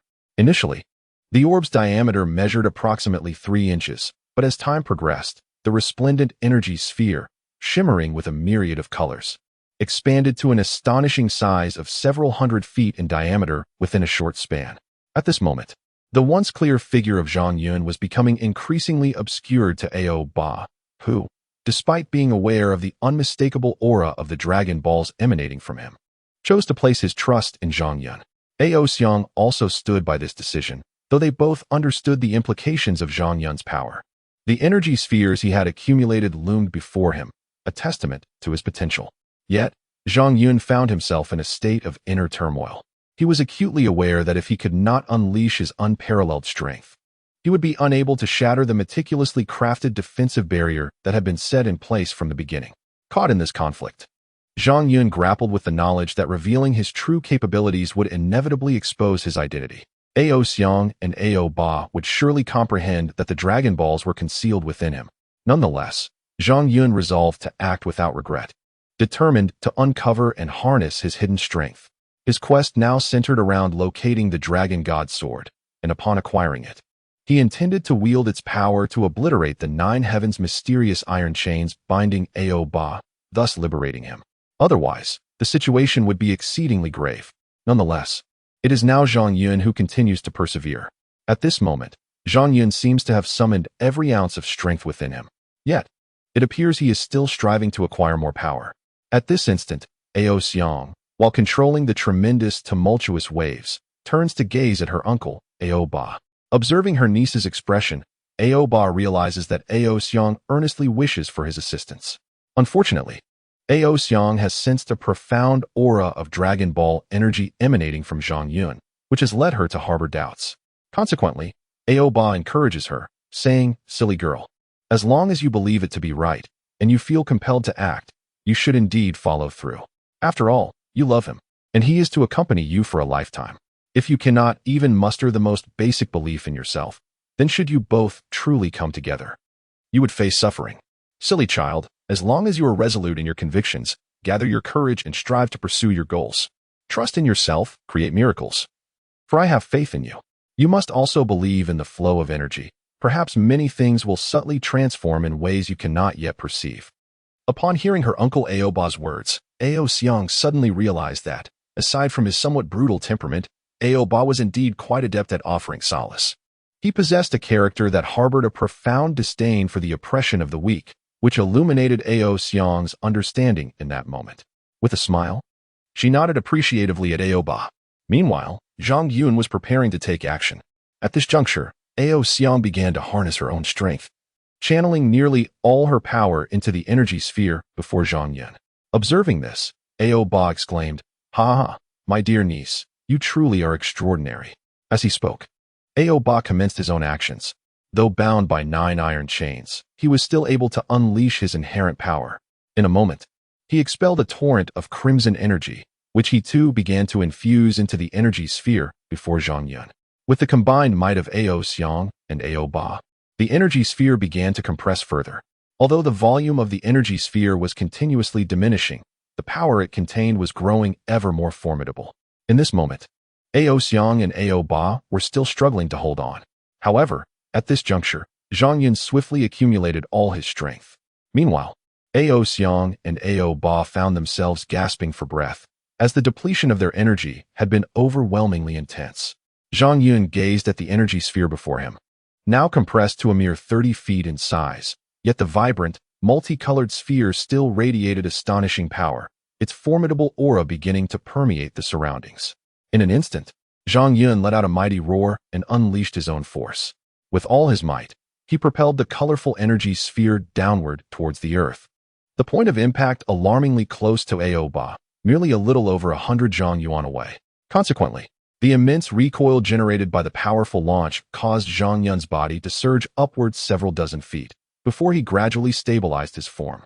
Suddenly, a resounding roar erupted, followed by a cataclysmic explosion that reverberated through the heavens and the earth. Accompanied by an awe-inspiring surge of energy, it unleashed its unrestrained fury. Strangely, at that very moment, a vibrant orb of multicolored energy appeared to collide with an unseen entity, causing the focal point to remain suspended, defying gravity. However, the sheer magnitude of the energy sphere's force fractured the surrounding ground, and within moments, numerous ravines began to form. The terrain soon became a chaotic landscape of deep crevices, presenting a scene of desolation. Yet, the multicolored energy orb seemed to continue its collision with something mysterious below.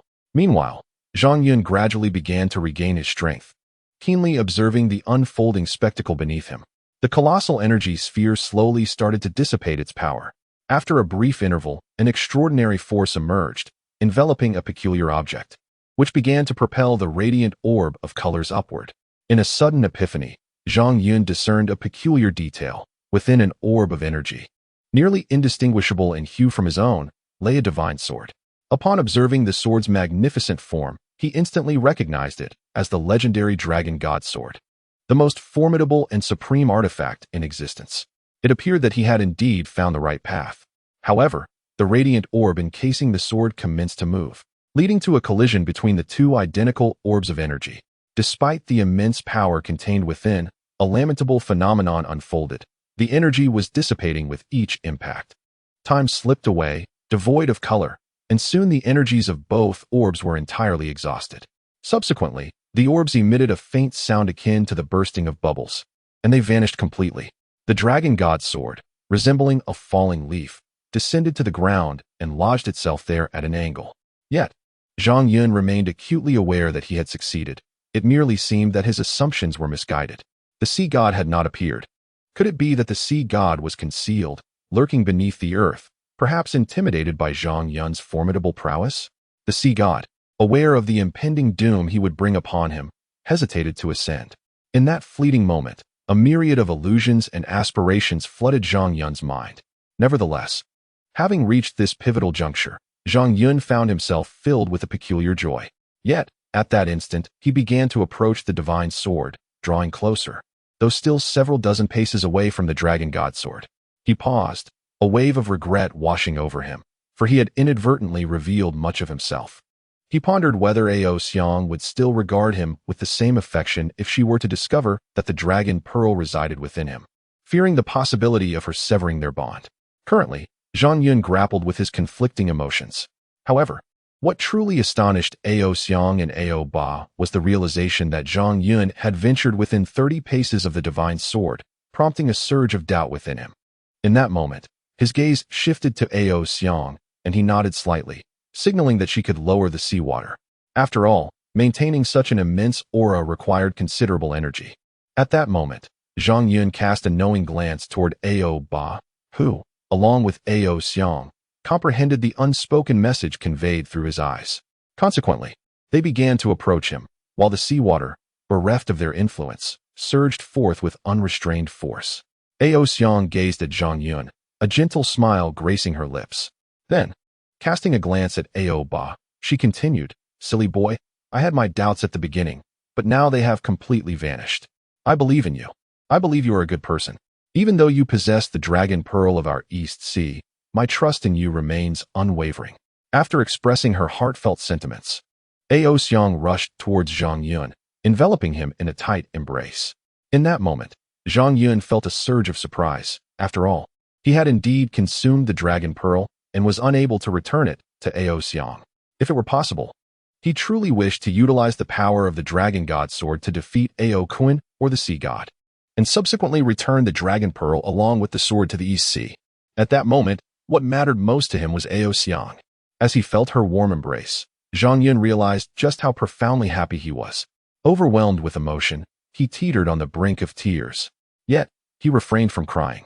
He was no longer the child he once was. He had matured. Looking at Ao Xiang, he declared, "Silly girl, I will cherish you for a lifetime, never abandoning you. No matter the circumstances, I will always take care of you." Chapter 37. The Freedom of Alcuin. Yet, at that very moment, Alcuin was thoroughly chastised by Outyin. However, having awaited this day for over 10,000 years, Alcuin was resolute in his refusal to yield.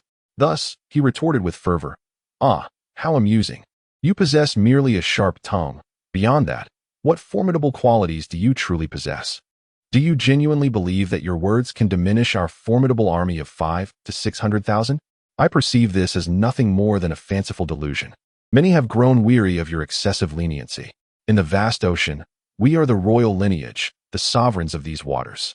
Our dominion should not be confined solely to the East China Sea. Consider this. Aside from the East China Sea, there are the Yellow Sea, the Bohai Sea, the South China Sea, the West Sea, the Mediterranean, the Red Sea, the Black Sea, and the Dead Sea. Such an expansive domain. You reduce our ambitions to mere trivialities.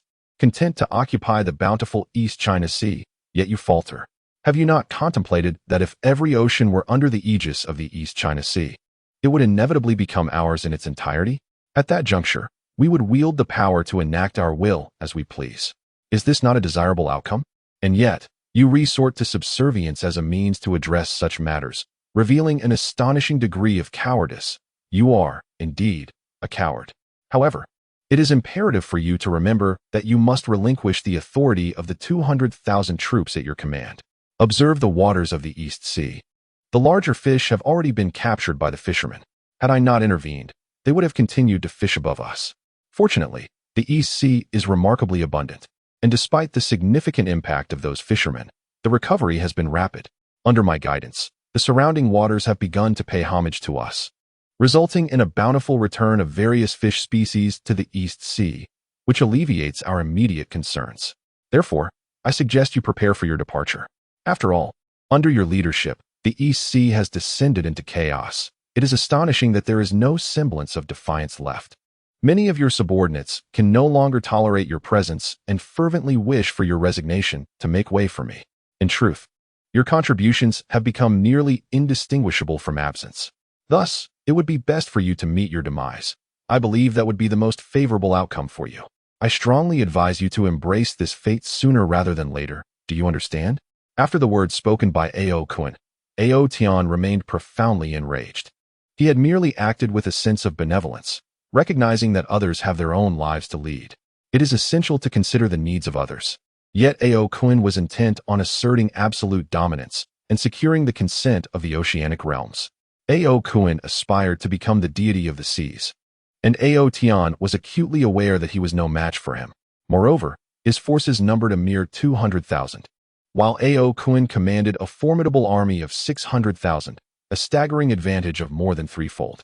Ao Tian understood that instigating a conflict was utterly futile. The outcome was all but predetermined. Should his 200,000 engage with Ao Kun's 600,000, defeat was inevitable. Such a loss, while seemingly trivial, would have grave repercussions, diminishing the overall strength of the Eastern Sea Dragon Palace. In such a scenario, the Eastern Sea Dragon Palace would become vulnerable to oppression. In a moment's pause, Ao Tian addressed Ao Kun, saying, Ao Kun, we are, after all, brothers by blood. Consider Ao Ba, he has been sealed away. What is it that you truly desire? If you were indeed so inclined towards exhibitionism, perhaps our father would have bestowed the throne upon you, for your strength surpasses mine. Among the three of us, your prowess is unmatched, yet your temperament is the most volatile and shadowed. Father once confided in me that you are suited for the battlefield, yet ill-fitted to wield significant power. Hence, he entrusted the position of the Dragon King of the East Sea to me, while you became a great general. Surely, you must comprehend our father's benevolent intentions. I once earnestly implored him, but he steadfastly refused to allow you to ascend as the Dragon King of the East Sea, asserting that should you take on that mantle, conflict would inevitably ensue. At that time, the East Sea was a land of abundance, a realm where everything was readily available. However, should you instigate a war, the East Sea shall surely descend into chaos. At that moment, the once prosperous East Sea may be lost forever. Thus, my father bequeathed the position of the Dragon King of the East Sea to me, while entrusting you with the title of Grand General. Yet Ao Ba, although merely a general, may indeed require the support of both of you to assist me. Unexpectedly, despite his tempestuous temperament, Ao Ba remains acutely aware of the principles of benevolence and righteousness. Nevertheless, you have not come to my aid. Instead, your mind seems preoccupied with thoughts of overthrowing and slaying me, which would be a grave sin upon your life. At this very moment, Zhang Yun has begun to take action. After enduring a severe humiliation from Ao Tian, Ao Kun threatened him, stating, I do not have the luxury of time to indulge in your idle chatter. You have lost the Dragon Pearl of the East Sea, yet you still believe you are in the right. I shall see how long you can continue to fabricate excuses.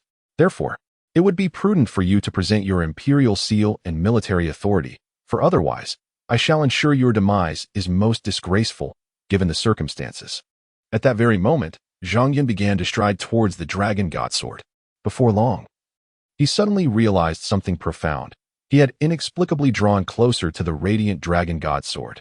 Gazing upon its shimmering, multicolored brilliance, Zhang Yun felt a surge of excitement. He couldn't help but ponder how his life would transform should he obtain the sword. Would he truly become invincible? Thus, he began to observe intently. Yet, in that instant, Zhang Yun mustered his courage and firmly grasped the Dragon God Sword. The moment his hand tightened around the hilt, a kaleidoscope of colors erupted from his being, as an almost frenzied energy began to converge within him. At that moment, Zhang Yun realized that his cultivation was steadily ascending. In a mere fleeting moment, he discovered that he had transcended from being a super adept to an upper echelon super adept. As time progressed, Zhang Yun's cultivation continued to ascend, an explosive growth that caught even him off guard. However, he soon realized that the seals within the Dragon God's sword had begun to stir. In an instant, he began to absorb the waves of power emanating from them, and shortly thereafter, he drew strength from the ocean's depths. His entire being was enveloped in a kaleidoscope of luminous colors. With a gentle smile, Zhang Yun commenced his actions. Before long, he found himself surrounded by the surging energies, his figure gradually vanishing within the brilliance. At that moment, Ao Xiang and Ao Ba were struck by the sheer radiance, unable to meet Zhang Yun's gaze. Time flew by, and after approximately an hour, the light enveloping Zhang Yun began to fade. In that fleeting moment, his aura had become unprecedentedly formidable. as he slowly opened his eyes. The potent energy that coursed through him vanished in an instant, leaving him seemingly as unremarkable as an ordinary person. For a fleeting moment, Zhang Yun remained transfixed by the dragon god sword. Suddenly, the sword emitted a brilliant beam of light, which swiftly shot forth from its blade, racing towards the surface of the water. However, Zhang Yun, despite his keen awareness, realized that the light moved with astonishing speed, leaving him no time to intercept it. Consequently, he ultimately chose to relinquish his attempt, fully aware of the situation at hand. Having lost the initiative, if one were to continue intercepting now, it would be a futile effort. Thus, Zhang Yun remained remarkably rational, ultimately deciding to relinquish the attempt at interception. In this moment, Zhang Yun gazed upon the dragon god's sword, gripping it firmly. With a sudden determination, he drew the sword from the mire. Yet it appeared as though the dragon god's sword possessed an independent consciousness. As Zhang Yun held it tightly, the sword emitted a jubilant cry, and in an instant, its blade radiated a brilliant light. Before long, Zhang Yun gathered all his momentum, and the dragon god sword manifested in his grasp. At this moment, Zhang Yun cast a glance at Ao Ba and Ao Xiang, offering a gentle smile. Ao Ba, filled with excitement, firmly believed in Zhang Yun, confident that his judgment would not falter.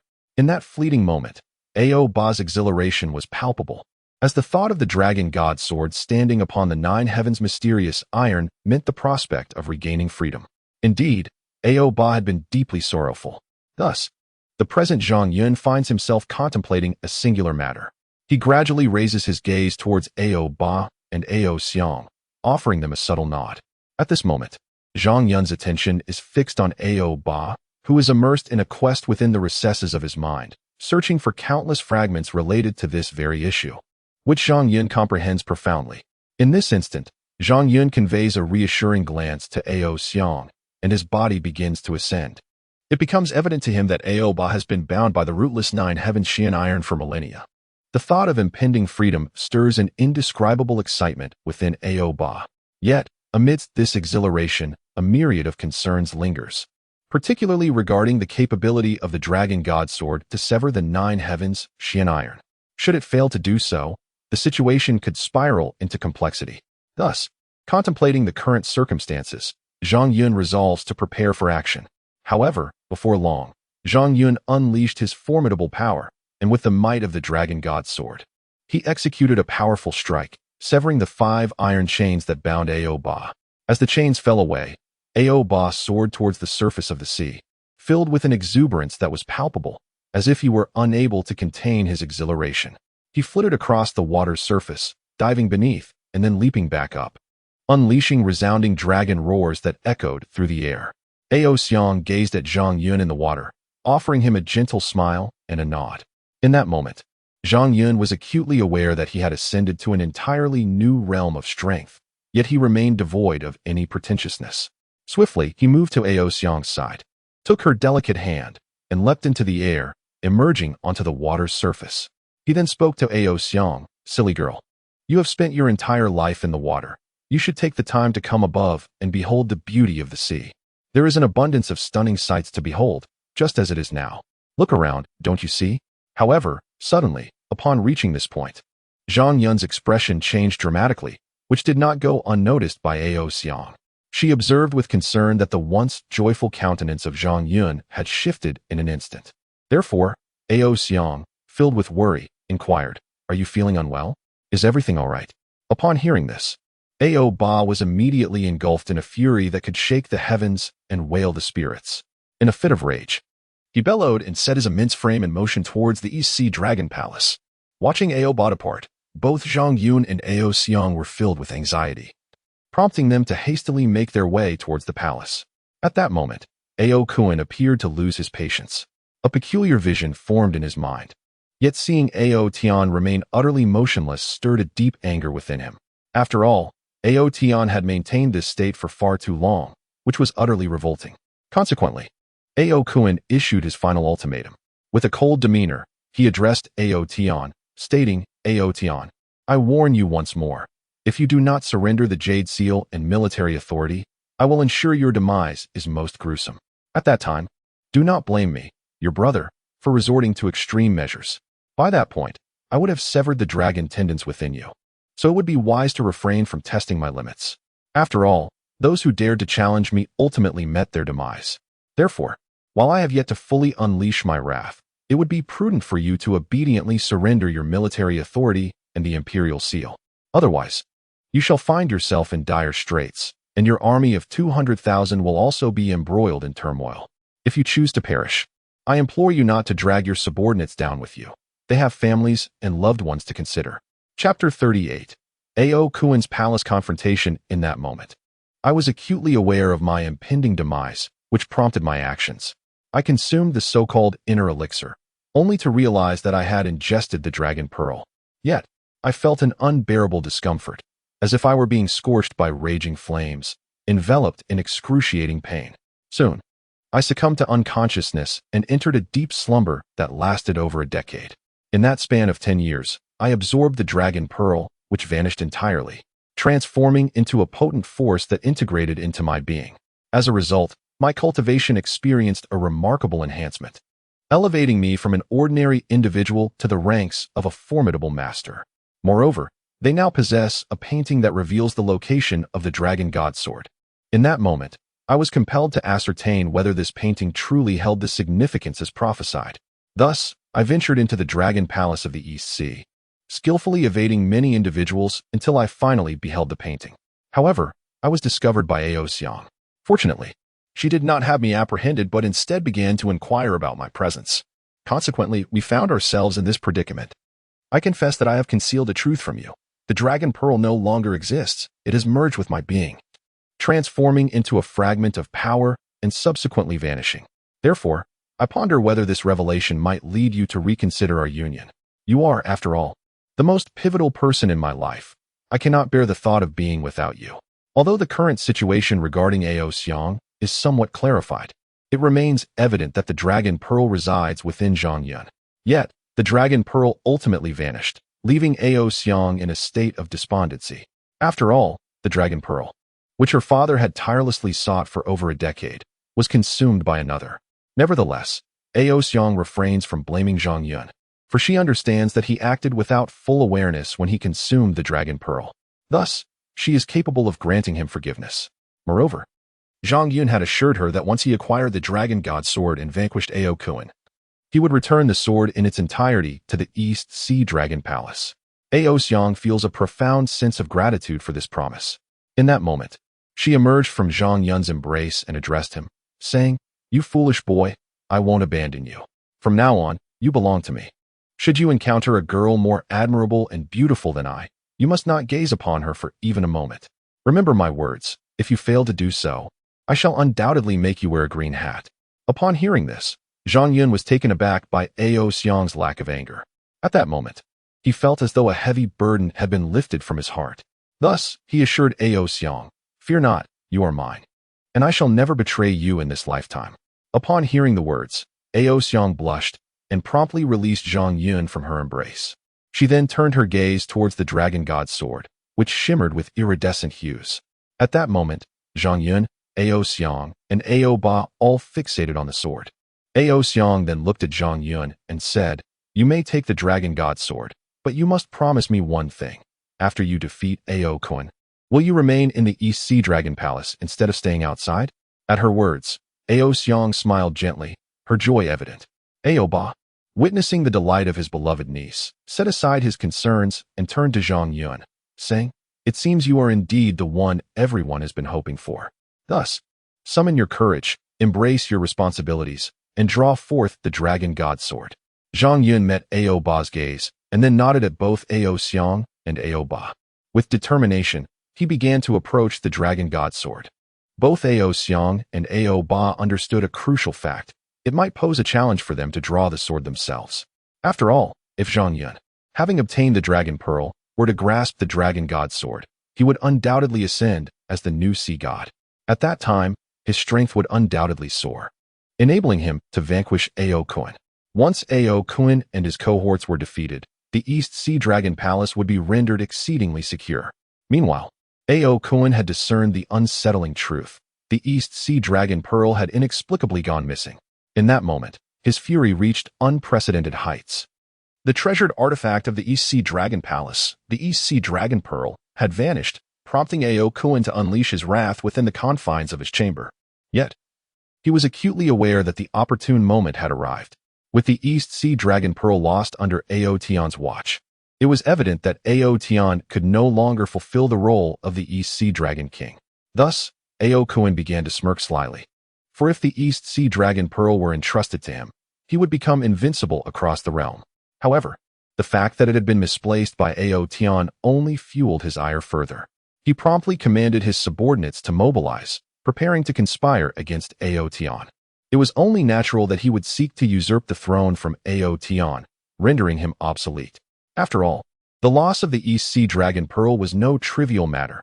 It embodied the very essence of the East Sea Dragon Palace. Thus, Ao Kuan is indeed poised to stir up trouble and seize the opportunity to become the new Dragon King of the East Sea. After all, the rationale behind this ambition is exceedingly compelling, rendering any opposition futile. When that time arrives, he shall vanquish those who dare to oppose him, and then he will truly emerge as the new sovereign. The mere thought of this prospect fills Ao Kuan with exhilaration, for he has awaited this moment for over 10 millennia. Consequently, he begins to eagerly set in motion all his plans and endeavors. At that moment, Ao Kuan promptly organized his forces and set forth towards the Dragon Palace of the East Sea. Presently, Ao Kuan resolved that any who obstructed his path would either be persuaded or, should they remain obstinate, face certain death. Those who resisted would be ruthlessly vanquished. Meanwhile, Ao Tian grew increasingly anxious as news of Ao Kuan's aggressive advance reached him. He was alarmed to discover that Ao Kuan had unleashed a wave of slaughter. Ao Tian, who was typically benevolent, detested the thought of his subordinates perishing for his sake. He believed that grievances should have their rightful resolution. Despite the counsel of his followers urging him to flee, Ao Tian chose not to escape but instead sought out Ao Kuan directly. He understood well that fortune and misfortune are inseparable. Thus, he opted to confront the situation head-on rather than abandon his men for the sake of his own survival. Thus, the formidable Ao Tian promptly located Ao Kuan. Observing Ao Tian's demeanor, Ao Kuan addressed him with a hearty laugh. Who would have thought? Our Dragon King of the East Sea possesses quite the spirit, unwilling to let his subordinates meet their demise. Hence, you have chosen to confront me yourself. However, I must confess, you were the very individual I sought. With your appearance, your subordinates are assured safety. Yet, allow me to convey the gravity of the situation. Do not place the blame on me. Rather, blame yourself for misplacing the Dragon Pearl. This is the reason I have come to challenge you. You are well aware of the significance of the East Sea Dragon Pearl in our domain. Our East Sea has always been abundantly prosperous, inciting envy among the shrimp and crab soldiers from various other seas, who yearn to displace us. Regrettably, they lack unity and resolve, which has led to their continued subservience to us. Their allegiance stems from our possession of the East Sea's treasured Dragon Pearl. However, with your loss of the pearl, it appears you have forfeited our unparalleled treasure. Consequently, it is time for you to step aside, as I, Ao Kuan, shall ascend as the new Dragon King of the East Sea. Otherwise, according to your temperament, if you do not mobilize your forces to conquer the realms, the myriad of minor warriors will soon commence their assault upon us. Our Eastern Sea forces consist solely of 800,000 lowly troops, while you command 200,000 soldiers. However, I undeniably possess an army of 600,000. Therefore, if you are wise, you shall relinquish your military authority and yield your position. Perhaps I might show you clemency and only execute you. Yet, should you remain obstinate, we will not only eliminate you but also your loved ones, including your cherished daughter. As a father, your demise is inconsequential, but it is imperative that your daughter remains untouched, for she is still young and her life has only just begun. Hence, I urge you to make a swift decision. Surrender your command of the 200,000 troops and vacate the Dragon King's throne. If you do so, no further conflict will ensue. Furthermore, it is evident that you cannot prevail against me, and attempting to match my 600,000 with your 200,000 is a folly of monumental proportions. Therefore, I implore you to awaken to the reality of your situation and consider abandoning your course of action. Upon hearing Ao Kuan's words, Ao Tian merely smiled coldly and replied, Ao Kuan, I have long perceived your covetous gaze upon the position of the Dragon King of the East Sea. Should I grant you this title, it would undoubtedly lead to devastation. You would ignite a war, resulting in the tragic demise of countless marine creatures. Even if our East Sea Dragon Palace were to emerge victorious, we would ultimately face defeat in the hearts of the people. What value is there in a hollow victory? The ocean is vast beyond measure, and inevitably, they would rally their strength and rise against you. Initially, they may hesitate to confront you, but given time, they would ultimately seek to overthrow the East Sea Dragon Palace. Thus, I advise you to abandon this ambition entirely. Otherwise, you reveal yourself to be nothing more than a reckless brute, possessing mere brute strength without true understanding.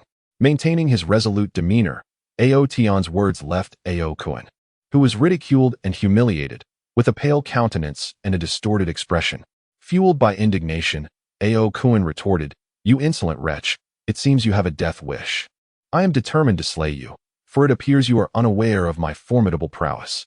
At that very moment, Ao Tian addressed Ao Kun, stating, "I have lost the East Sea Dragon Pearl, and I concede that it is indeed my negligence. However, you remain oblivious to the circumstances from a decade ago. Allow me to disclose the truth. The East Sea Dragon Pearl was lost 10 years prior. My decision to conceal this from you stemmed from an understanding of your ulterior motives.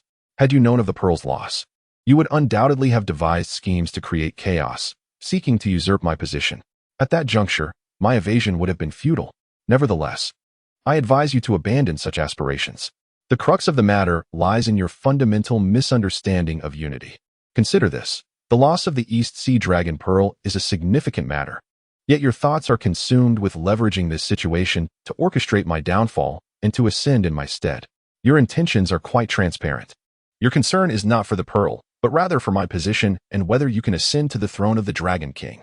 That is the issue that truly preoccupies you. Therefore, cease your feigned innocence.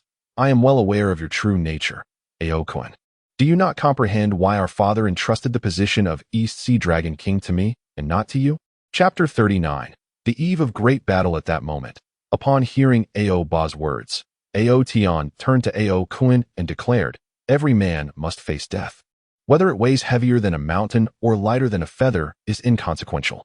I firmly believe that if it is to safeguard the interests of our Eastern Sea Dragon Palace and the Eastern Sea itself, none shall falter. It is quite simple. These individuals are remarkably resilient. They have families to protect. However, if we do not compete for our own interests today, numerous unforeseen events shall unfold. When that time arrives, perspectives will undoubtedly shift. Thus, I urge you to awaken to this reality. Even if we resist to the bitter end, we shall not be subjugated by your tyranny." Upon hearing this, Ao Kun perceived Ao Tian as obstinately unyielding, certain that even in death, Ao Tian would not relinquish the position of Eastern Sea Dragon King. Since Ao Tian refused to yield, Ao Kun contemplated a more forceful approach. Their enmity was irreconcilable, and it was time to teach Ao Tian a lesson. The situation was straightforward. Ao Kun was acutely aware that while Ao Tian had attained the realm of mid to high-level mastery, he himself had transcended that level, having ascended to the ranks of supreme mastery. His formidable strength would ensure a decisive confrontation with Ao Tian. Ao Kun, confident in his strength, addressed Ao Yin, saying, "Since you have repeatedly urged me to avoid causing harm to living beings, it appears we are both dissatisfied with each other's actions. This indicates a divergence in our views. Therefore, to reach a consensus, one of us must be in the wrong. Let us commence battle. Should you defeat me, I will acknowledge the validity of your perspective. In that case, you shall continue to reign as the Dragon King of the East Sea, while I remain your general. We shall coexist peacefully, managing the East Sea Dragon Palace together. However, if you are vanquished, you must relinquish your military authority and Jade Seal, and I shall strip you of your dragon veins. You may still retain the title of Prince, albeit rendered nearly powerless. At least your life will be spared, and you will still hold a rank above others. What do you think? I believe this arrangement is most favorable." Upon hearing Ao Kun's words, Ao Yin's generals urged him to refrain from engaging in battle, fully aware of Ao Kun's formidable reputation as the strongest in the East Sea. Although Ao Yin possessed remarkable strength and was considered a master in his own right, he could not match Ao Kun's overwhelming prowess. Thus, his own capabilities would undoubtedly be severely diminished in comparison.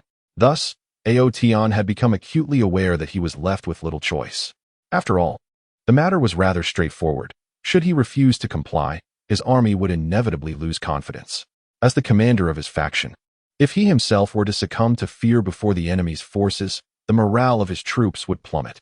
At that juncture, any attempts to restore their spirit would be futile. Therefore, in that moment, Ao Tian resolutely accepted the challenge and coldly addressed Ao Kun. Come if you dare. I fear you not. Your strength is such that I can withstand a few of your blows. Moreover, righteousness prevails over evil, and ultimately, you shall face defeat. So, come to your senses.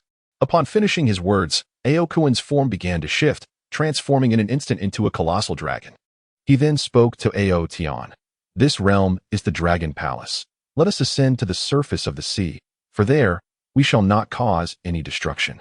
I have no desire to see this beautiful East Sea Dragon Palace ruined, for soon I shall be its master, and at that time, I intend to occupy a grand dragon throne. With that, Ao Kun soared towards the ocean's surface, while Ao Tian, unhesitant, swiftly transformed and propelled himself forward in pursuit. Before long, the figures of Ao Kun and Ao Tian manifested upon the surface of the sea. The East China Sea now appeared remarkably tranquil. As the previous day's devastating assault by Ao Kun had left the fishermen in disarray, resulting in a conspicuous absence of their presence for fishing endeavors. Thus, for a brief moment, Ao Tian and Ao Kun exchanged glances, while the two opposing factions within the Dragon Palace began to emerge. Both sides exhibited considerable progress, and their respective armies commenced their maneuvers. Such patterns of action, though universally applicable, were marked by a distinct tension. Ao Kun, addressing Ao Tian, remarked with a hearty laugh.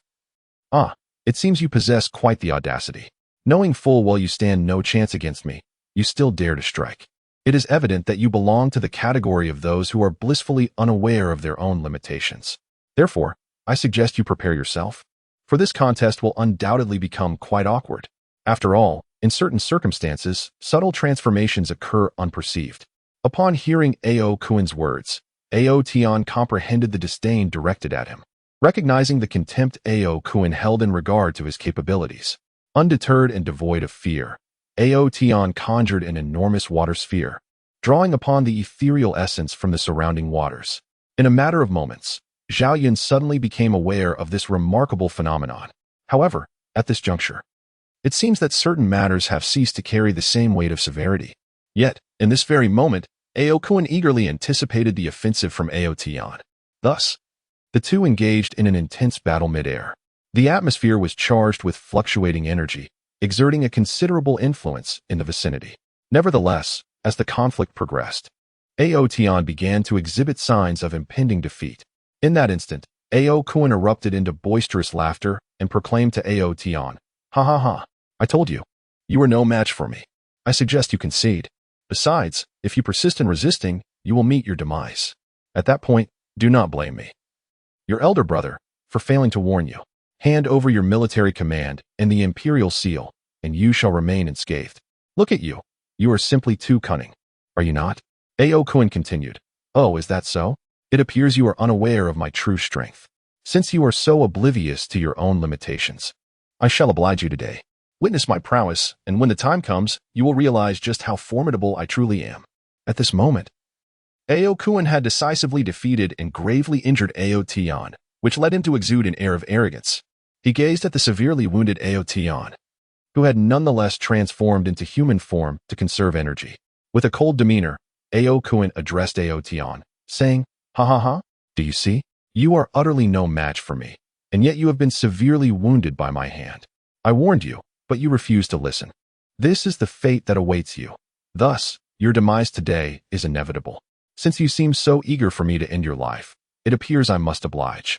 As Ao Kun prepared to act, Ao Tian's army, unwilling to witness any harm come to their leader, surged back onto the battlefield.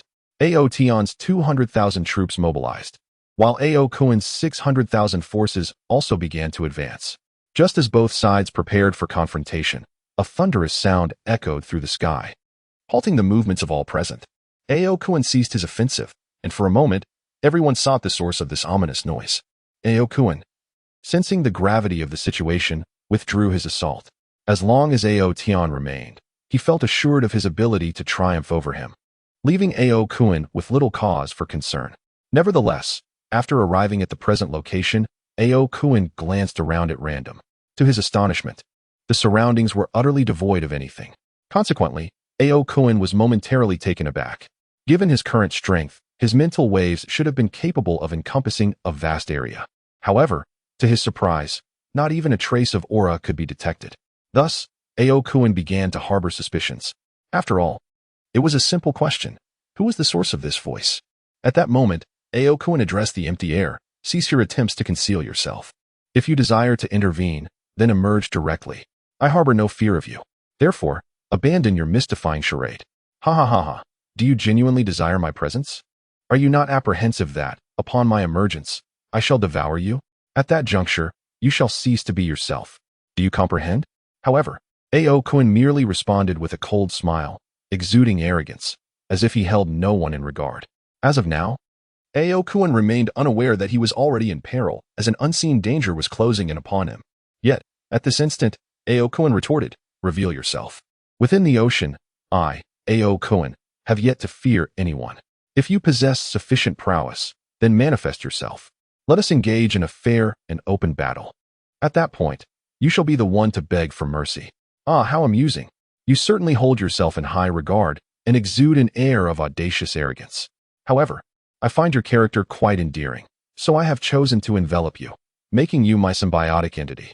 It strikes me as rather agreeable, for it is undeniably simple. Given your formidable strength, while Ao Kuan may appear brazenly arrogant on the surface, beneath that facade, he is indeed preparing diligently. After all, he has realized that individuals who cannot be discerned by mere thought and will possess remarkable abilities. Therefore, for those who do not know themselves or their capabilities, navigating such circumstances can prove exceedingly challenging. In this moment, Ao Kuan adopts a calm demeanor, understanding that impatience cannot yield significant accomplishments. He addresses the void above him with a cold proclamation. Do you believe that boasting holds any merit? The crux lies in demonstrating true prowess. Should your power be extraordinary and beyond compare, I would indeed resist your attempts to consume me. However, the ultimate outcome remains uncertain. What I can assure you is that should you confront me today, you shall find yourself regretting it. Ah, there is certainly a fiery spirit within you, as well as considerable strength. Yet, you still overestimate your own capabilities. If you believe that your strength represents the entirety of the ocean's denizens, let me clarify, you are gravely mistaken. Should you not encounter a lesson in humility, you will remain oblivious to what you ought to do. Thus, I have come today to impart that lesson upon you. Upon the utterance of this phrase, Ao Kuan and Ao Tian were enveloped in a palpable tension, for it seemed that the enigmatic figure was poised to reveal itself. In that fleeting moment, both Ao Tian and Ao Kuan began to scan their surroundings, projecting their own unique waves of thought as they sought to discern the circumstances around them. Before long, a humanoid form, sculpted from the very waters of the sea, emerged upon the surface. At this moment, Ao Tian and Ao Kuan beheld this aqueous apparition, while Ao Kuan discreetly prepared for what was to come. Despite his arrogance, Ao Kuan was not one to engage in a battle without certainty. Prudence, after all, has often proven to be the wisest course. The perils of overconfidence are all too common. Thus, even now, Ao Kuan regarded the watery figure with a cold demeanor, remarking, I had thought you to be a being of great renown, yet it appears you are formless and intangible, relying upon a medium to manifest your shape. It seems your physical form has perished, leaving only your consciousness behind. However, at this moment, Ao Kuan remained astonished, for the entity in the aquatic form was undeniably peculiar. Was it truly reduced to mere consciousness? Even if we were to unveil it, it required the aid of its physical manifestation. It appeared that this time, the benevolent had not arrived. The visitor harbored ill intentions, clearly targeting Ao Kuan, fixated on its unique abilities. This entity, a being of profound consciousness, seemed eager to seek a fateful medium, thus setting its sights on Ao Kuan. Indeed, the adage the taller the tree, the more it attracts the wind proved accurate. Yet, to compel Ao Kuan to become a vessel of destiny would almost cost it its very life. Thus, Ao Kuan would vehemently refuse any such proposition. In that moment, it ruminated on strategies to thwart this malevolent visitor, realizing that one must be prepared to face conflict. After all, without a diamond drill, one ought not to engage in delicate tasks. Ao Kuan was far from underestimating this ominous figure. Chapter 40. The Calm of the Sea, the grand finale. Nonetheless, Ao Kuan continued to ponder a singular question. Who would emerge as the ultimate victor? With the situation at hand, it was evident that conflict was unavoidable. Thus, Ao Kuan cast a fierce glare at the aquatic entity and addressed it directly. What is your name? If I slay you, it shall serve as a reminder. You may simply refer to me as the sea god. During the primordial era, many individuals addressed me in this manner, so I would appreciate it if you continued to do so. Nonetheless, I must extend my congratulations to you, for in the near future, you shall indeed become the new generation of the sea god. Do you understand? Upon hearing this, Ao Kuan let out a cold snort, followed by a disdainful declaration. Ha! It appears you are truly quite naive. Do you believe that you can defeat me solely based on your state of consciousness? You should not be so foolish. After losing your physical form, your strength has significantly diminished. At that moment, a resounding roar echoed across the sea, as Ao Kuan's tail collided with a peculiar totem, unleashing an unparalleled force. Even now, Ao Kuan found it astonishing that a mere totem imprint could wield such immense power.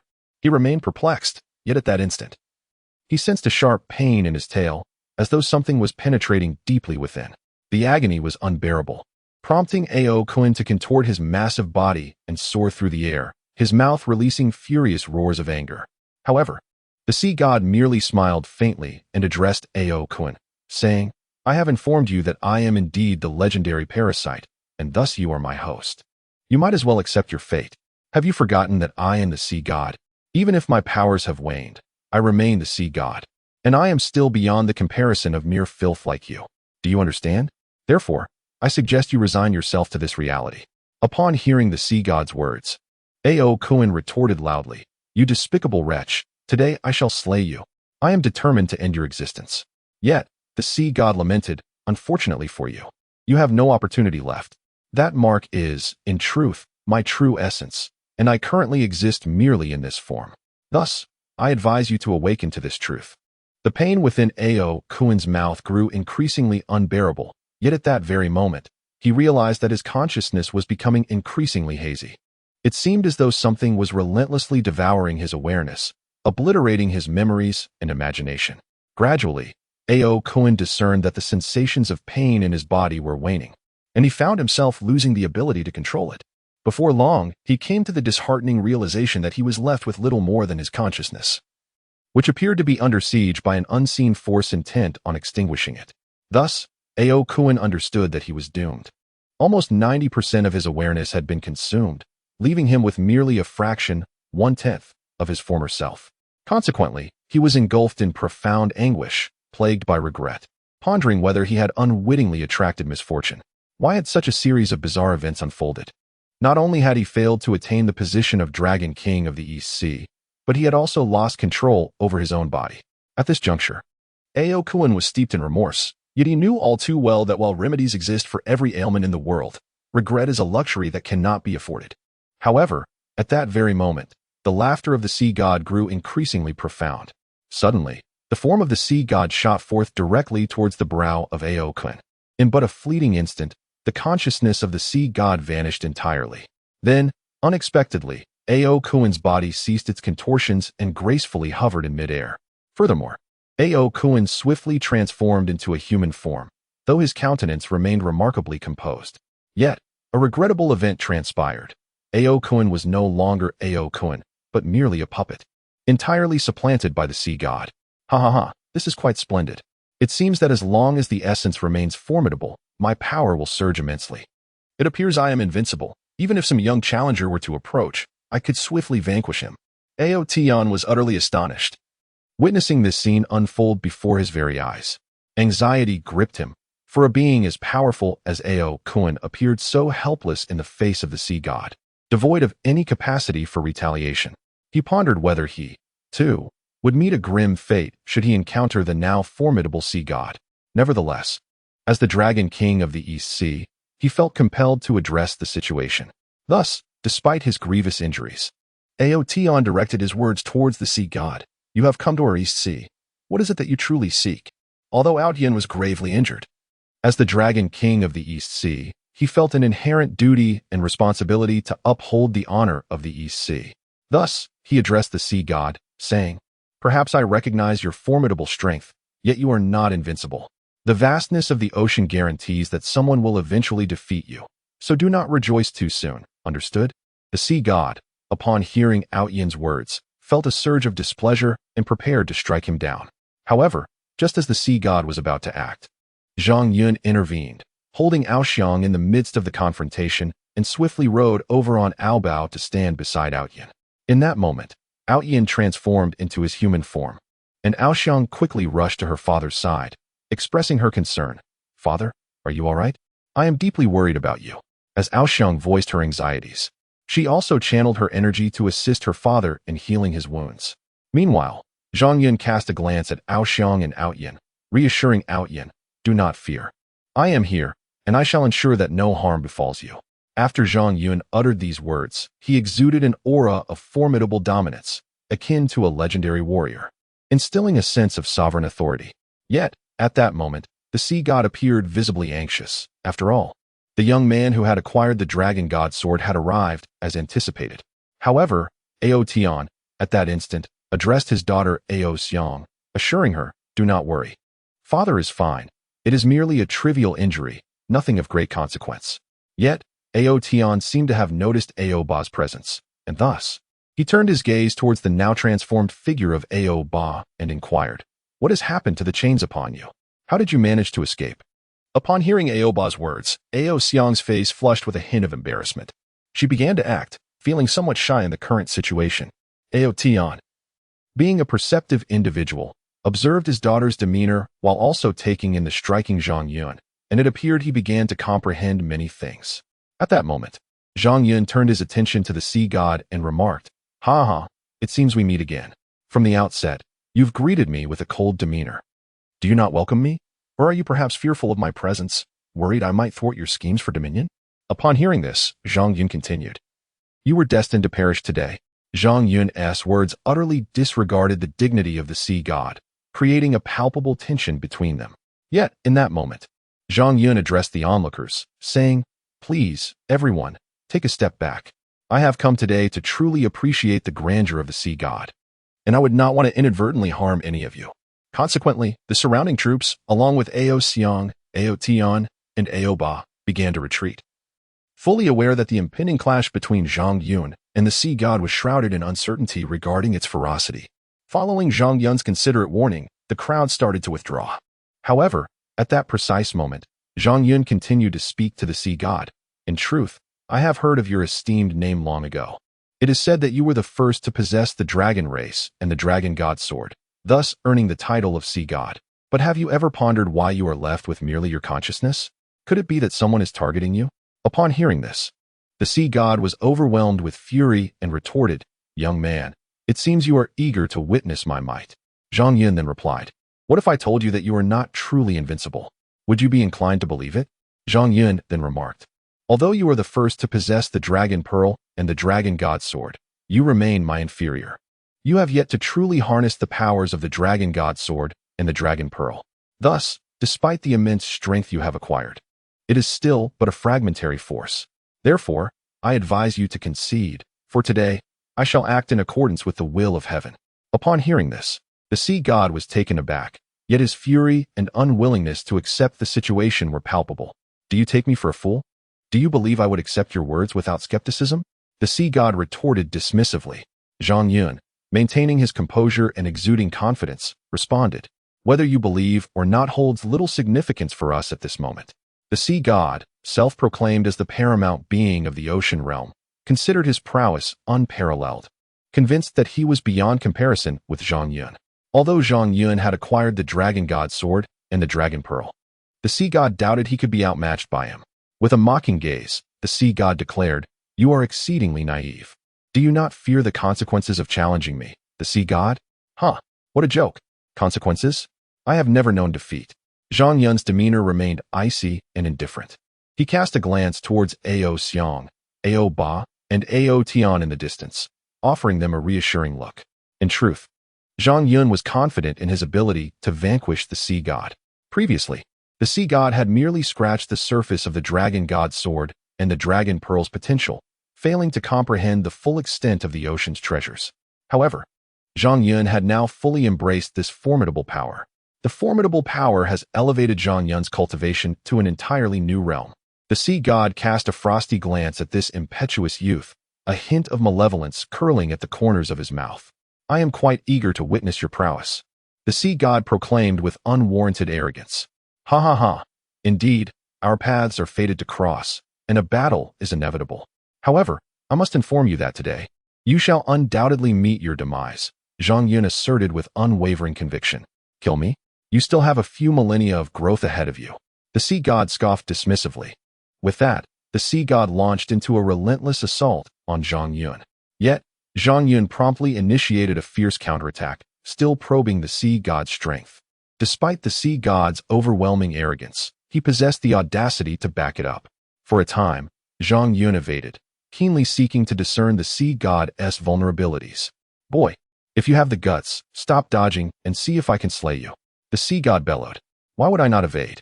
That would be sheer folly, Zhang Yun replied, exuding an air of composure. Sea god, I have long been intrigued. Is your formidable strength truly limited to this? Zhang Yun taunted. The sea god, not oblivious to the mockery, retorted with a huff. I shall show you the true extent of my power. Once more, the sea god launched an assault against Zhang Yun. After a series of tentative exchanges, Zhang Yun resolved to unleash his own strength, intending to bestow upon the sea god a fitting greeting. The sea god swung his palm towards him. Zhang Yun met the challenge with a firm strike, and a resounding clash reverberated through the air. The moment their palms connected, the sea god's body momentarily faltered, revealing a fleeting pause. Yet, Zhang Yun appeared unfazed, as if nothing had transpired. The sea god, caught off guard, initially believed that Zhang Yun's ability to contend with him stemmed from his reluctance to engage directly. However, the situation had changed. Now Zhang Yun confronted him head-on, and still, the sea god found himself unable to overpower his opponent. This realization sparked a momentary doubt in the confident heart of the sea god. What troubles you? My esteemed sea god, you seem overly complacent, Zhang Yun remarked, suddenly amplifying his strength. With a single motion, he propelled the sea god away. Impossible. How could this be? The sea god exclaimed in disbelief. Zhang Yun remained poised, calm, and collected as he stood his ground. The sea god finally regained his balance. But blood trickled from the corner of his mouth. He wiped away the crimson stain, declaring, I will end your life. Zhang Yun shrugged indifferently. In my life? Perhaps in another lifetime. You insolent wretch, I am the sovereign of the seas. The sea god bellowed. Alas, it is I who reign supreme now, Zhang Yun replied. I refuse to believe it, the sea god retorted as he charged forward. Yet, he soon realized that his assaults grew increasingly feeble, and ultimately, his offensive was completely dismantled by Zhang Yun. He found himself utterly defenseless, still reeling with shock, unable to fathom how such a turn of events could unfold. Soon, the sea god was severely wounded by Zhang Yun's relentless assaults. At this moment, Zhang Yun remained shrouded in an air of mystery, his expression revealing an enigmatic demeanor. He addressed the sea god, saying, I understand your reluctance to accept your fate, but it is time for you to submit. In your earlier days, your arrogance led you astray. Reflect upon this and consider if you have any final words. If so, please share them. The sea god fixed a fierce gaze upon Zhang Yun, a profound sense of disappointment washing over him. Throughout his reign, he had always considered himself the supreme sovereign. However, it was only now that he realized the gravity of his misjudgment. Thus, he responded to Zhang Yun. It appears you are indeed the first to master the Dragon Balls and the Dragon God Sword. Ha ha ha. It seems you have become unparalleled in this world. Yet, I remain unsatisfied. If there is a next life, I shall seek to challenge you once more. I am eager to witness your true prowess. However, Zhang Yun no longer lingered in time. With a single strike, he vanquished the sea god, ascending to become the new deity of the ocean. Yet, Zhang Yun harbored no desire to claim the title of the world's foremost. Following the slaying of the sea god, tranquility was restored to the East Sea Dragon Palace. Zhang Yun honored his promise to Ao Xiang, choosing to remain within the Dragon Palace, while Ao Tian continued to reign as the Dragon King. As for Ao Ba, born with extraordinary prowess, he supplanted Ao Kun and took on the role of the Grand Marshal. Not long after, Zhang Yun wed Ao Xiang in a grand ceremony, receiving blessings from the entire maritime realm. Frequently, Zhang Yun would take Ao Xiang on excursions, sometimes traversing the seas and other times exploring the land, leading to a life filled with joy and contentment together. Thus, their blissful existence began. The end.